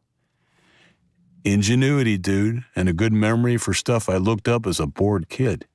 Damn, I miss Google. You looked up bomb making on Google? You're lucky Homeland Security didn't tap your ass. He shrugged. Maybe they did. You didn't build one, did you? Are you asking if I was planning a terrorist attack or something? He smiled. No, of course not, I said, raising my eyebrows. I was just curious and into science, dude. It's pretty basic stuff, though. Lucky most suicide bombers weren't exactly geniuses. Suicide bombers? Asked Brooke as she came outside to tell us dinner was ready. What are you two talking about?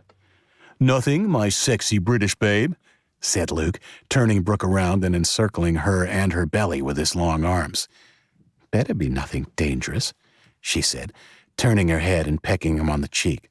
I want this baby to have a daddy, no matter how silly he is. He winked at me as we started into the house, still hugging. Brookster, when have you ever known me to do anything dangerous? Don't worry, I said. I'll keep an eye on him for you. Luke released Brooke just before they went through the door. Oh, wait, I had something else to show you, Isaac. Babe, we'll just be a few seconds. Fine. Hurry up, though. It'll get cold. Cool, he said, and put his arm over my shoulders, directing me back down the stairs. I've had some of the kids working on something. He led me down the stairs and around the side of the house to a stack of something I couldn't quite make out in the dim light until we were closer. They were cutouts, life-size cutouts in the shape of crouching and standing forms. They were even painted so it looked like they were clothed. What do you think? We had to scrape and scrounge for materials, but we got 8 finished. What are they for? Decoys. Before we head out, we'll position them so they are within sight of the road. They might not be ultra convincing in full daylight, but hopefully they will make them think we're still here. If they come in the dark, there is a good chance it will fool them. I want them coming through that gate with all guns blazing. I shook my head in wonder. Where the hell do you get these ideas from? Oh, this idea? It's nothing, he said. I got it from the Ghost Army. I waited, but of course he was in wise one mode and expected me to ask first. Okay, I give up. What is the Ghost Army? Dude, I thought you'd never ask. He laughed.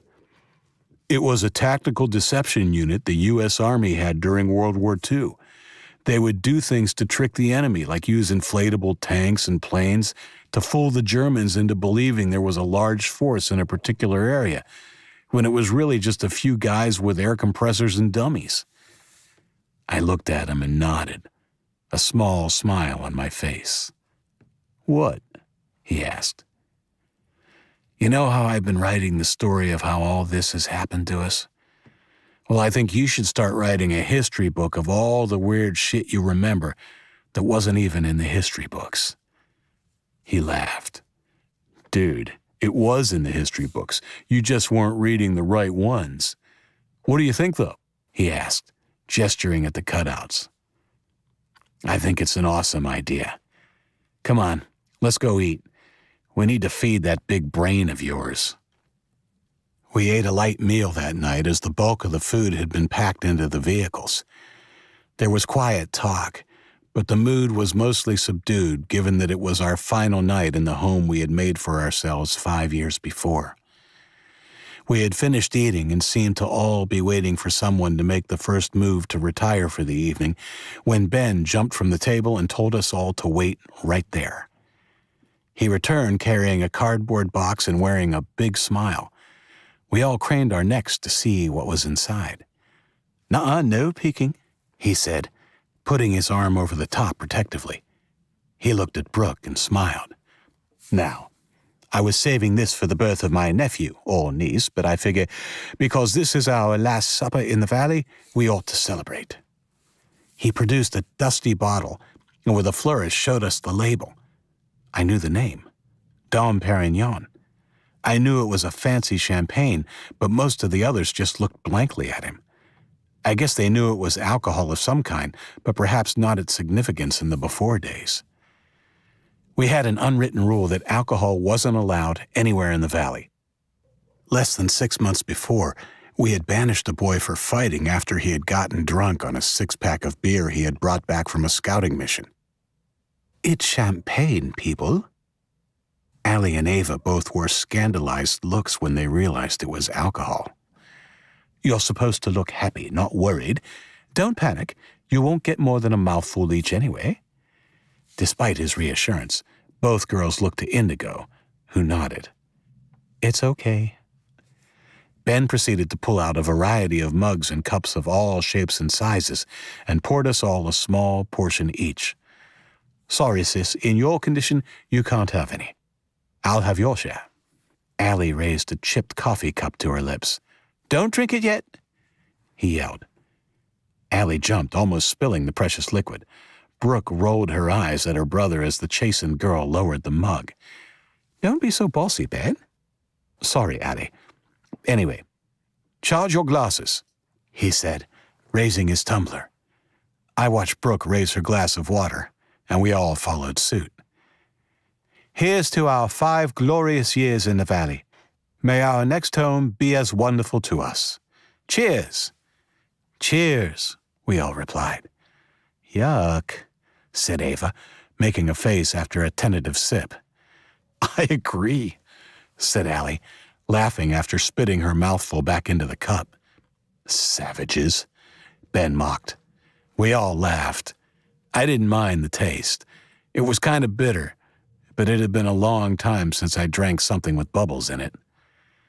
The mood got a little more upbeat after that.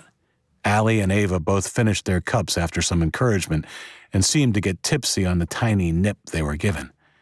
For that matter, so did Luke. He ended up having Brooke's portion and also Danny's. The smaller boy couldn't be swayed to drink after his first face-crumpling sip. "My turn to unveil a surprise," said Luke, disappearing upstairs before anyone could ask. When he came back down, he almost tripped on the last step, and both Allie and Ava fell into hysterics as he caught himself. "What have you got there?" asked Brooke, smiling. "You'll see," he said mysteriously. I could see it was a red plastic box about the size of a briefcase. He went to the small coffee table in the corner and sat it down, opening the lid.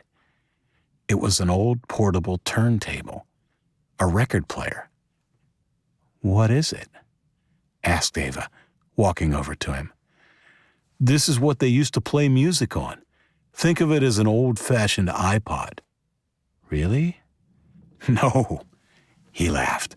"It's better than any iPod ever invented." He flicked a switch on the side. I heard the built-in speakers crackle to life as he lifted the arm and moved the needle over and onto the black disc spinning on the platen. There were a few crackles and pops, and then a repetitive electronic beat began pumping through the tinny-sounding speakers. Luke stepped backwards in time with the music, nodding his head in small, jerky movements as the beat grew louder. Ava squealed, laughing when he grabbed her by the hand and swung her to face him, and then he was off, dancing in a hilarious dad fashion as a voice began to sing, "She was born to be alive, she was born to be alive." We laughed at Luke and screamed encouragement to Ava as she began to try and emulate his moves. "Come on!" Luke called to us over the music, and suddenly Indigo was dragging me into the center of the room, holding little Maxie in the crook of her arm. Pretty soon we were all up there, the very pregnant Brooke included, laughing, screaming, and dancing by candlelight to that dorky but infectious disco beat, forgetting for a time where we were and where we were heading. Luke must have played that damn song 5 times in a row. It was the only record he had managed to find.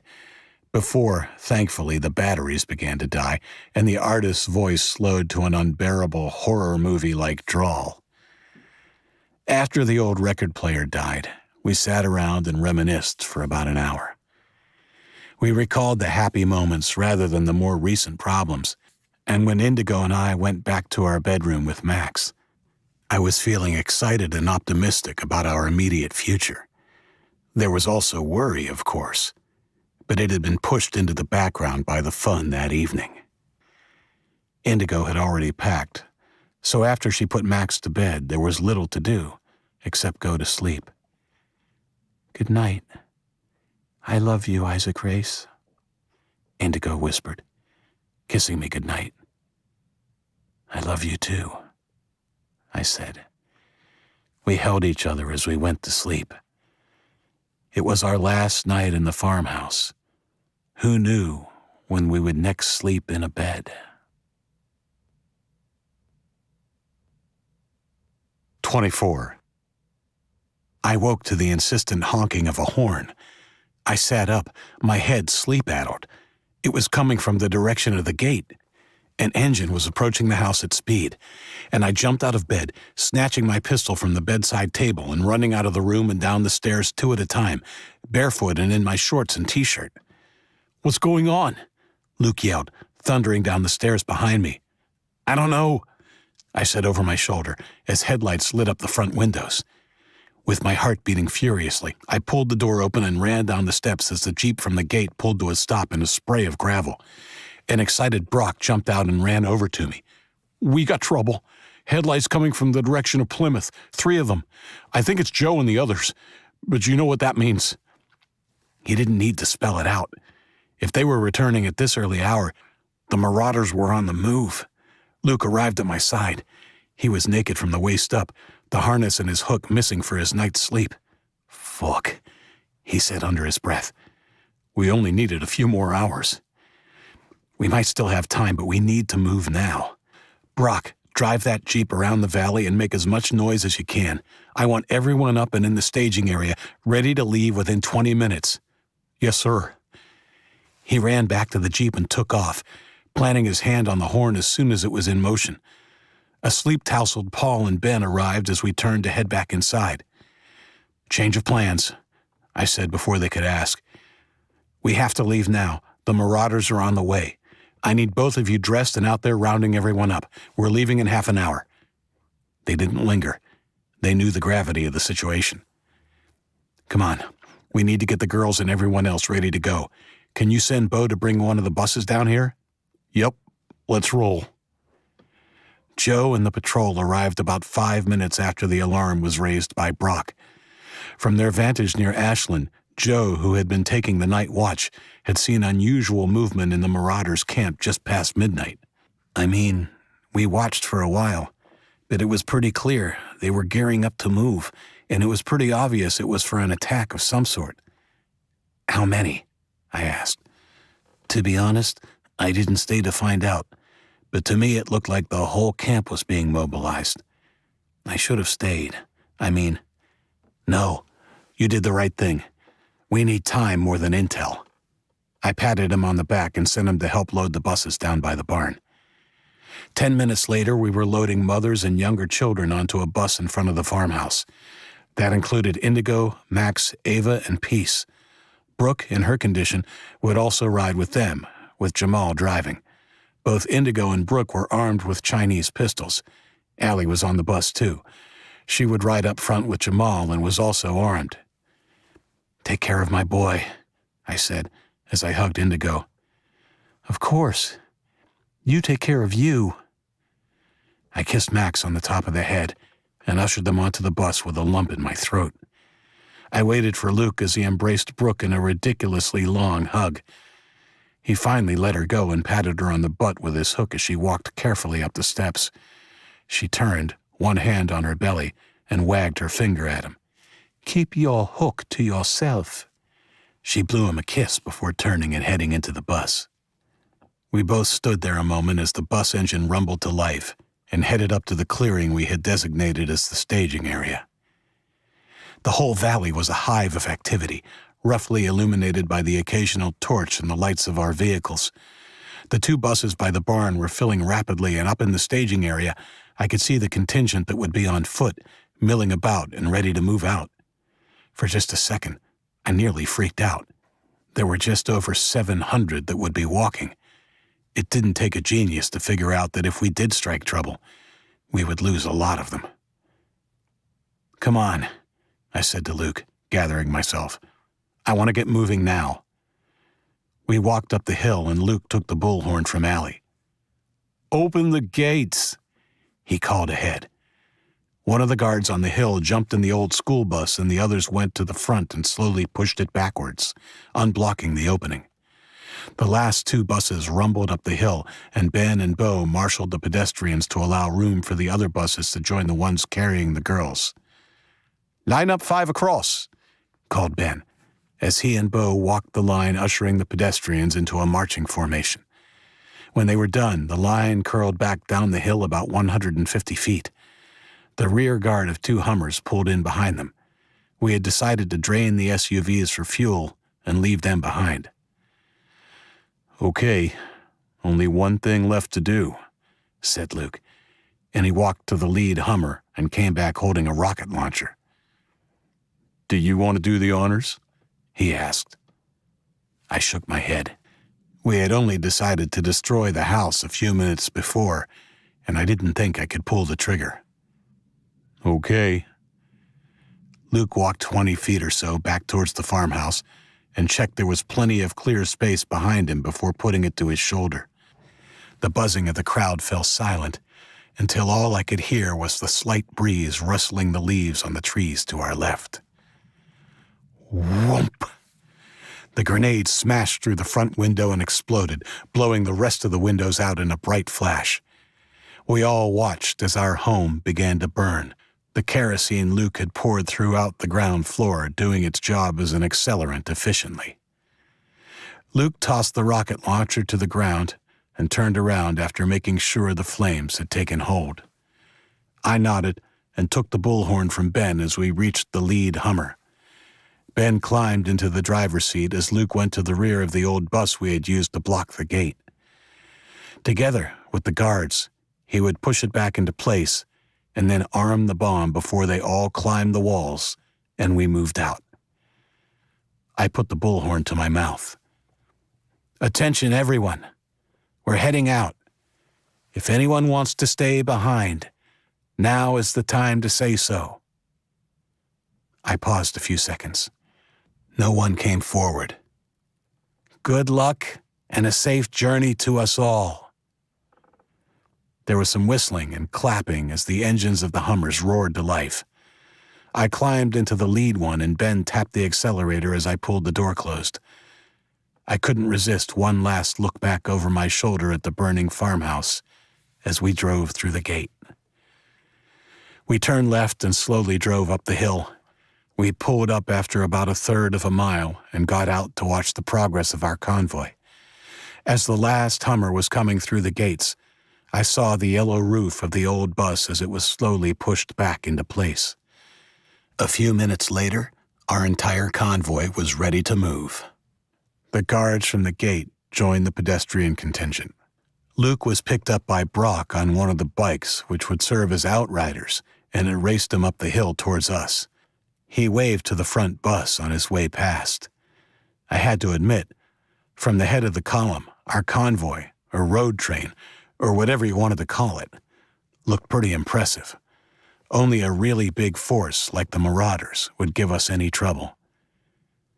Luke arrived and hopped off the bike, giving Brock a pat on the back as he swung the bike around and headed back down the hill.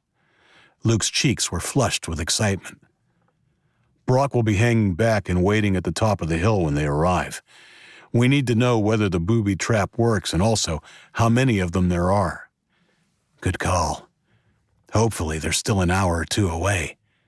What time is it?" Luke pulled out the wind-up watch Brooke had given him for his 20th birthday. He loved that thing, especially the fact that it had a stopwatch function. He had removed the band and carried it like a pocket watch now. Not a day went by when he didn't pull it out at some point. 3:37 a.m. "Okay, let's head out."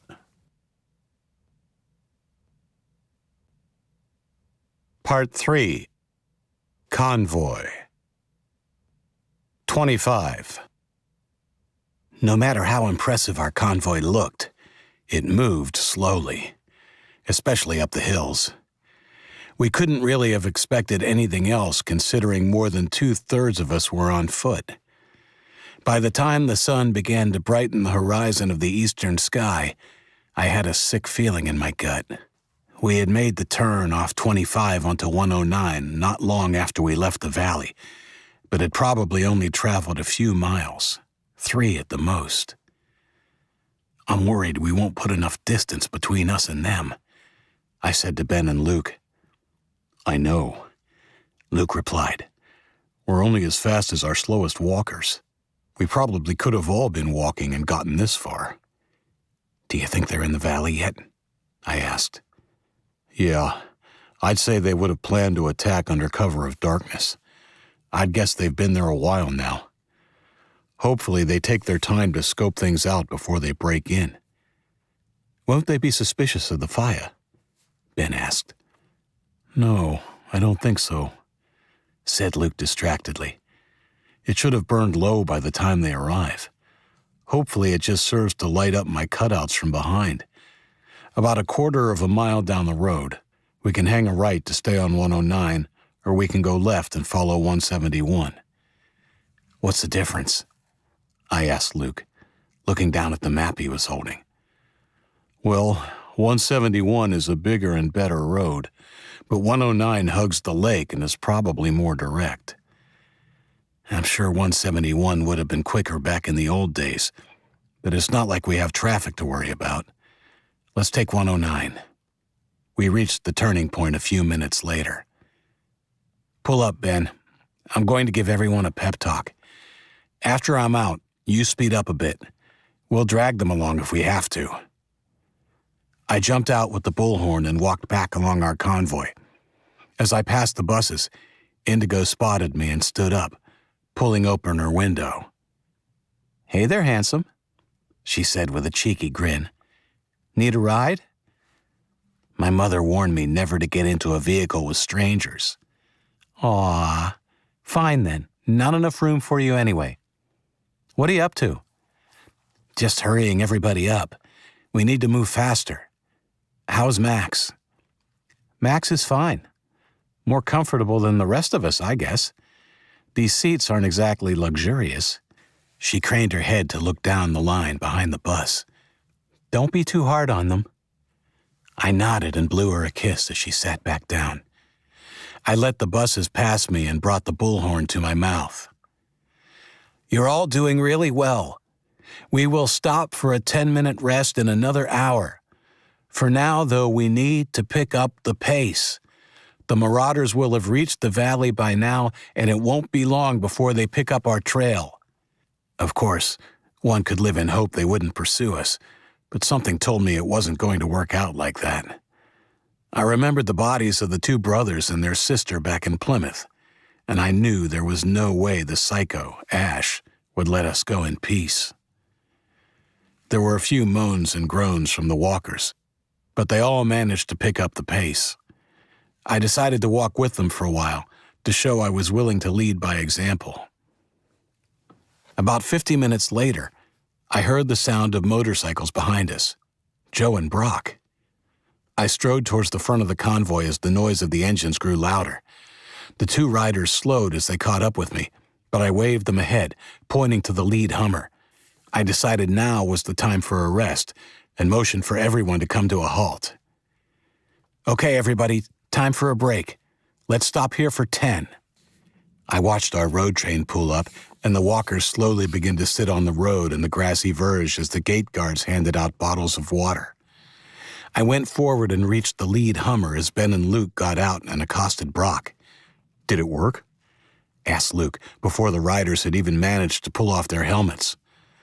Brock's face was white, and his hair wet with perspiration. A fresh red welt stood out starkly on his cheekbone. "It worked," he replied. Tell me everything. I want a blow-by-blow account. And what happened there?" asked Luke, pointing to Brock's cheek. "Wait," said Joe, moving in front of his brother protectively. "Let's go over there." Ben, Luke, and I walked over to the flat, grassy area Joe pointed out. "Okay, spill," said Luke impatiently. "Okay. They got there just under 3 hours after you left." Brock turned to me. "You definitely made the right call. Their army is huge, bigger than I expected. They were pretty cautious. The majority stopped about a half-mile out, and they sent a bunch of guys in on foot. They were in black and armed with bow and arrows." "They were really cautious," said Joe. "It was an age before they made a move." "Yeah," said Brock. "It would have been funny, them sneaking up on cardboard cutouts and all, but I couldn't help thinking what would have happened if they'd arrived the day before. Anyway, they set these guys all around, on the hills and by the gate. Once they were set, a smaller group arrived but stayed at a distance. I'm pretty sure it would have been the commanders, and they had Benjamin. They pushed him to his knees in front of the gate." "Shit," I said. Brock swallowed before continuing. "They called out with a bullhorn. They were calling out to you and Indigo and a few others they knew the names of. Obviously, they had forced Benjamin to give up information about us. They demanded the gates be opened or they would kill Benjamin. Anyway, they gave us 5 minutes. Some guy counted down the whole 300 seconds. And then, well, the gates didn't open, of course. They... Joe put his hand on Brock's shoulder. "Don't worry. They get the picture," he said. "I'll tell them what happened next, okay?" Brock nodded. Brock wanted to stop them. I had to hit him to make him quit, or we both would have ended up dead. There was a short pause. Brock didn't seem to hold a grudge against his brother, and after he nodded, Joe continued. After they counted down and the gates weren't opened, they killed him. It was Ash. He gunned Benjamin down in cold blood, right there in front of the gates with a shotgun. Fucking bastard, Ben whispered. I put my hand on Joe's shoulder as he continued. They waited for around 20 minutes. I guess until they were sure they weren't going to be attacked. It took them so long to make a move. I was getting to the stage I wasn't sure if they were going to. But then someone shot off a flare, and I saw the bow and arrow guys. Archers. Luke corrected, automatically. Right, archers. They began shooting over the fence at the cutouts you set up. Luke's face remained stony. What happened next? I asked Joe. While they were still firing, this massive bulldozer came roaring from further down the road with like 200 men behind it. It didn't even slow down, just barreled straight for the old school bus. And then, boom! He shook his head. That booby trap made a real mess of them. Good, said Luke. How many do you think it took out? Hard to say, but obviously the guy driving the bulldozer. If my count is close, then I'd guess at least 10 of the ones coming up behind the bulldozer died, and a lot more were injured. What then? How long did you stay? Did they turn around? He shook his head, and the sick feeling in my gut returned. I stayed for another half hour. They didn't turn around. They pulled back to regroup, but then came forward again. I think they'd figured it out by then. They sent about 100 men through once the fires were out. That's when I left. Ben, can you grab the map? I asked. If they track which way we've gone, we'll need to make a detour. They don't know our destination, so a couple of turns should keep them off our tail. There's something else, Joe said. They have dogs. Fuck, said Luke, echoing my own thoughts. Okay, shit. How long did it take for you to catch up with us on your bikes? 10 minutes or so, but I was really hammering it. Okay, we've come about 5 miles. Even going twice as fast as we've been going, they'll probably catch us in a few hours. They have some on foot, right? Yeah, about half. Even then, said Luke, there is no guarantee they won't send vehicles to catch us faster. We can't go on at the same pace. What are you thinking, boss?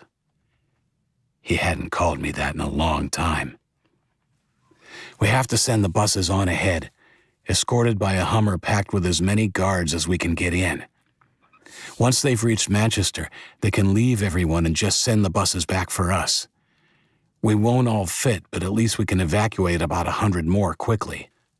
Sounds like it's for the best, said Ben. The only thing is we don't know what's waiting for them in Manchester. True, but we know what's behind us. We just have to hope they'll be all right. Come on, let's break the news. We went onto the lead bus and told them the changes of plans. Of course, neither Indigo nor Brooke was happy with the idea, but they couldn't argue with the logic. We said another goodbye, this one more poignant, and I kissed my wife and my son goodbye, holding both of them in my arms for the longest time. I saw tears in Brooke's eyes as Luke turned away from her.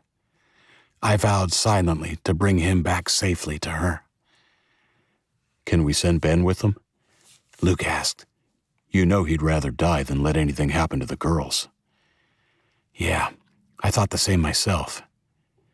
Ben, Danny, and Jamal will drive the buses to Manchester. I want all of them armed. See if you can stack the Hummer with at least 6 of your guys and the weapons they'll need. Paul can drive. Hurry. Within a few minutes, We were again waving goodbye to the bus. For real this time. Tears stung my eyes when Indigo held Max up to the window and waved his chubby little arm. I waved until the bus was out of sight, acutely aware it might be the last time I saw my wife and son. 26. After the buses departed, I took the bullhorn from the remaining Hummer. I didn't hold back. I told everyone the situation in plain terms, driving home the fact we had to move even more quickly now. I scanned their faces as I spoke. The majority were armed with homemade clubs, pickaxe handles, and other tools. I knew they would give a good account of themselves if they ever got the opportunity to get into close quarters fighting. It was a big if, though, given the firepower of our enemy. If the marauders caught up with us, most of our group would be slaughtered before raising a weapon. Our only hope was to get to Manchester without engaging. At least there, we would have a chance. I sent Bo and Brock ahead on bikes to set the pace at the head of the column. I didn't think Brock should go back to track the marauders after what happened to Benjamin. He seemed more rash and likely to do something foolish than Joe. I sent Joe and the other rider, Brad, back to monitor the progress of the marauders. On the small chance they found the enemy had turned back, they were to notify us immediately. Other than that, they were to stay ahead of the marauders by a mile or so until we were in sight. At that time, they would ride forward as fast as they could to warn us, so we could ready ourselves for battle. Along the way, Brad was to leave Joe and report to us every half hour. I gave them a handwritten map with the turns we would be taking. When I thought about it clearly, the fact the marauders had dogs might actually be a mixed blessing because, to track us, they would only be able to go as fast as the animals would allow. We set off at a brisk pace. The bikes led those on foot and unarmed first, followed by Luke and me bringing up the armed contingent. The remaining 2 Hummers brought up the rear. We made much better ground now that Bo and Brock were at the head of the column. Within 20 minutes, we reached the town of Wolfboro. It was right on the water, and the land around it was level and green. As we walked through it, I could see that in its time it would have been a pretty little town. But now it was just plain creepy. A ghost town. It only took a few minutes to pass through the town, and not far past it, we turned onto 28. Okay, about a half mile ahead, we should reach a town called Alton. Luke was interrupted by the sound of a motorcycle behind us. We looked at each other before turning around. It was Brad. I watched him approach with some trepidation. Would it be good news or bad? He hopped off his bike and wheeled it along as we continued to walk. "Hey," he said, without taking his helmet off. "They didn't turn back. They're following. Not too fast, but faster than you guys." "How many?" "All of them." I nodded. "Dogs?" "Yeah." "Okay. How far behind?" "Roughly about 2.5 miles." "Thanks. You can go back. See you in half an hour." As he sped off, I looked at Luke. "They've gained a mile on us already." "Yeah," he said. "I think we'll have to make a stand before too long." "Let's worry about that later." We pushed on and hadn't quite reached Alton when Brad caught up with us again. The sun was higher in the sky now, and my stomach growled. "How far now?" I asked. "I don't think they made as much ground this time. I think just over 2 miles." Still too close. We sent him on his way again, and I told him not to come back until they had closed the distance to 1.5 miles. We stopped briefly in Alton to eat and drink, and were back on the move within 10 minutes. I had taken a look at Luke's map, dismayed to see that Alton was barely a third of the way to our destination. Things were looking grimmer by the minute. "We have to start thinking about where we want to make a stand," Luke said as we walked out of town. "Okay, Any suggestions? Yeah, I've already thought about it. And? In about 2.5 miles, we're going to come to a river called the Merry Meeting and cross a little bridge, he said, unfolding the ungainly map and pointing to it as we walked. It's the only way across for miles around. If we can block the bridge or blow it up or something, they'll have to make a major detour to follow us. Any other options? Not unless you want to take them on in a town or on the open road. Besides, if we cross the bridge, there we can continue on to Pittsfield and get back on 107. We should be able to put some distance between us while they're finding a way around. All right, let's do it. Luke knuckle-bumped me, apparently excited there would be something to do. He folded his map and strode ahead of me, suddenly invigorated and calling out encouragement to the marchers. 27. 30 minutes or so later, we arrived at the bridge. To say it was unimpressive would be an understatement. It was basically just a continuation of the road with some metal rails on the side. The look on Luke's face spoke volumes, but he felt compelled to speak anyway. Fuck, they could almost walk across this shitty excuse for a river, he said bitterly, shaking his head. We walked to the head of the procession with Paul, who had pulled his Hummer to the side of the road. Luke leaned over the railing on the right. There, the river was shallow and more like a marsh, although it looked like it was definitely deeper on the other side. We'll have to make do, I said. We can still slow them down, can't we? He began to look around, across the river and back to where we'd come from. I saw the familiar glint of creativeness in his eyes. Yeah, fuck yeah, we'll do better than that. By the time we finish with them, they'll want to change the name of the Merry Meeting to the Fucked Up Meeting. We herded everyone across to the other side of the bridge. Once that was done, we got to work. One good thing about having all those people is that we got lots done and quickly. Within an hour, we had barricaded the end of the bridge with 3 cars, tires, timber, metal, bricks, and basically anything we found that wasn't pinned down. The barricade ended up around 8 feet tall and about double that in width. We had left a narrow corridor through the middle, so Joe and Brad could cross and had a pile of crap ready to fill it as soon as they were through. Should all go well, we would get it done before the marauders arrived. We also managed to find 2 drums of kerosene in a boat shed and had about 10 gallons of gasoline, scrounged from abandoned vehicles and garages. As Luke directed the building of the barricade, he made sure it had plenty of paper, timber, and dead leaves interspersed with the not-so-flammable items. Brock and Paul took 1 drum of kerosene across to the other side of the bridge and began to soak the ground and trunks of the trees, which would be to the right of the marauders as they approached. They poured it in a trail to the water's edge beside the bridge, then pushed the empty drum out onto the water. It didn't move, which boded well for the flammable liquid not dispersing too quickly when we poured the other barrel in. Once that drum was empty, they propped the remaining drum against the side of the bridge. When the marauders were within sight, we would pour it into the water on the shallow side. Are you sure it will work? I asked Luke.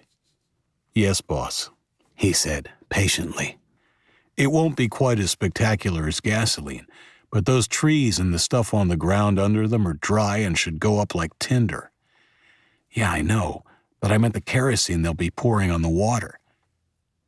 Sure it will. Chemistry 101. Kerosene is less dense than water, therefore it will float on top. They'll be floating on a river of fire if they try and cross that way. Lucky it's not flowing, Brock said. It's real still water, so it shouldn't disperse too quickly. Yeah, said Luke, handing Brock a flare gun. Just don't light it up until I give the signal. Now I just need one more thing. He went to the Hummer on the other side of the bridge and came back with the sniper rifle. He gave me a sheepish grin. You know I've been dying to use this since we found it, right? I laughed. I watched you clean it once a week for the last 5 years, so I kind of figured. He heard it before I did. The distant sound of a motorcycle being ridden at full throttle.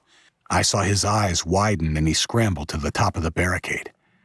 I ran through the rough corridor we had left for the return of our men. I could see a few 100 feet down the road until it curved left and out of sight behind the trees. "Can you see anything?" I called out to Luke. From his vantage on the right side of the bridge, he had a clear view for a lot further than I did, the rifle scope to his eye. "Yeah, it's Joe. No sign of Brad." I felt a sick feeling in my gut as the vroom of the bike's motor grew louder. Finally, Joe rounded the bend and pulled to a screeching halt, propped on one leg as he took in the sight in front of him. I waved both arms over my head and the people around me started to call out to him. He gunned the motor again and sped towards us before slowing as he reached the bridge. I was just starting to feel relief when Luke called out. "Shit, he's got company, a couple of bikes." I stepped back from the gap and waved Joe through. He gunned the bike and rode through fast, forcing the people on our side to scatter as he screeched to a halt and pulled up his visor. Once his bike was silent, I was able to hear the ones in pursuit. "Quick, there are," he blurted. Crack. Luke's shot was followed by an expletive. Missed. Crack. The second shot resulted in a squeal of tires and a metallic crunch. I looked through the gap in the barricade to see a bike tumbling end over end, the rider sliding along the road behind it. The bike struck a sign and came to a twisted, smoking stop as its rider skidded along the blacktop until his momentum finally petered out. He didn't get up. Barely an instant later, a second bike came into view and skidded to a stop, the rider frantically looking at his downed buddy, then at us, before making a tight U-turn and gunning it.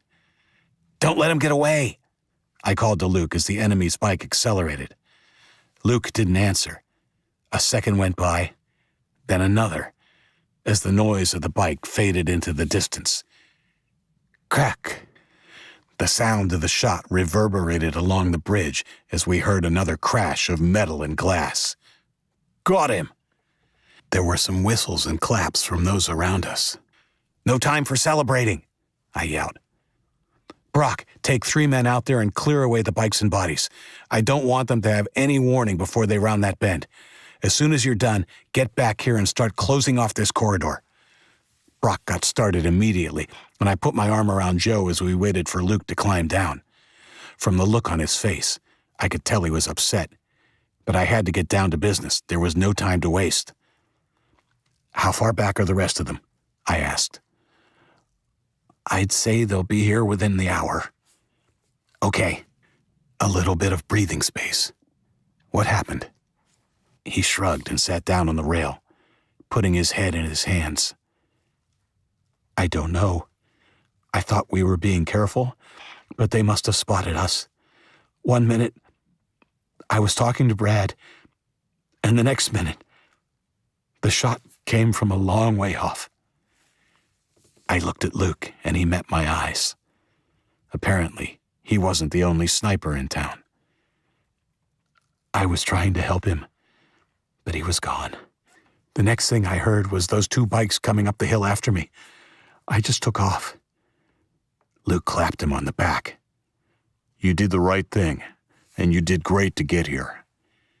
Joe nodded, but I could see he was still down. I told him quickly of our plans, and Luke went to help plug the gap in the barricade. Brock and the others came back shortly after, and the preparation continued in earnest. Soon the wall was an even height right across the bridge, and Luke and Brock were on top, pouring gasoline over it. The smell was overpowering, and the rest of us backed up. By the time they climbed down, it had been 35 minutes since Joe had gotten back. Paul backed the Hummer along the bridge until its back end was about 30 feet away from what we hoped would become a raging inferno. As soon as we heard the enemy, Paul was to light up the barricade, and Brock and Joe would begin pouring the kerosene into the water and then come back across the bridge. "Okay," I said when everything was in place. "Let's get everybody else to the other side." Luke saluted me with his hook, his other hand holding the strap of the rifle. On our side of the river, to the right, there was an abandoned motel. It was a low, long rectangular building with a 2-story addition in the middle and a parking lot in front of it. Its long side faced the river. I sent Bo towards Manchester, leading the unarmed contingent of those on foot, and Luke and I marshaled the rest of our people behind the motel, leaving all those armed with guns in a group which could be called out at short notice. "I'll head up now," Luke said. He put the sniper rifle over his shoulder and ran to an overgrown trellis which he proceeded to climb. "Whistle as soon as you see sign of them," I said, as he climbed onto the roof effortlessly, despite his missing hand. "I want the barricade well and truly alight by the time they arrive at the bridge. Oh, and if you see that asshole, shoot him." "Will do, boss," he called down as he shuffled forward on his belly. I lost sight of him and walked backwards until I could see him lying at full stretch on the rear slope of the roof. His gun was propped on the peak and aimed across the river. He wouldn't be able to see the enemy until they rounded the bend on the other side, but the roof would afford him great cover. About the only thing which would be visible from that side would be the top of his head. I grabbed a shotgun from our stash of weapons and went around to the side of the motel to watch and wait in the shadows.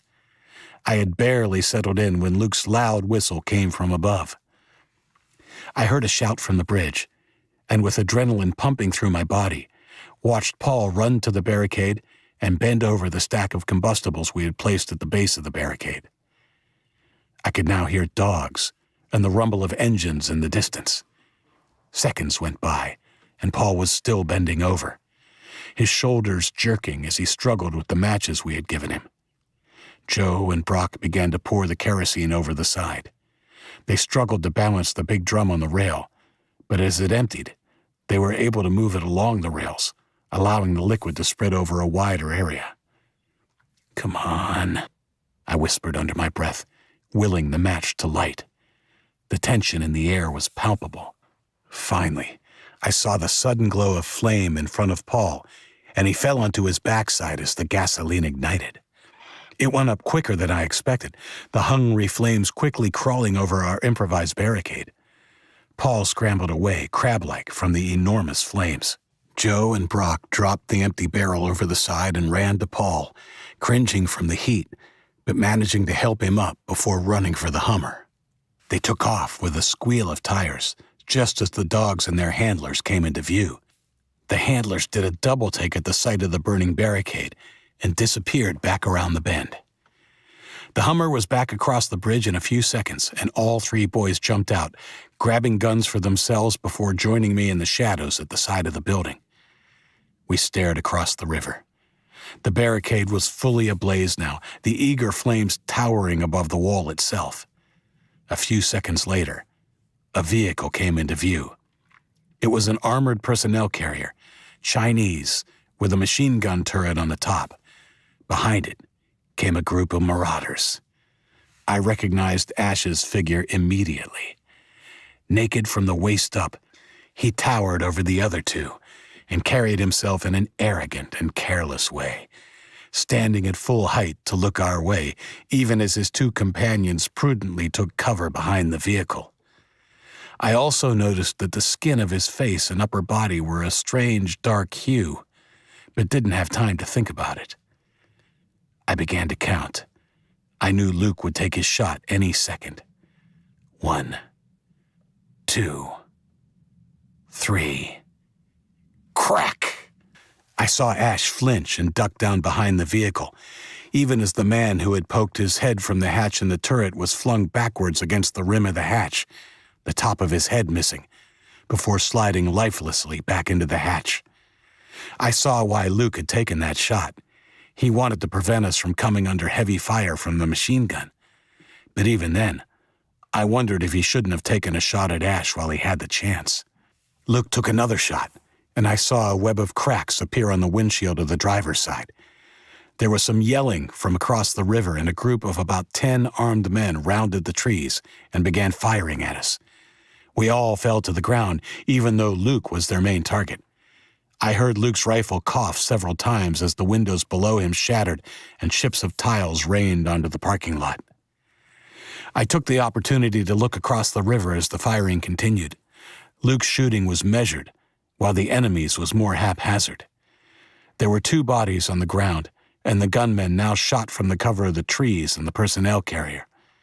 I heard another shot from above us, and then Luke cursed. He was out of ammo. The barricade still burned impressively, and I decided it was time for the bulk of us to get while the going was good. "Joe, Paul," I said, "round up the other group and get moving. Follow 28 and go as fast as you can.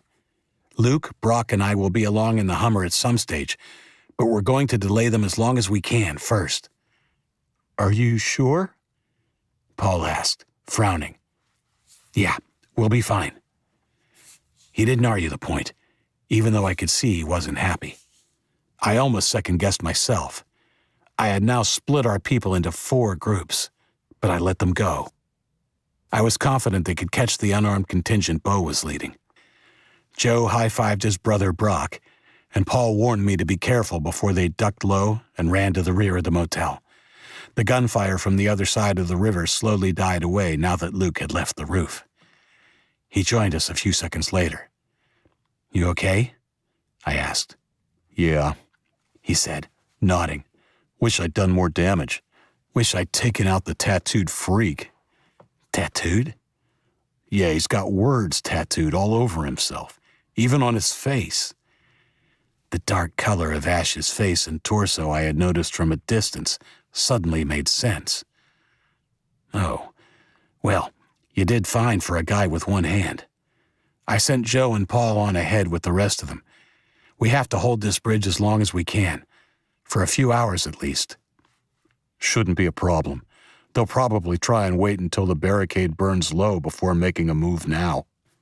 "Maybe not," said Brock, pointing to the far shore. I saw what he meant.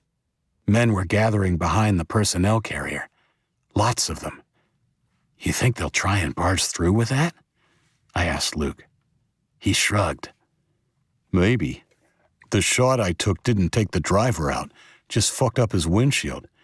If they wait for the fire to burn a little lower, he might just be crazy enough to risk his men." Almost to punctuate Luke's point, we heard yelling from the other side, and then a shot. We looked across the distance and saw Ash standing over one of his men, a smoking gun in his hand. On the ground beside him was the body of another. "Fucker," I whispered and pulled my pistol out before aiming it across the river. Luke put his hand on mine and gently pushed down. "Dude, save your ammo. It's too far. I have another idea, though. Do we still have the last rocket launcher in the Hummer?" "Yeah, I think so."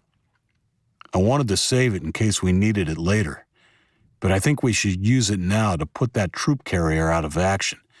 If they break through now, we're screwed." I nodded. Without another word, he ran back to the Hummer. I wondered where he planned to take his shot from. I didn't have to wait long for the answer. He ran from the Hummer to the back of the motel, waving his hook for me to follow him. He planned to climb onto the roof again. "Brock, when I yell, you start firing across the river." I got up and ran back to join Luke as he reached the rear of the building. He threw the launcher on the ground and began trying to load it one-handed. There were 2 more rocket grenades set in the case's foam insets. He wouldn't need them. He would only get 1 shot. I took the grenade from him. "How do I load it?" It was easier than I remembered, and I thought I might be able to do it myself the next time I got the opportunity. "Good. Locked and loaded," he said. "I'll climb up, then you hand it to me." He didn't go to the trellis at the rear of the 2-story section as I expected, instead going to the low-hanging roof at the single story. He jumped up and grabbed the gutter with hand and hook, and then pulled himself onto the roof in 2 quick movements.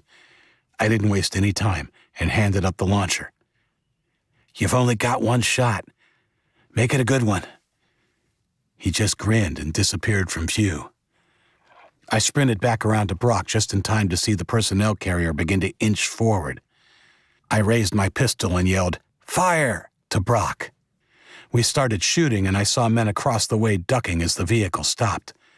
Gunfire erupted from their side, and we were forced to duck for cover, but not before I saw the turret on the personnel carrier spinning in our direction. Someone had replaced the dead operator. My stomach dropped. I heard a loud whoomp from above, just as the heavy machine gun began to spit metal death our way. Brock and I hit the ground as bits of plaster and debris from the motel began to rain down upon us. The burst of enemy force was over as quickly as it had begun, and the sound of an explosion and agonized screaming from the other side told us Luke hadn't missed. I dared to take a peek. His aim had been perfect. The cabin of the vehicle was on fire, and the turret was askew, now pointing at the sky. Small arms gunfire sounded, and I heard 3 heavy footsteps from above, and then a thud on the ground behind the motel. Luke joined us a few seconds later, limping slightly. He still had the rocket launcher and had retrieved the case, which he had braced under his arm. He awkwardly dropped to the ground next to me. "Nice work. You okay?" Yeah, I'll walk it off. Cease fire. You're just wasting ammo, you stupid fucks. Came a yell from across the river. I looked at Luke. Should we light up the water? Yeah. If that stand of trees goes up, it will force them back. I bet they'll give up and try to find another way across. Should I shoot another rocket in for good measure? Yeah, but let's light it up first. Brock, I said, it's time to do your thing before they regroup. I'll cover you. Okay. Brock stood up with the flare gun and aimed at the water to the side of the bridge. I held my breath. I'm not sure exactly what I expected as he took his shot, but the flare skipping off the water twice and flying into the top of the trees where it became lodged and fizzed away harmlessly was not one of them. "Fuck," said Brock in a low voice. I felt a sense of resignation. We couldn't expect everything to go our way, could we? That was our only flare. We should get moving. "Help me get this loaded first," said Luke. "Okay, but don't use it yet. They'll be after us quicker than we anticipated now, and we might need it further down the road." I took the launcher from him and plucked the heavy rocket out of its foam cushioning in the case on the ground. "No, Brock!" Luke called. I jerked my head around in time to see the other boy running across the bridge in a crouch. I rammed the rocket into its housing and put it on the ground as I turned to watch Brock. We couldn't do anything but watch now. He ran straight up to the still flaming barricade and shielded his face as he reached into the heat. "Just come back, dude," Luke whispered, as the younger boy pulled his hand away empty a couple of times, the heat unbearable. He persevered, though, and on his 4th attempt pulled out a foot-long lump of wood flaming at one end. Without wasting a second, he ran to the side of the bridge and tossed it over. What happened next seemed to happen in slow motion. Even as the flaming stick of wood flew end over end towards the water, Brock turned back to us with a triumphant smile on his face. And then the top of his head exploded in a spray of red, the sound of the shot echoing loudly around us. As our friend crumpled to the ground, the kerosene on the water ignited, and the flames swept towards the other bank. "No!" Luke yelled, beginning to scramble to his feet. I grabbed his arm, preventing him from running to help Brock, who was clearly beyond our help. We struggled for a moment, and over Luke's shoulder and past the flaming barricade, my eyes fell on Ash. He stood, staring straight at me, the muzzle of the rifle he had killed Brock with still smoking as the flames ran towards him. He was far enough away that I couldn't really make out his features, but in my mind's eye, I could see the hateful smile on his face. He ducked away as the trees and brush near him burst into flame. I lost sight of him in the commotion and smoke. The screams from the other side were satisfying, but small solace given what we had just witnessed. I released Luke.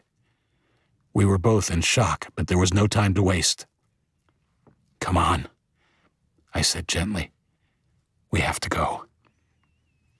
He bent over and picked up the rocket launcher and allowed me to pull him away. We jogged back to the Hummer. I had one last look at the bridge as I climbed into the driver's seat. The barrier was still burning, although much lower than it had been. The fire in the trees was spreading, and through the smoke, I couldn't make out what was happening. We just had to hope our plan had worked, and the marauders would turn around to find another way across. I started the Hummer, jammed it into drive, and floored the accelerator. 28. We didn't speak as I drove. There was nothing to say. I was dreading catching up to Paul and Joe's group, which happened sooner than I was really ready for.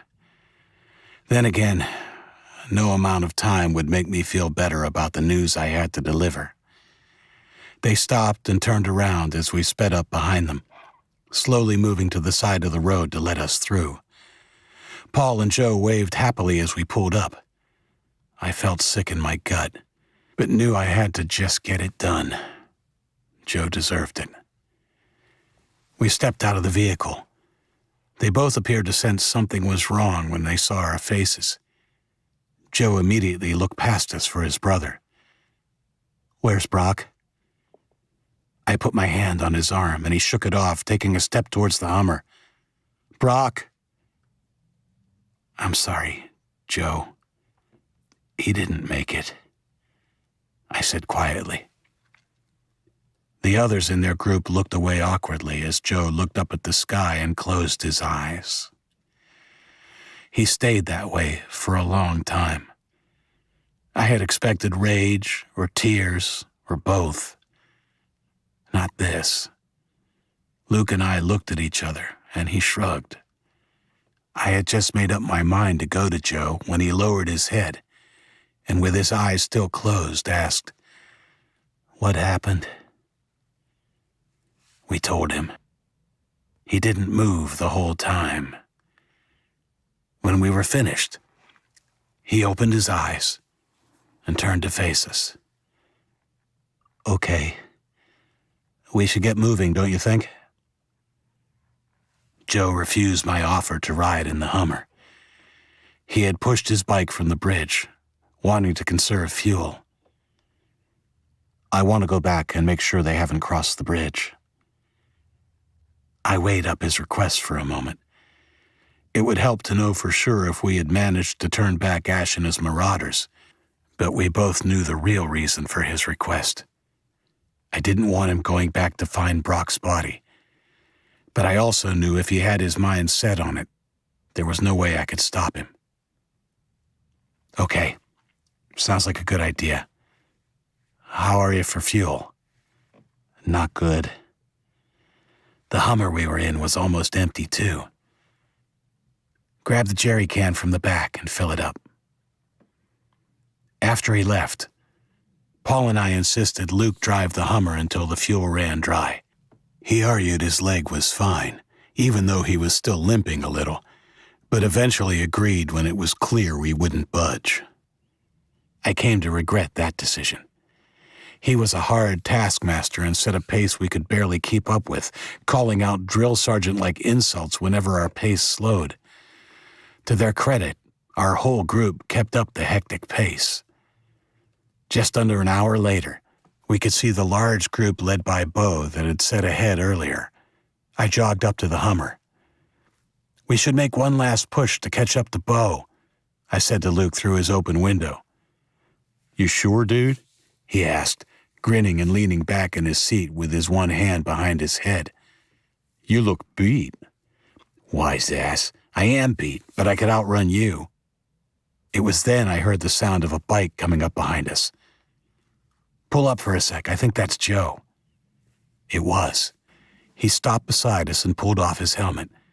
I noticed the blood on his chest and arm immediately, recognizing just as quickly it wasn't his. I spoke before Luke could say anything. "Did they cross?" "No," he said in a flat voice. The fire had died down to embers by the time I got there, but they'd gone. "Good," said Luke. "They've turned around. That should give us time to get to Manchester before them.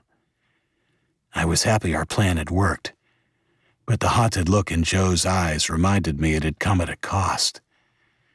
I came up with an idea to keep him busy. I want you to ride on ahead to Manchester and confirm the buses got there okay. Let them know we're safe, and then hightail it back to update us. He nodded and set out at once. Good move, dude. It'll take his mind off things. Yeah, I hope so. We caught up with Bo's group not long after. We updated him on what had happened, and then we all pushed on. Only a mile further on, in a spot where the trees were thick and close on both sides of the road, the Hummer ran out of fuel. Oh well, there goes my ride, said Luke. We left it by the side of the road after distributing the supplies it had been carrying amongst volunteers. Everyone was milling around, and I was just about to give the order to move out when a voice from behind called out, "What's that?" I looked in the same direction everyone else had turned. I didn't understand what I was seeing at first. A rounded, grayish object swung in the light breeze. I took a few steps, and then my eyes widened. A skull. It looked like it had been there a while. Even more disturbing was the fact it was a child's skull. "Oh my God, there's another one," a girl said, a frightened tone to her voice. She was right. It was another one, this time on the opposite side of the road. A little bigger and a little wider, but clearly another kid's skull. Murmurs started to break out in the crowd, and I decided we had better move. Turning back was not an option. "Okay, let's keep our eyes on the road and move out," I yelled. Luke, without me having to ask, walked up and down alongside the crowd as they began to push forward. In his best drill sergeant's voice, he began to get the group into something resembling a column. As we walked along, the tension seemed to become heavier. It wasn't just the unnatural shroud of darkness from the tall trees hugging the road. It wasn't just the other skulls I had spotted and chosen not to point out to anyone.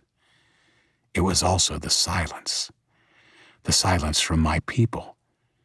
I had become accustomed to the quiet buzz of the crowd as we had journeyed from the valley, and its absence only added to the already disturbing vibe of that stretch of road. A girl's scream shattered the unnatural silence a minute later. I jumped, the hair on the back of my neck standing up, turning this way and that. I didn't see anything out of the ordinary, and it wasn't until I followed the direction of her trembling arm, pointing into the trees, I saw what had terrified her. It was a boy, standing in the shadows of the trees, watching us. He looked about my age, tall and well-built, dressed in nothing but a pair of grimy shorts, holding what looked to be a homemade spear. He was dirty, with leaves and twigs in his hair. The whites of his eyes contrasted sharply against the filth on his face. Luke was suddenly beside me. He had retrieved from the Hummer and held in his hands the axe confiscated from the killer back in the valley. "There are more, lots more on both sides," he whispered. "I don't think they have guns." I scanned the tree line. I began to see even more, both boys and girls, some in the trees on branches, others in and around, half hidden in the shadows. The air became thick with tension, and I heard murmurs of alarm from our people as they began to realize how many there were. I turned slowly and saw just as many in the trees lining the other side of the road. The armed people in my group began to raise their weapons. There was a harsh shout from the one we had spotted first. "Spears!" To a man, the tree people raised their spears. "Lower your guns!" I yelled, putting my arms out to either side. "Luke, take a couple of steps forward and lower your axe to the ground. Nice and slow." I saw the tall boy who had yelled, clearly their leader, watching us intently. I knew the next few seconds were crucial. While we outgunned them, they had us surrounded. I didn't want this chance encounter to turn into a battle in which we would be certain to suffer casualties.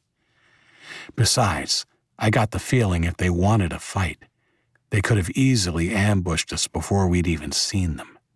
Luke placed his axe on the ground and stepped back with his arms out to each side.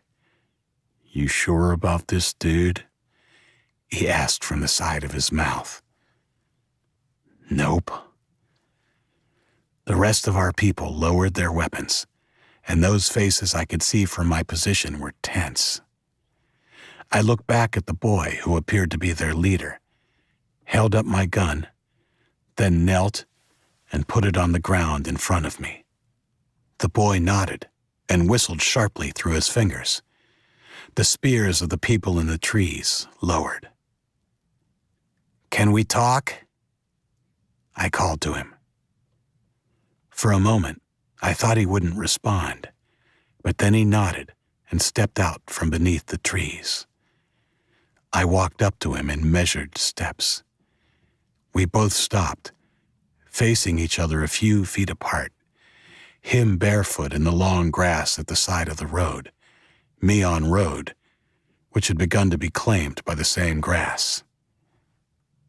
"I'm Isaac," I said, smiling. Up close, he was pretty scary. His features were hard and weathered, and his frame, while spare, was ropey with lean muscle. His eyes were intelligent, but veiled. Given his appearance, I half expected him to grunt at me, and was surprised when I heard his soft voice. "I'm Jonah." "Hey, Jonah.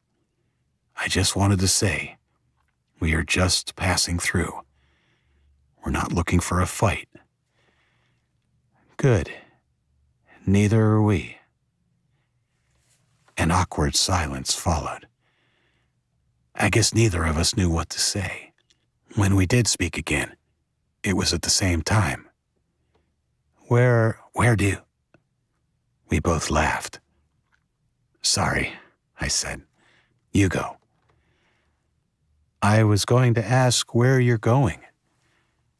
"Manchester," I said. "It's south of here. Our place got attacked." "By who?" "A group called the Marauders. Do you know them?" He shook his head. "What about you?" I asked. "Where is your place?" He swept his arm around him. "You're in it." "You live in the forest?" He nodded. "That must be tough." "It's not so bad. Winters can be tough, but we have good shelters." "How long have you been here?" 4 winters. I nodded.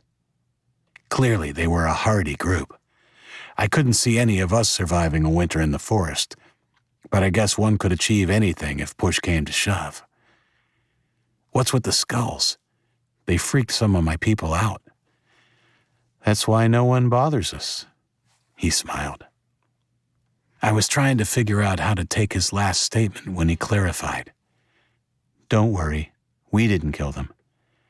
The skulls belong to a bunch of dead kids we found in a school bus that must have crashed during the infection. I figured they wouldn't mind helping us out." I nodded. Smart. Talk of a school bus reminded me of our destination and the people who would be waiting for us. I hoped they had arrived safely. "Have you thought about finding somewhere, like a town or a city?" "No, we're happy like this. Nobody bothers us, and if there is trouble, we can always hide." Luke called from behind us. "It's about 1 p.m. That only leaves us with about 7 hours of daylight." I stuck out my hand to Jonah and we shook hands. "Nice meeting you." "Same. Good luck getting to Manchester." I started to turn away, but the feeling I could trust this stranger was strong, and I paused. You should come to Manchester. I mean, not now, but you should talk to your people. We plan to make Manchester a home, and it would be more comfortable for you. All of you." "Maybe." He shrugged, and then whistled again and ran into the trees. Within a few seconds, there was no sign any of them had been there. "Well, that was weird," said Luke. "What did he say?" "Let's get moving. I'll tell you on the way." 29. The next 4 hours passed slowly. Tedious is the word I would use, and I welcomed the interruption when Luke tapped me on the shoulder. "We need to stop and rest, dude. We still have a good 15 miles to go. These guys are out on their feet." I was loath to stop, but I knew it was necessary. "Okay, we'll make it a good rest. Give them half an hour, and let them eat what's left of the supplies." I ate an apple as we passed food around and randomly wondered if I would ever taste a banana, my favorite fruit from the before days, again. When we finished distributing the supplies, I took in our surroundings. The road we were on wound its way through a green, shallow valley, and the clouds which had covered the sky for most of the day had disappeared. I was weary and decided it would be a good idea to rest up while I could. "I'm going to take a nap," I told Luke, noticing the others were already doing that, laying in groups in the long, gently swaying grass lapping the road. "Good idea," said Luke, as he made a beeline for a small boulder about 20 feet away. I lay down on my back, watching the blue sky and enjoying the feeling of not being on my feet. "Actually," I said to Luke in a drowsy voice, "make it a half hour from now." "Roger that," he said. It only seemed like a minute later when Luke was shaking me awake. I groaned and rolled away. "Come on, boss. We need to go." "Don't call me boss," I said, still sleep-fuddled. "Okay, boss." I slowly climbed to my feet as Luke roused the rest of the group. Less than 5 minutes later, we were on the move again. 1 hour later, Joe returned. I felt a rush of excitement when we heard the motorcycle in the distance and prayed for good news. When Joe skidded to a stop in front of us, we swamped him. His smile was muted, but at least it was a smile. "Did they make it okay?" Luke asked when Joe had dismounted and taken off his helmet. "Yeah, they made it with no problems." "Great, so fill us in. How did you find them?" "They left a small group at the north end on 3. One of those guys took me into the city to meet up with everyone else." "Where are they setting up base?" "The Radisson Hotel in the center of town." "Oh, yeah," said Luke. "Good call. Beds for everyone. All we need to do is work on room service. Was Brooke okay?" "Yep, everyone was great," Joe said, once again smiling, although it didn't quite reach his eyes. I imagined it would be quite a while before he got over the pain of losing Brock. "Well done," I said, and handed him a bottle of water. We only had a handful of bottles left, but he looked like he could use it. "What do you want to do now? Head back or walk with us for a while?" "I'll walk with you if we can take turns pushing this beast," he said, pointing at his bike. "Done."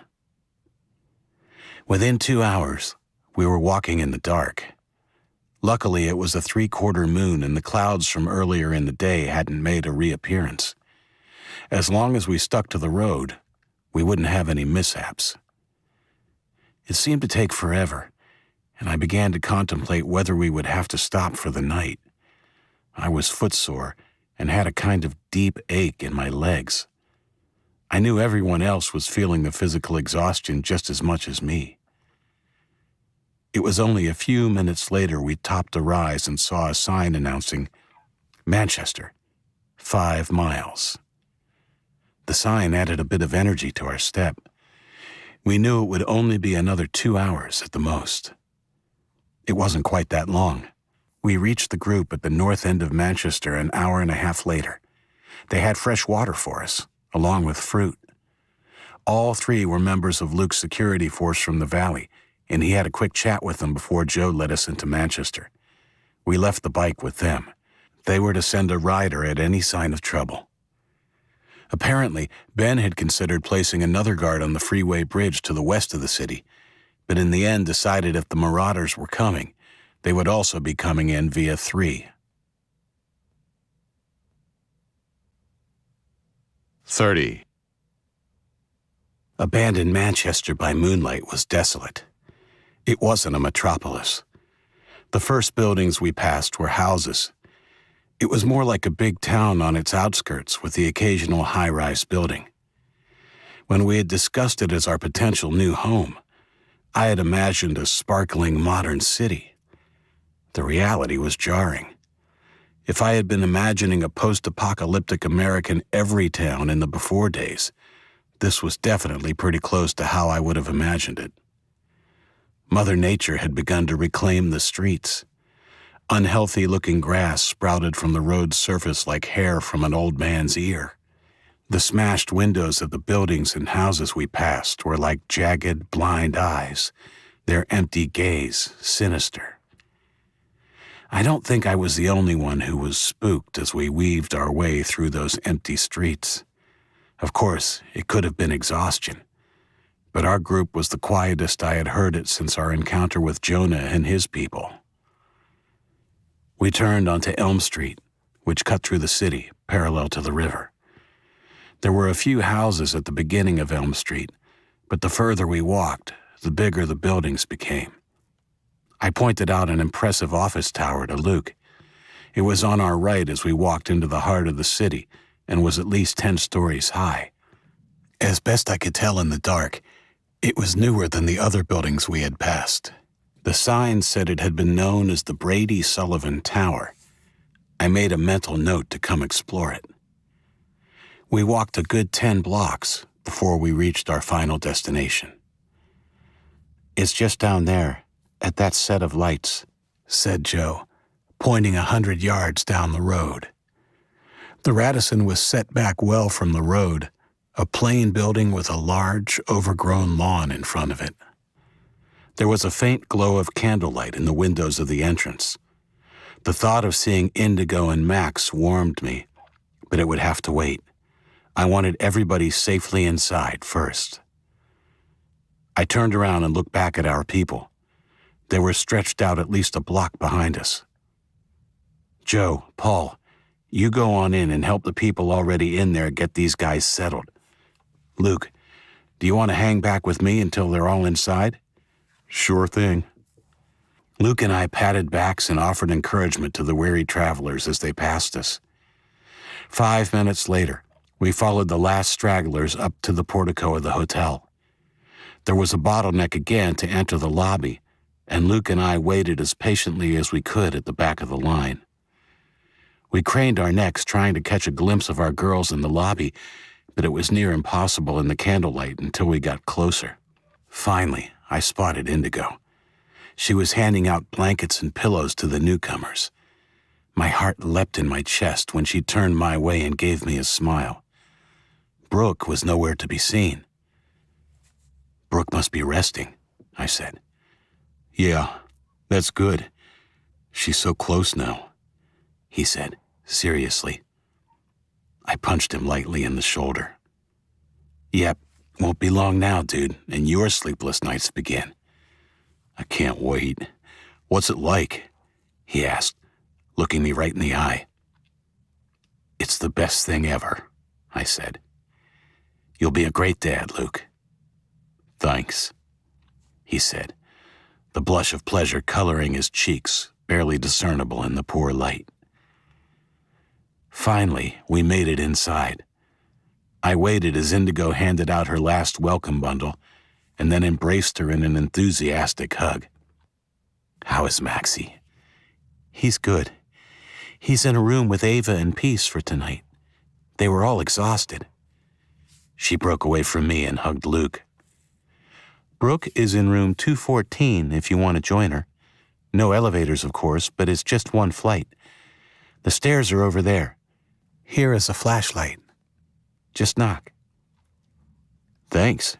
You'd make an awesome concierge," he said, and was gone in a flash. We had a brief chat with the rest of our leadership group: Paul, Ben, Jamal, Bo, Joe, and Allie, before everyone headed up to bed. Jamal had already napped and would take first watch on the doors with Danny. They were both armed with guns and would fire 3 shots at the first sign of trouble. We were staying in room 213, opposite Luke and Brooke. We stopped in front of the door. Indigo handed me the flashlight she was carrying and reached into her pocket, pulling out a key card, which she swiped to open the door. How? There's no power. Battery-powered. But it's been years. There are a bunch of batteries in the storeroom. We changed all the batteries for the rooms we'll be using. It's where we got the flashlights from, too. Okay, great stuff, I said, taking her into my arms. You're as clever as I thought you were. Possibly cleverer, she said cheekily, and pushing the door open with her foot. Max won't be back until the morning. 31. Sunlight streaming through the tinted window woke me. I rolled over to look at Indigo. She wasn't there, but a note was on her pillow. Downstairs in the dining room when you wake up. XX. Feeling warm and rested, I stared up at the ceiling for a moment, reluctant to get up. It was literally the most comfortable bed I had slept on in about 6 years. When I finally did sit up and put my legs over the side of the bed, I winced. Every muscle in my body ached. When I stood, I immediately forgot all about those aches. They were insignificant compared to the scream of pain in my feet. While I didn't have blisters, my feet were red and chafed from being in boots too long, and there was a deep ache in my heel. I went to the bathroom and relieved myself. I didn't flush. I knew it wouldn't work. That didn't stop me from trying the faucets in the shower on the way out, though. I would have given my left eye for a hot shower right then. Nothing. Not even a dribble. Indigo had been thoughtful enough to put a fresh change of clothes on the bed. It was my uniform. Patched faded jeans, a threadbare t-shirt, and a pair of boxers which had once been red but were now a washed-out shade of pink. I got a surprise when I picked up the t-shirt. Underneath was a pair of socks. Brand new athletic socks. I squeezed them in my hand, admiring the soft texture, and couldn't resist putting them to my cheek. Not a very manly thing to do, I know, but if only you knew what a luxury they were after so long without. Another note fell out of the socks as I separated them. I found these in a drawer. Thought you might appreciate them. Indy, XX. I felt a new wave of warmth roll through me, which had nothing to do with the sun. More a sense of well-being. I was comfortable and safe with my family and friends, for the moment at least, and life was great. I changed quickly and went to find the dining room. I was hungry, but not just for food. It felt like ages since I had held my little boy. The dining room was a hive of activity. It was packed with our people, but I could tell probably only 3/4 of us were there. All of our original group, except for Ava, who was looking after Peace and Max at a table nearby, were at the counters serving plates of hot, simple fare to the ones who lined up for food. Indigo caught my eye and smiled after she blew a strand of hair from her face. Before falling asleep the night before, Indigo had related to me how hard they'd worked at scavenging enough food to keep the whole population going for a few days. More groups would be going out this morning and searching the surrounding buildings. After the previous afternoons, it appeared the city would be a gold mine for provisions. No other people had been spotted. The city appeared to be deserted and may have been that way since the invasion. I made a beeline for Max. He was standing against a chair, his wobbly legs getting used to holding him up. I scooped him up, much to his delight, and planted a kiss on his cheek. "Maxie, you're getting so heavy." "Dada." "Mom says he wants to learn to walk, Uncle Isaac." "He sure does, Peace. You giving him lots of practice?" I sat with them for about 10 minutes until the lineup for food was only a few people deep, then took Max to get some breakfast. While we ate with our group, we decided a few of us would head to the Brady Sullivan Tower. I thought it would be an ideal place to use as a lookout, or perhaps a first line of defense if we could get some sort of weaponry up to the top. We could even live there, couldn't we? Asked Allie. "Possibly," I said. "But here we have everything we need. Bedding, cooking facilities. If we could get something happening here with power and plumbing, it would be perfect." "Bo, Jamal, and I are working on that," said Ben. "Stay tuned." "Awesome," said Luke, sniffing his armpit. "I think we could all do with a shower." Brooke nodded emphatically, and we all laughed. Luke turned serious. "I agree, we could definitely look at using the tower as a fortress of some kind. But it would have to be in the future. There's no way we'd be able to get set up before the marauders get here. I say we put up a barricade across Elm Street this morning and have it manned and armed before we go and scope out the tower." "Sounds good," I said. "And I want at least 10 people at each of the roads in. At the first sign they've tracked us down, I want them back here ASAP. Many hands make light work, and within 2 hours we had constructed a barricade of old cars and junk which spanned the entire road. As an afterthought, we decided to do the same on the side streets which would give the marauders access if they decided to try and sneak around. To do that work, we broke the 150 or so who had helped with the Elm Street barricade into 3 groups, headed by Danny, Paul, and Jamal. Luke, Indigo, Ben, and I left to look at the tower once those barricades were well underway. 32. The day was sunny, and walking through the city with my friends was a lot more pleasant than it had been the night before, when everything had still seemed so uncertain. Not that I didn't feel uncertainty that day. As much as I tried to persuade myself the marauders wouldn't track us to Manchester, the seed of doubt in my mind continued to sprout tendrils of worry. I wasn't the only one pessimistic about our chances of avoiding a confrontation with Ash and his people. Luke sidled closer to me as Ben and Indigo chatted happily. "Dude, I think we need to be ready for the marauders. Hopefully they gave up once we gave them the bloody nose back at the bridge. But Ash seems like a particularly persistent kind of asshole to me. With a bit of luck, he'll think we've gone to Concord. At least that would give us more time." "I think you're right. About him coming here, I mean. I have a bad feeling. Let's get this done as quickly as we can and get back to the Radisson."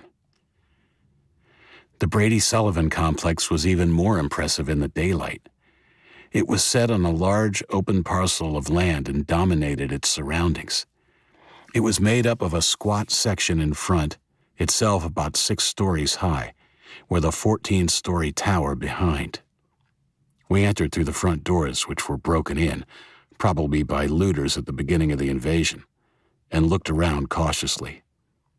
There were no signs of life, apart from a few pigeons roosting in the lobby. "Shall we go straight to the tower?" Indigo asked. "Yep, let's do that." We made our way through the connecting hallways and finally arrived in the lobby of the tower. "It's going to be a long climb up the stairs. You sure you're up to it?" I asked Indigo. She raised an eyebrow. "I'll race you."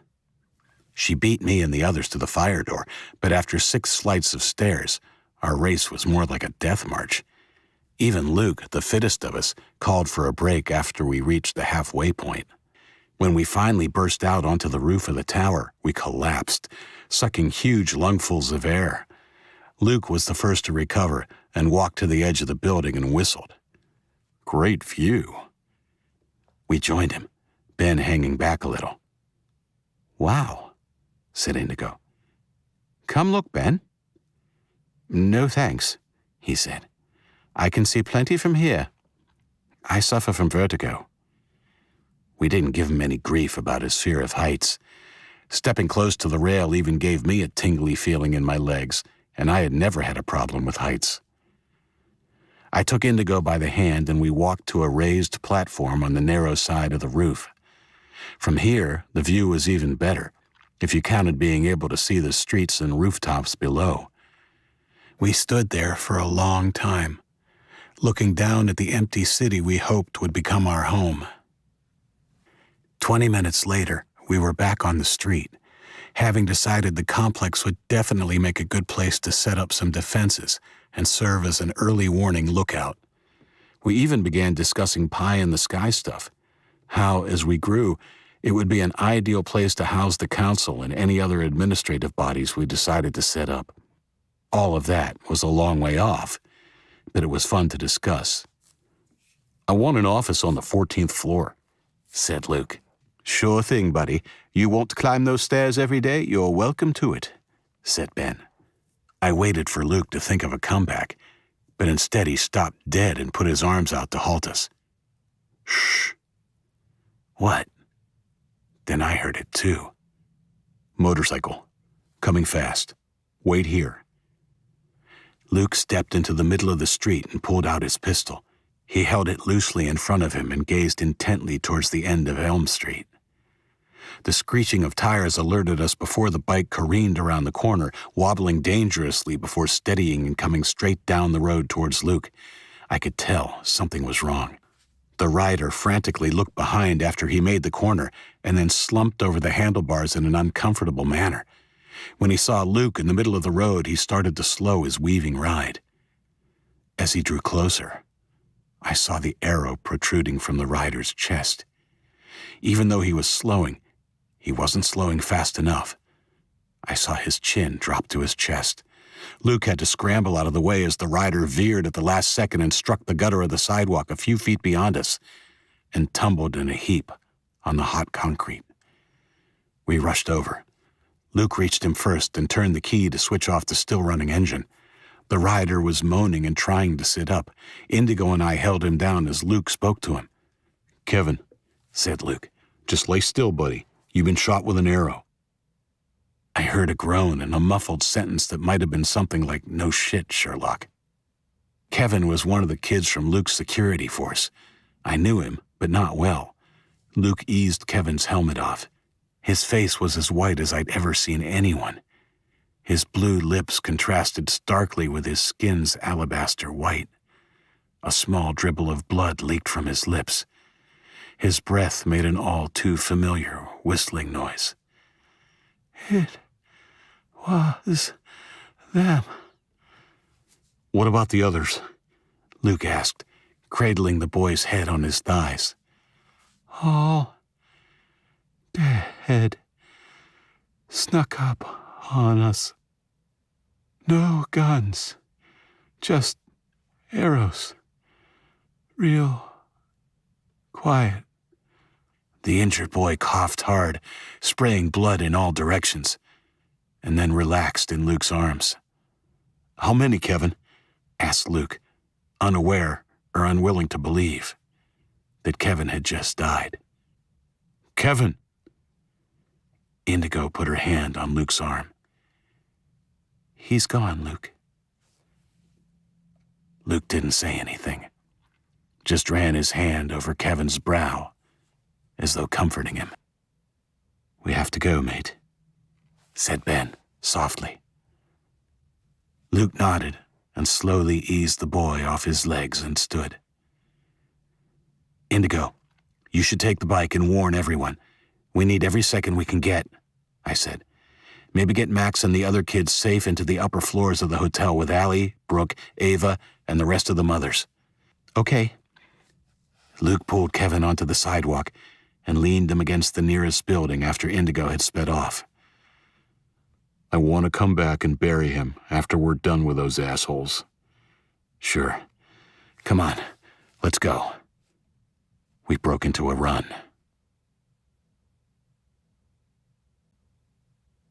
33. The plaza in front of the Radisson was a hive of activity when we got back. Jamal and Bo were passing out firearms, while Paul directed those without guns to the rear. They would be the second and last line of defense. Indigo and Brooke passed out bottles of water, which Indigo continued doing when Brooke came over to kiss Luke, before handing Ben, Luke, and I a bottle each. The well-used plastic bottle crinkled in my hand as I raised it to my lips and took a swig. We were true recyclers, the hundreds of bottles we had collected over the years used over and over again. "The kids are on the 8th floor with Ava and the other mothers," Brooke said, perhaps anticipating my question. "You should go with them," Luke said. "No," Brooke said firmly. "I want to be here where I can be of use." "But—" "I said no, Luke." She stood there in the sun, one hand on her hip, the other resting protectively over her belly. Ben put his hand on Luke's shoulder. "No use arguing, mate. I know that tone. It's the same as the one she gave me whenever I wanted to watch football in our living room at home." "Fine," said Luke. "Just stay at the back and make sure you have a gun." "I don't need a gun," she said, smiling and pinching his cheek. "I've got my big, hairy road warrior to protect me." Luke didn't smile, and Brooke grabbed his arm. "Don't worry. I'll stay back and out of harm's way." He nodded and kissed her cheek, but still didn't look entirely happy as she turned back to help Indigo. The death of Kevin had clearly rattled him. I got him busy by sending him to find the rocket launcher and the last 2 grenades. 30 minutes later, all was in readiness. We assumed the party which had taken out Kevin and his crew had been a spearhead and had probably gone back to the main body of their army to report. Given it had been close to an hour since Kevin had made contact, we knew we could expect our visitors any time. Luke and I walked along the barrier for one final check. We had a line of people wielding shotguns, rifles, and pistols nearly the length of the barricade. I did a rough head count. Including Luke, myself, Paul, Danny, Jamal, Ben, and Indigo, we had nearly 85 guns. Behind, there was a space of about 80 feet to the people armed with homemade weapons, assorted tools, and purpose-made weapons like swords and daggers. Everyone looked resolute and determined, and optimistically I started to think it might just be possible to turn back Ash and his marauders. When the warning call went up a few minutes later, I looked down Elm Street, my optimism slowly fading. From that distance, the marauders looked like a black tide washing down the wide street. Ben handed me a pair of binoculars without me having to ask, and the reality of what we faced hit me like a hard slap across the face. The column of armed marauders, their faces blackened with ash, decorated with piercings and feathers in their hair, marched behind a tank. As I scanned along the vanguard, I could see nearly every one of them was armed with rifles or automatic weapons. Through the gaps in that line, I could see the same behind them. I focused the binoculars on the tank as my ears caught the rumbling noise of it. In front of it, naked from the waist up, strutted the upright, muscled figure of Ash, the shaven-headed thug carrying an automatic pistol in each hand. As Luke had pointed out back at the bridge, Ash's once handsome face was now a graffiti-covered joke. Nearly every centimeter of his face was covered, and the whites of his crazy eyes stood out starkly against the black inked words. I didn't bother trying to read any of the words, although the one on his forehead stood out clearly and pretty much summed up the general theme. Hellfire. I lowered the glasses, my brain working furiously. "We can't fight them," I said quietly. "What?" asked Luke. "We can't fight them. It would be suicide." "We don't have a choice, dude. We can't fall on their mercy. You've heard the stories and seen for yourself what he is. He doesn't have any mercy." "I know. I have another idea." I lowered my gun and walked along the barricade until I came upon a boy wearing a white t-shirt. He didn't notice me. He was looking down the barrel of his rifle, too focused on the enemy to sense me. "I need your shirt." He jumped a little and looked up at me with wide eyes. "Isaac, what are you doing?" Indigo came up behind me and put her hand on my shoulder. "I have an idea," I repeated. "Why do you need his shirt?" I turned to her and reached out, taking her hand. "I have to do this. We can't fight them. Trust me?" She held my eyes with hers, her gaze almost as strong as her grip. "Be careful." This seemed to decide the kid. He stood up, pulled off his white t-shirt, and handed it to me. "No, dude," said Luke behind me. "You can't. He'll slaughter us." I ignored him and began to climb the barricade. My friend rushed over and grabbed me with his one good hand, pulling me back to the ground. "Dude, I won't let you." "I'm not surrendering, Luke." I smiled. "I'm going to make him an offer he can't refuse." Luke sized me up. "All right, but you're not going out there alone. I'll come with you." He crossed his arms like a stubborn child. "So will I," said Ben. "Me too," said Paul. "Fine," I said, before turning to Indigo. "But no one else. If this goes ass up, throw everything you have at them." Indigo nodded. Brooke grabbed her hand supportively.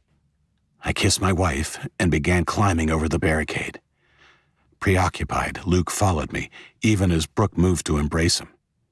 She shrugged. "Be careful, Luke," she called instead. He turned, walking backwards a few steps, and called, "I will. See you in a few minutes." I hardly noticed any of this. I was too focused on the approaching Marauders' army. I had finally reconciled the fact that that's what it was. An army. Not a bunch of kids. Not a post-apocalyptic gang of misfits. It was a well-drilled army, led by a ruthless general. My idea had worked once before against another foe. I only hoped it worked again, this time against a more dangerous animal. 34. As I landed on the pavement on the other side of the barricade, the Marauders were close enough now that I could see individual figures with my naked eye.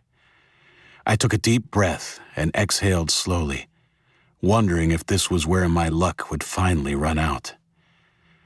Holding the white t-shirt loosely in my left hand, I pulled my pistol out of my jeans with my right and began to walk towards them with Luke, Ben, and Paul fanned out behind me. I stared straight ahead, my gaze homing in on Ash's face. When I could discern the features of his face, I stopped and held up my arms so he could see the shirt and the gun. When I knew I had his attention, like a perp submitting to the cops, I carefully bent my knees and placed the gun on the street while keeping the shirt in the air. I looked around at my friends. "Put your guns on the ground like I did." I began to wave the shirt slowly from side to side over my head. "Are you sure, Isaac?" asked a tight voice behind me. It was Luke. I knew he was serious. He never called me Isaac. "Trust me." Famous last words. Based on the stories we had heard, I knew there was a possibility Ash would simply shoot us down in the street and have the tank roll right over our bodies. I just had to hope his curiosity was piqued enough to talk to us. It seemed to work. Ash stopped and slung one of the automatic weapons over his shoulder and thrust a clenched fist into the air, signaling his army to stop. While they didn't exactly stop with military precision, the speed at which the foot soldiers followed his order was impressive. The response time of the tank, not so much. For a brief, optimistic second, I thought it might actually run right over Ash. It didn't. The tank rumbled on for a few feet before finally coming to a halt with a small metallic screech, less than a foot behind their leader. He didn't flinch, just stood there with his fist held in the air like an exclamation mark. Finally, he lowered his arm. I felt a bead of sweat run down my neck as I waited to see what he would do. A smile is not what I expected. It was a big, shark-like grin, and even though I wasn't close enough to see, I knew it didn't reach his crazy blue eyes. "Anders," he called, without taking his eyes from us. One of his soldiers broke from the ranks and ran forward. Still smiling, he turned. We couldn't hear what was said, but after a few seconds, Ash handed Anders his 2 weapons before turning back to us. His smile had faded to a grim line. Ash stretched his arms out to either side, his hands open. I nodded and lowered the shirt, my white flag. We began to walk towards each other. Luke and the others began to follow. I stopped, intending to send them back. "Let them come, Isaac Race," called Ash. I shrugged. "If you say so." He smiled again and sauntered towards us. I saw him sizing us up one by one, his gaze resting on Luke longer than anyone else. We stopped about 10 feet from one another. Ash was an even more intimidating sight close up. He had grown in the intervening years, and like Luke, had filled out with solid muscle. His sheer size wasn't the only thing intimidating. Now that I could see his eyes, I almost wished I couldn't. His pale blue eyes told me more than his previous actions had. He was insane. That made him more dangerous than anyone I had ever had to face, even the natural-born killer in the Drake Mountain facility, Mr. Rag. "What can I do for you, Mr. Race?" he asked, loud enough for his words to carry to both of our forces. "I have a proposition for you." "A proposition?" he asked incredulously, still smiling. "Yes." He laughed loudly. "All right. What's your proposition?" I didn't let his sarcasm or laughter get to me. I held his crazy stare. "I don't want to lose any more of my people, and I'm sure you don't want to either. I propose you and I fight. Just us. If I win, your people leave. If you win, my people give you whatever food and weapons we have, and we leave. No one else gets hurt." His smile mocked me. "Well, that's interesting.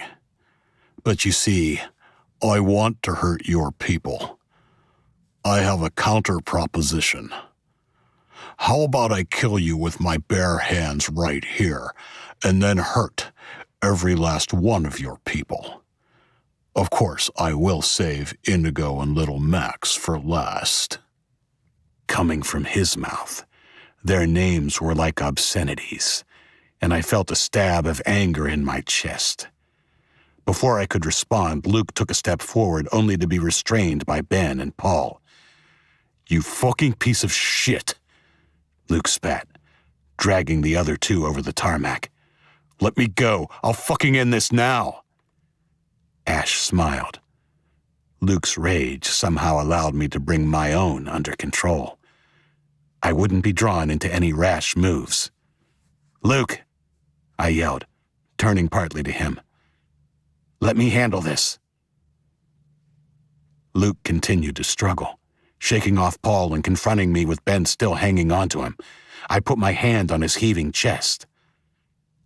"Please," I said. He looked at me, uncertain for a few moments, and then relaxed and stood up straight. He allowed Ben to pull him a few feet away. When I was sure Luke was under control, I turned back to Ash. "So, you're scared to fight me?" Ash burst out laughing, holding his belly as he shook. I didn't think he found it quite as funny as he was implying.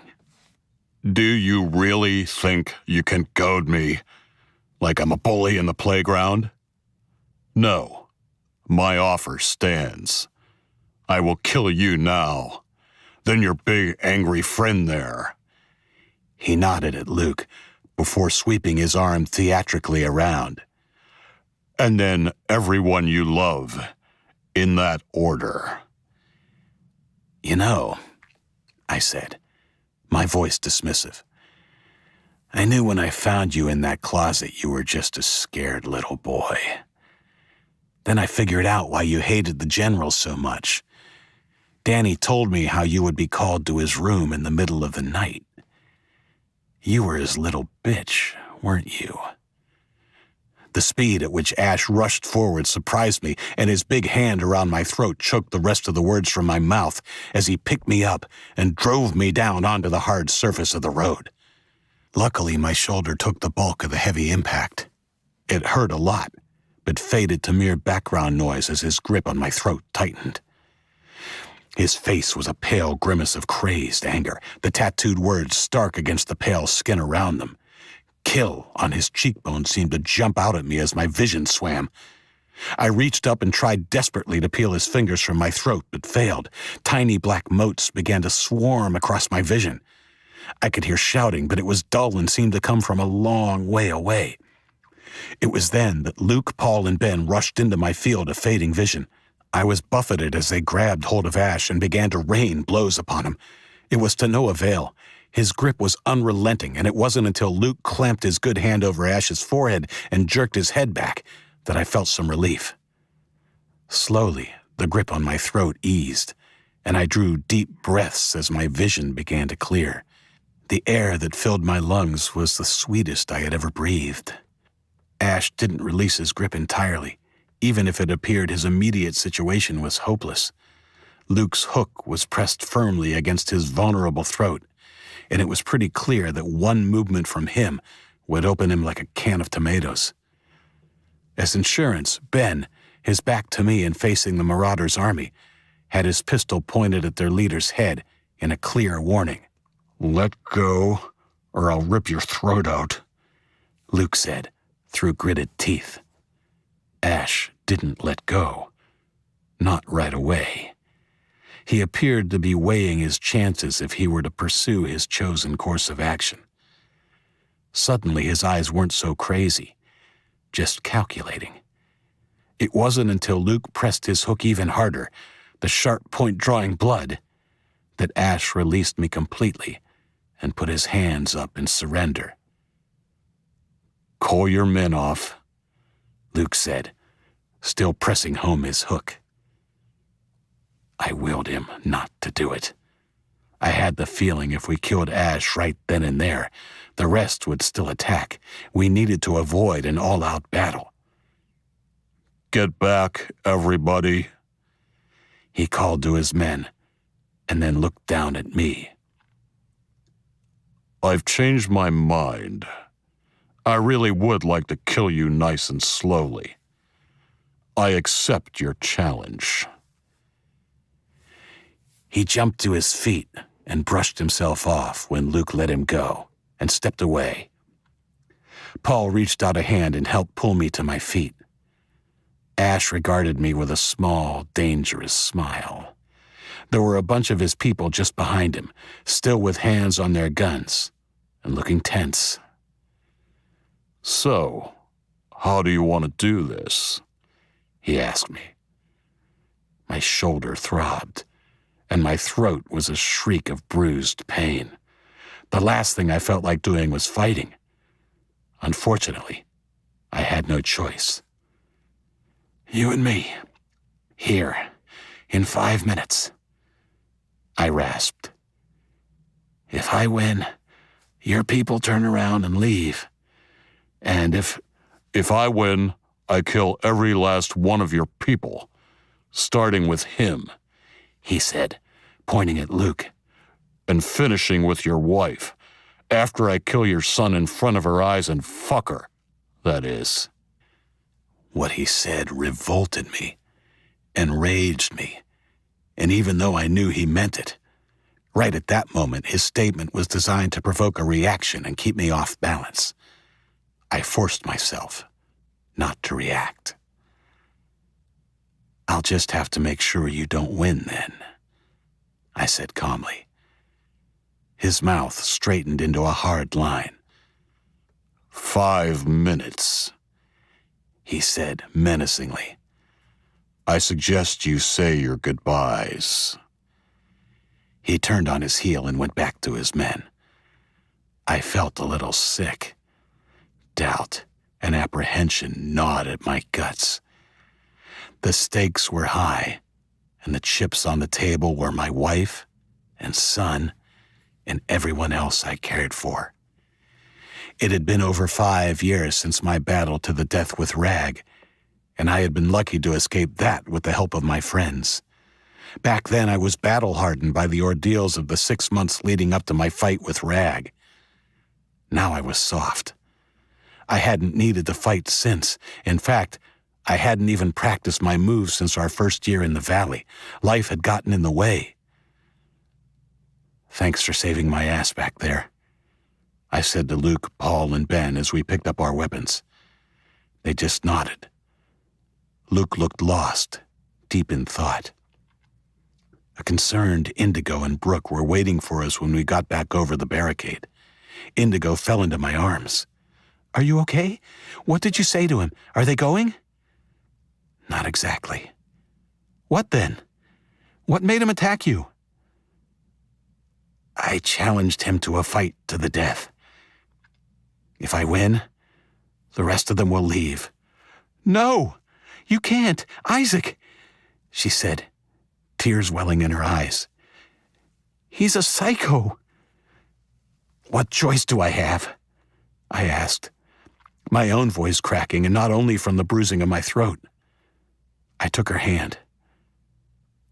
If I don't try, we'll all be slaughtered anyway. Let me fight him, said Luke. Brooke, leaning against him, looked up sharply. No, said Brooke and I at the same time. Why not? I'm as big as him, and I'm fit and ready.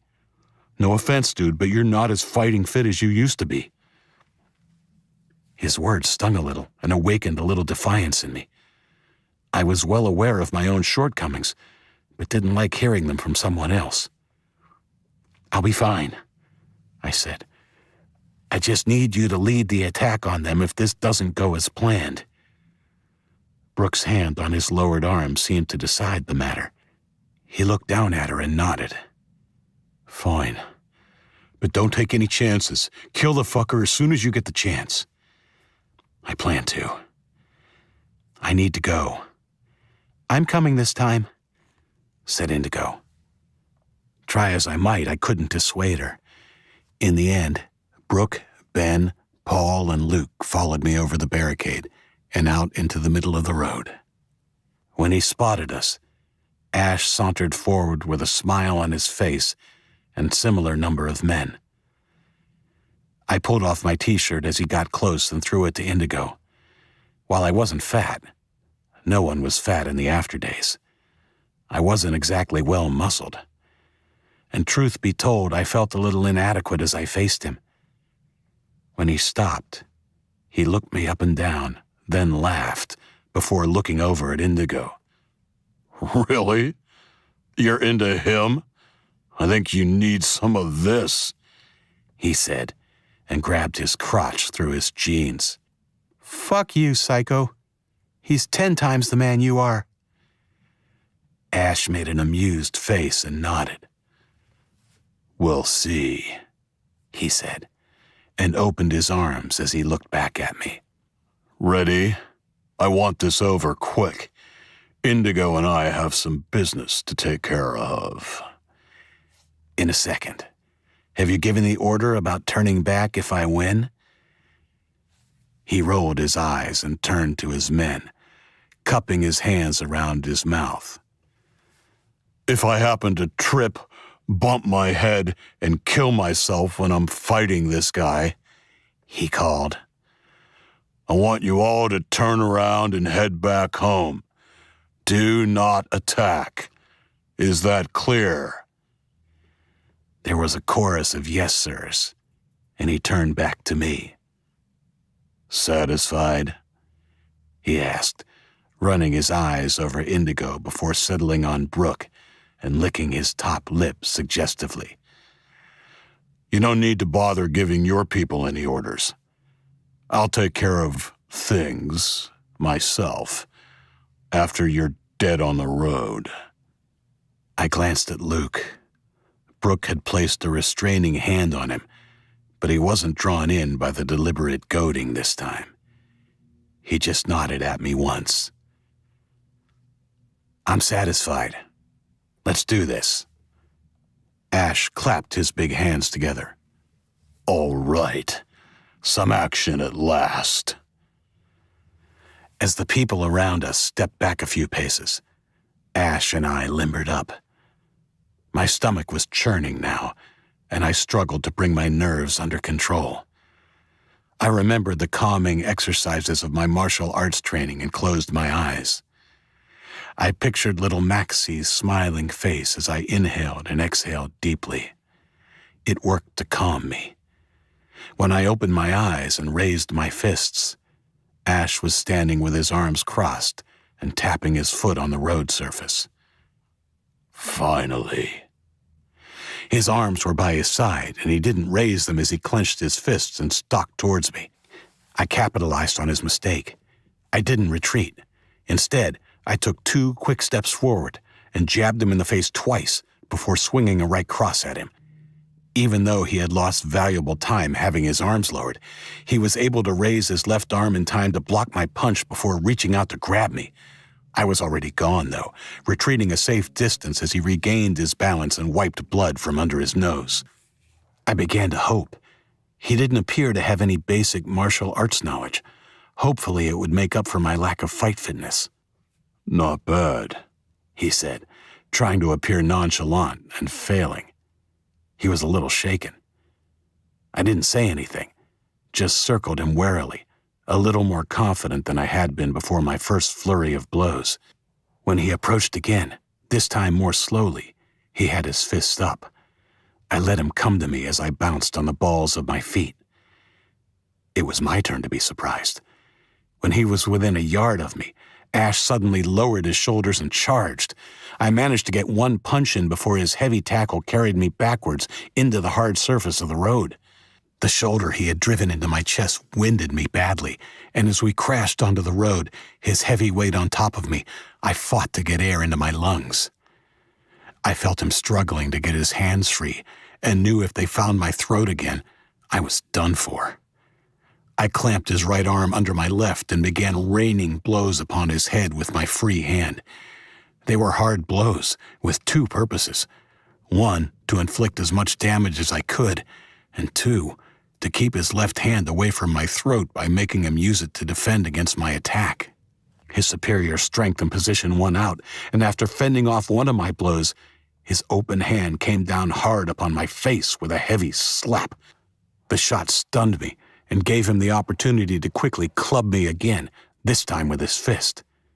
I groaned and saw stars as he shuffled into a sitting position, pinning me to the roadway with his legs. I still held his right wrist under my arm, but my grip was loosening. He smiled a bloody smile, clearly believing he was close to victory, and clubbed the side of my face with the back of his hand.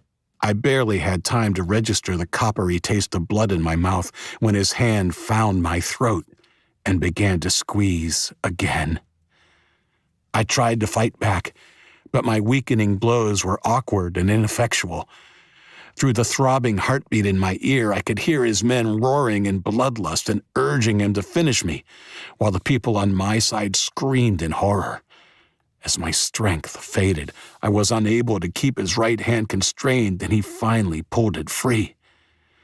I managed to take a truncated breath when he loosened his left hand to allow his right hand to join in the fun, and suddenly both hands were squeezing the life out of me. I stared up into his implacable blue eyes, resigned to my fate. "Isaac!"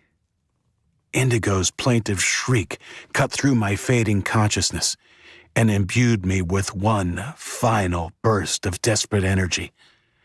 I ceased my weak punches and reached down and gripped his balls through his jeans. His hateful eyes widened, and then with all my strength, I twisted viciously. There was a muffled, meaty snap, like a fishing line breaking, and the hands immediately left my throat. His shriek of agony was impressive, and his hands released me instantly as he fell to his side, nursing his crotch.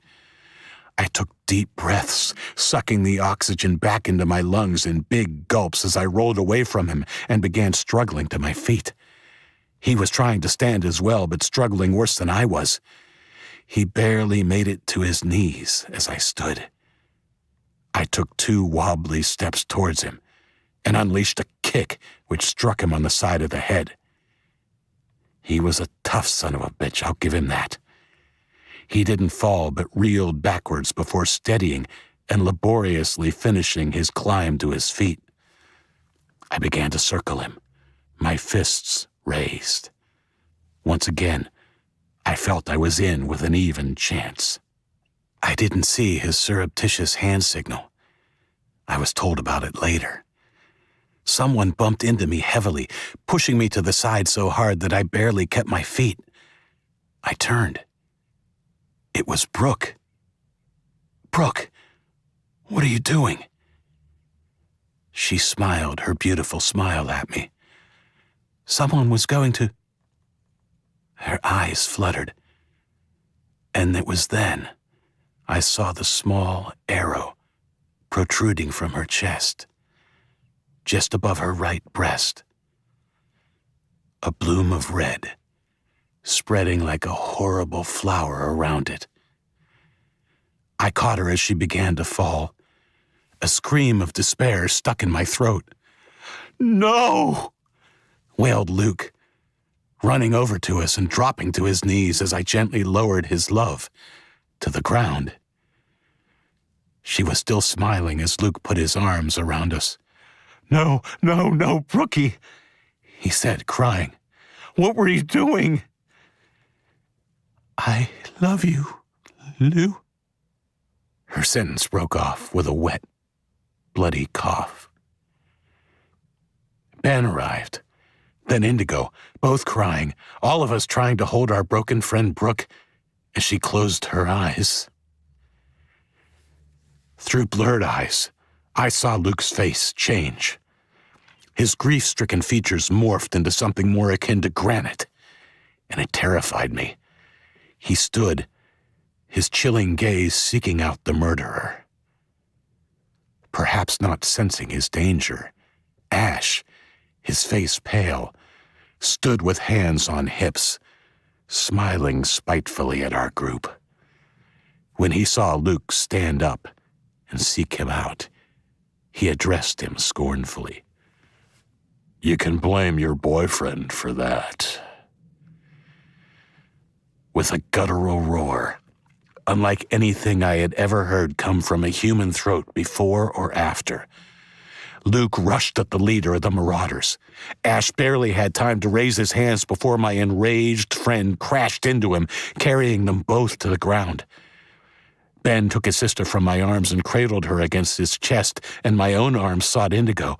I held her tight, watching Luke over her shoulder.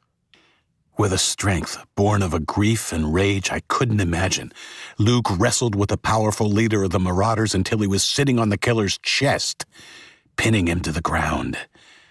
Ash, finally realizing the danger he was in, called out desperately to his men. Shoot him! No one moved. Perhaps they were captivated by the battle, or more likely, hoping to see their bastard leader defeated. Ash groaned when Luke's fist landed twice in quick succession, his nose exploding in a gout of blood with the first blow, his mouth and teeth taking the brunt of the second. The evil son of a bitch screamed another gargled order that none of his men responded to. The third blow came not from Luke's fist, but from his hook. Blood flew, and Ash screamed as he swung his head from side to side, trying to evade the punishment, the flap of skin hanging from his cheek waving like a bloody flag of surrender. No, please, I'm sorry. He gasped through broken teeth. Fist again, then hook. Fist. Hook. Luke pummeled the man who had hurt his love, the mother of his unborn child.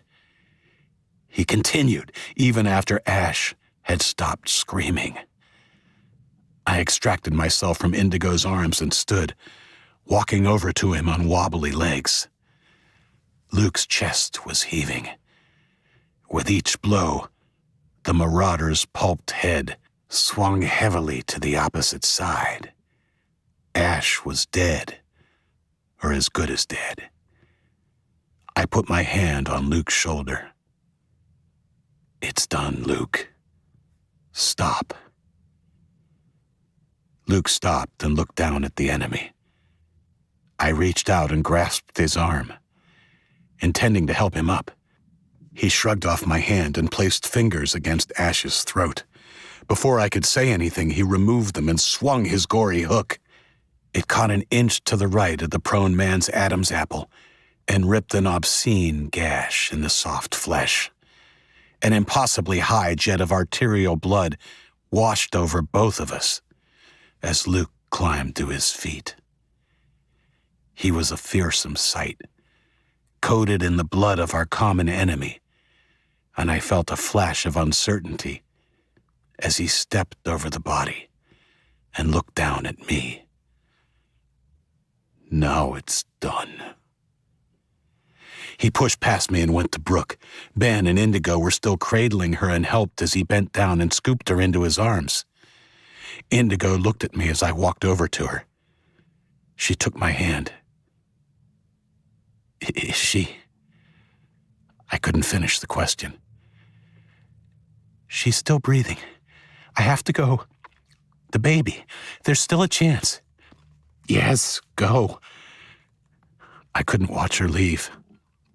One of the Marauders was approaching. I tensed. When he was closer, he looked down at his dead leader, his face expressionless, and then looked at me. He told us to kill you all on the off chance you beat him. I already talked to the other generals. Of the 4, only one wanted to carry out that order. That's him on the ground back there. I followed the direction of his gesture and saw the body of a big guy on his back with a knife in his chest.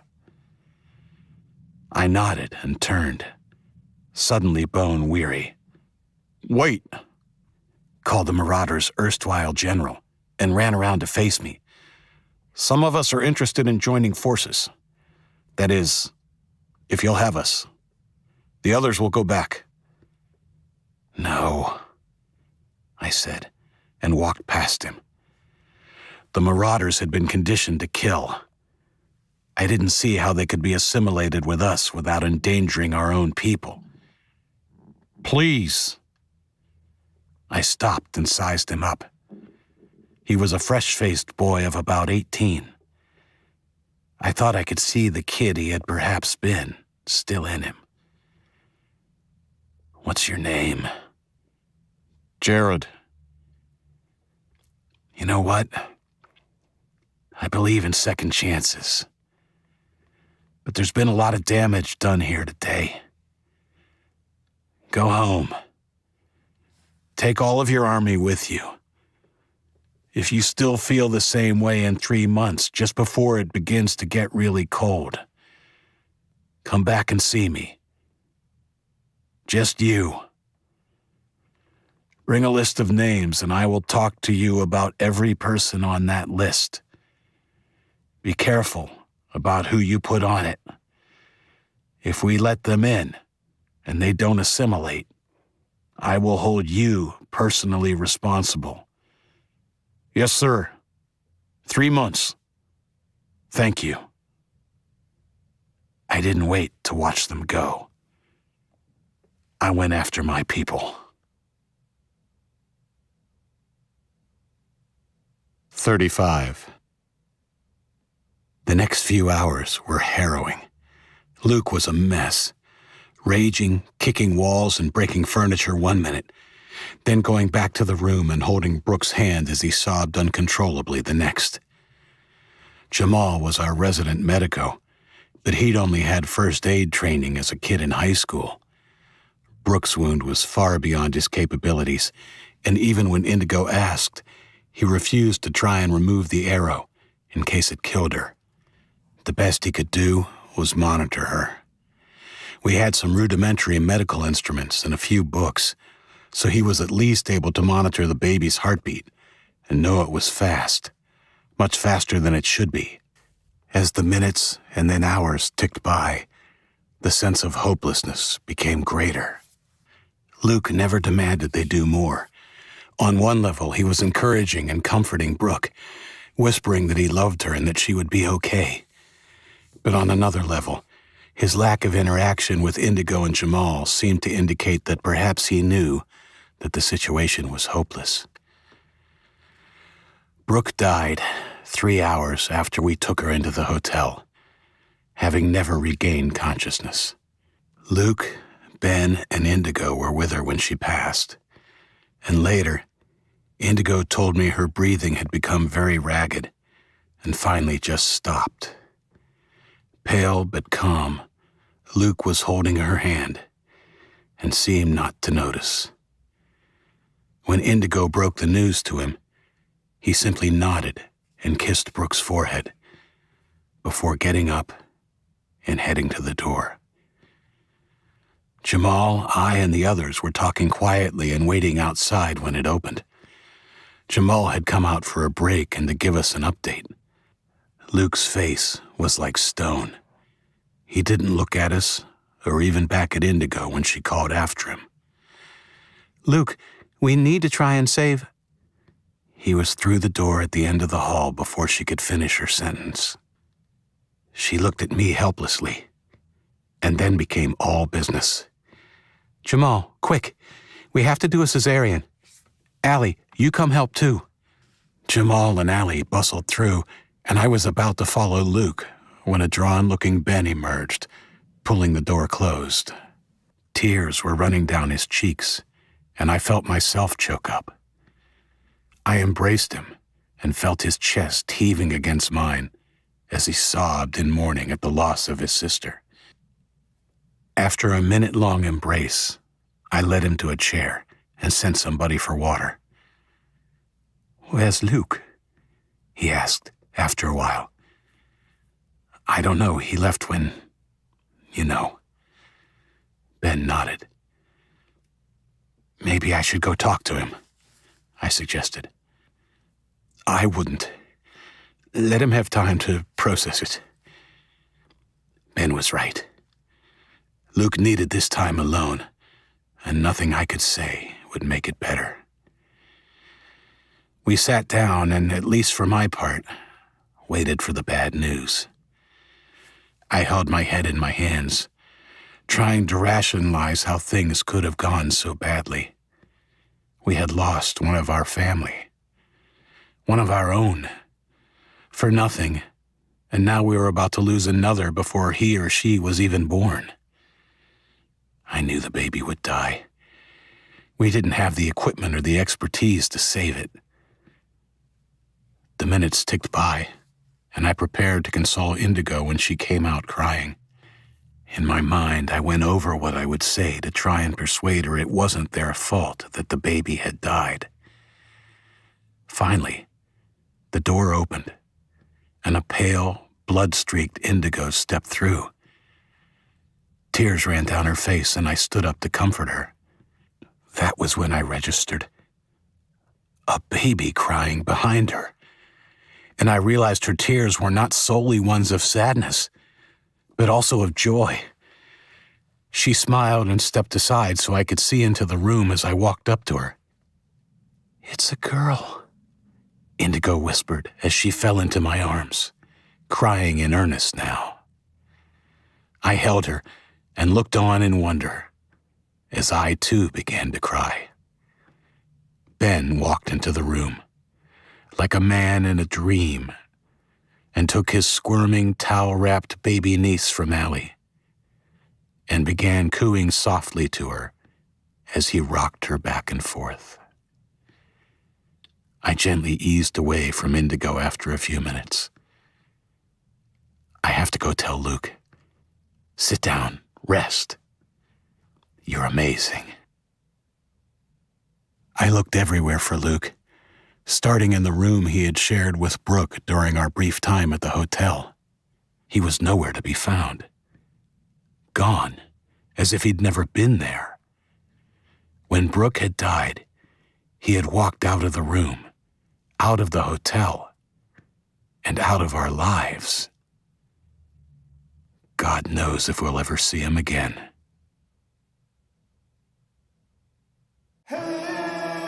The end of Rude Shock, Book 4 of the America Falls series.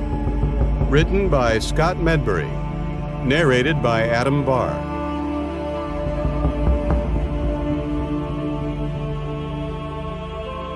If you're enjoying Scott's audiobook content, please like and subscribe.